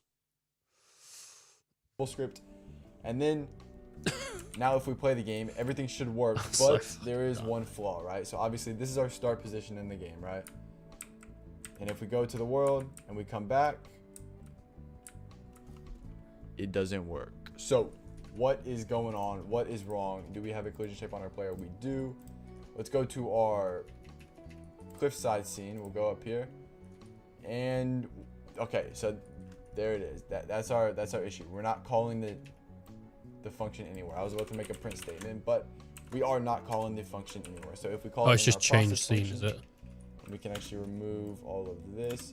But if we call it in our process function, and then we go and play, now this is our start position, obviously, and then we go up here, we enter into our cliffside area, and then when we go back in, we go back, but it does not work because we are now back at the My start position, guys. which is not good. We want to, come out, and we want to spawn like right here, right outside the door of the cliff.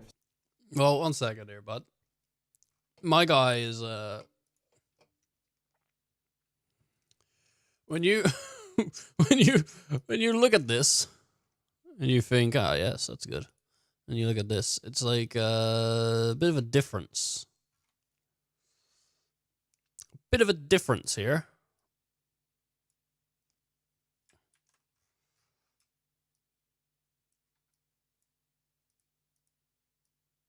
I don't know where. It's like my player isn't being called in. All right. Now with that change made, that simple change. Let's see if we can. I have no fucking clue where my guy is. We go back. Now function anywhere. So if we call it in our process function, So his we can actually remove all of Ow. this. his If just we call it worked. in our process function, and then we go and play. Now, this is our start position, obviously, and then we go up here. We enter into All right. our cliffside area, and then when we How did he get his guy to show up? it doesn't work. So It doesn't work. What, All right. You got as soon as yours. we walk here into this better working camera, it's still not great, obviously, because I kind of rushed through it, but.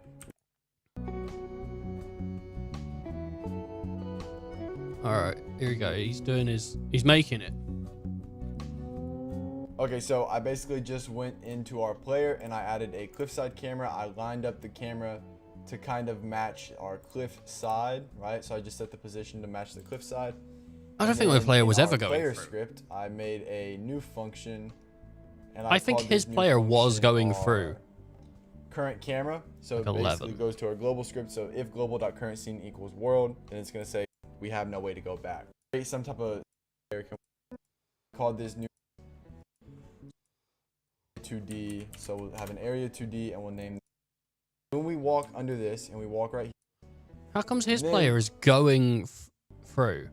I lined up the camera to kind of match our cliff side, right? So I just set the position to match the cliff side. And then in our player script, I made a new function, and I called this new function our current camera. So it basically goes to our global script. So if global.current scene equals. What's this in? This is in player. Because I never did this. I never did the script here. This script I never did. So func current cam era.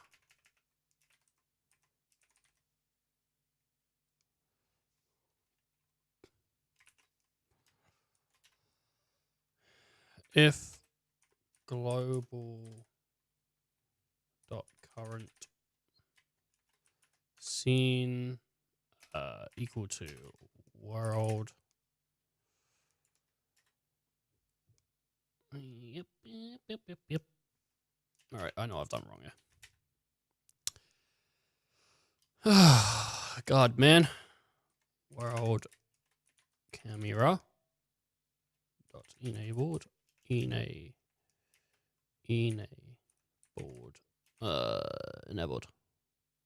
Yeah, that sounds right. Equals true.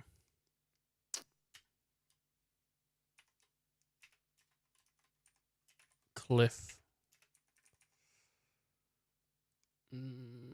side. Fucking so dumb. Cam era enabled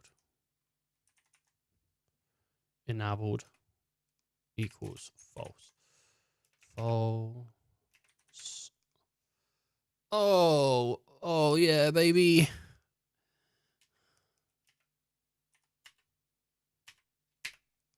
Elif.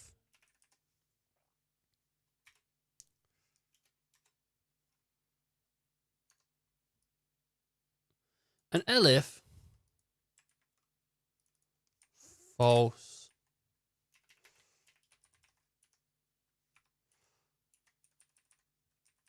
True.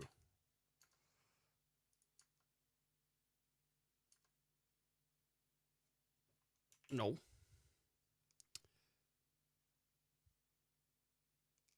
Oh man. Elif. This. But cliff side. All right. Beautiful. But he made an extra camera. Made a new function. And I Goes never to made global an script. extra camera. So there's world. Nope.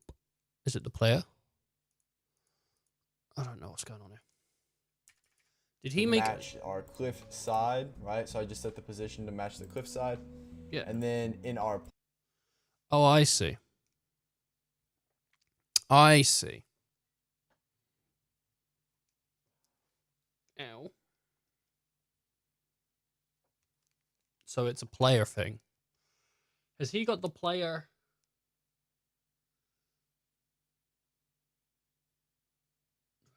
Right. 2D. Player. And he's got camera 2D.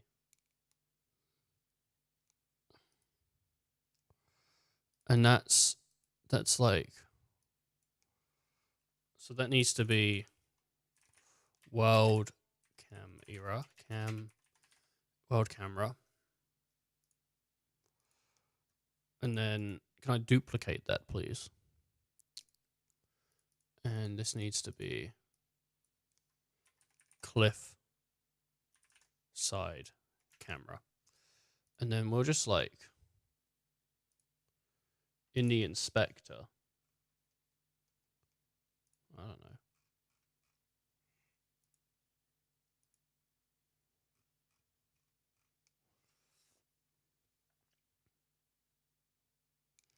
Have I messed this up? Where is it? Zoom.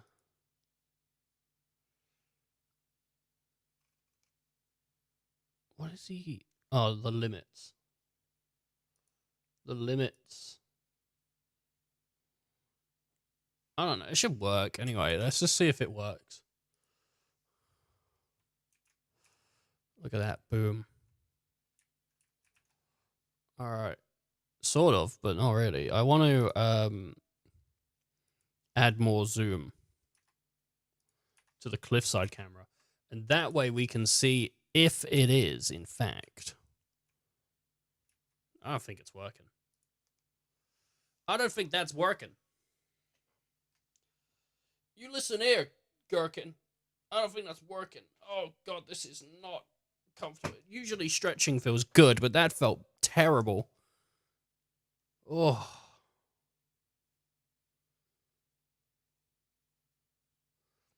Alright, I'm going to be back in a moment. I'm just going to have a wee, and then I'm back to try and figure this out. Funny. So ha-ha. So... And on that note, I have a special offer on Girl Gamer Battle Order on a low price of $9.99 a bottle. That's not including shipping, though, people. She's got me on that one before, okay? It's like 20 quid shipping. But I'll tell you what, it does come in a nice, like, pink envelope. This week on Jumping Higher, using a trampoline's cheating, John!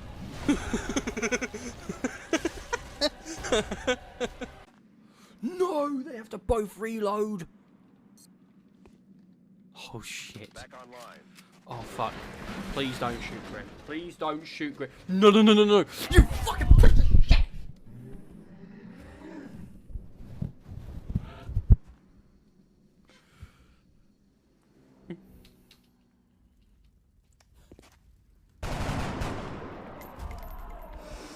Hoorah! Another one down. Good work, Commander. And another one gone, and another one gone. Another one past this. Hey, I'm gonna get you too. Oh, it looked like the game was about to end then. Like, it looked like I was, like, not gonna make it. I'm back. Ow. Raising my hands above my head hurts. Player script, I made a new function, and I called this new function our current camera. So it basically goes to our global script. So if global.currentScene equals world, then it's going to say our world camera is true and our cliffside camera is false. And then else, if our current scene is equal to our cliffside, then we... 1 second here. World camera moves like that, okay? Awesome. What if I change... So what the fuck is moving?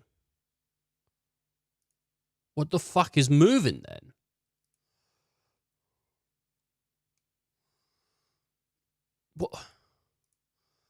What is the camera?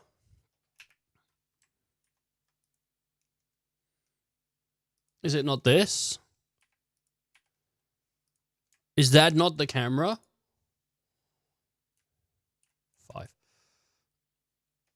Okay, right, let me...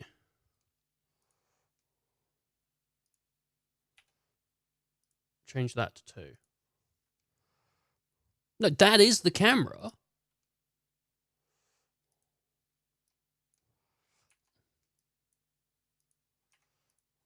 So what?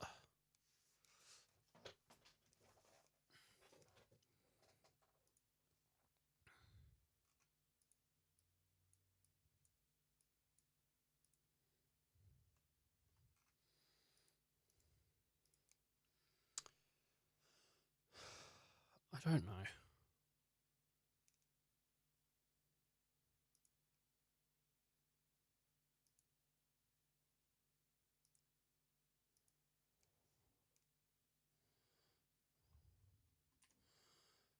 Zoom it on at 7. Let's get a 9 zoom.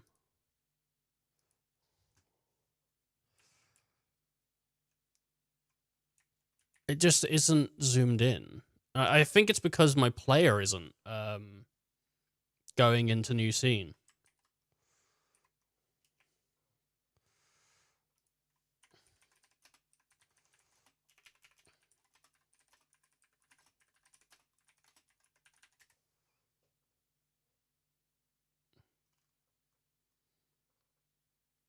I don't think he goes over there though.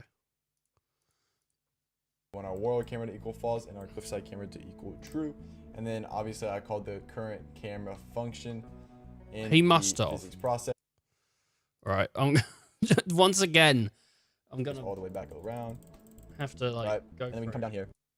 Decent amount of variables. So we're gonna make our current scene is equal to our world, right? Because when we first start the game, we want it to be equal to our world. And this can either be equal to world or it can be equal to our cliffside, because that's gonna be our new scene. That's gonna be our second scene. And then we also need a variable for like transition scenes. So like if we're in the middle of transitioning scenes, right? So if we're in the middle of transitioning scenes, which when we start the game, that's gonna be equal to false because we are not currently transitioning scenes, right? And then this is gonna basically be stuff for the player, which we can actually add straight to the player. Now we'll actually put in the global script, right? So we'll need our player exit cliffside position X, right? And currently we don't know that, so we'll figure this number out later. But we need a position, X, and we need a position Y, and then we'll also now we need to make a new. Can bring it over here and we kind of fill this area in. So basically when our player enters this area, body dot has world G. This is just like Where's right? I need to find so a now point this is all when good. We he need to go boots the and we need to create a game, function, and this is going to be our change scenes function. And this change scenes function will and change his we just character do it like with doesn't go through. go to world. So now we want to everything should technically work. So if we were to play the world, when we were to walk up here, we do change scenes. We are now currently in the cliffside scene, but we have no way to go back, right? We are stuck here in the cliffside scene, and we But his can't really do anything to stop, right? So we need to go to our cliffside, and we need to make some type of level here so our player can walk around, and our player can do things on the cliffside. So I'm gonna create a quick tile map real fast, and I will be right. tile map. Right, he's brought his tile map over, and he's making his new scene.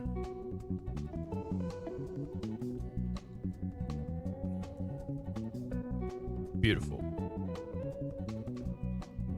Yeah, get that nice and nice. Collisions. He's adding collisions. Okay, so I basically just went into our player, and I added a cliffside camera. I lined up the camera to kind of match our cliff side, right? So I just set the Wait, did he add? He added the player in. Is that seriously like it? That's all I've done. If it's not done, is added the player to cliffside. Is that it?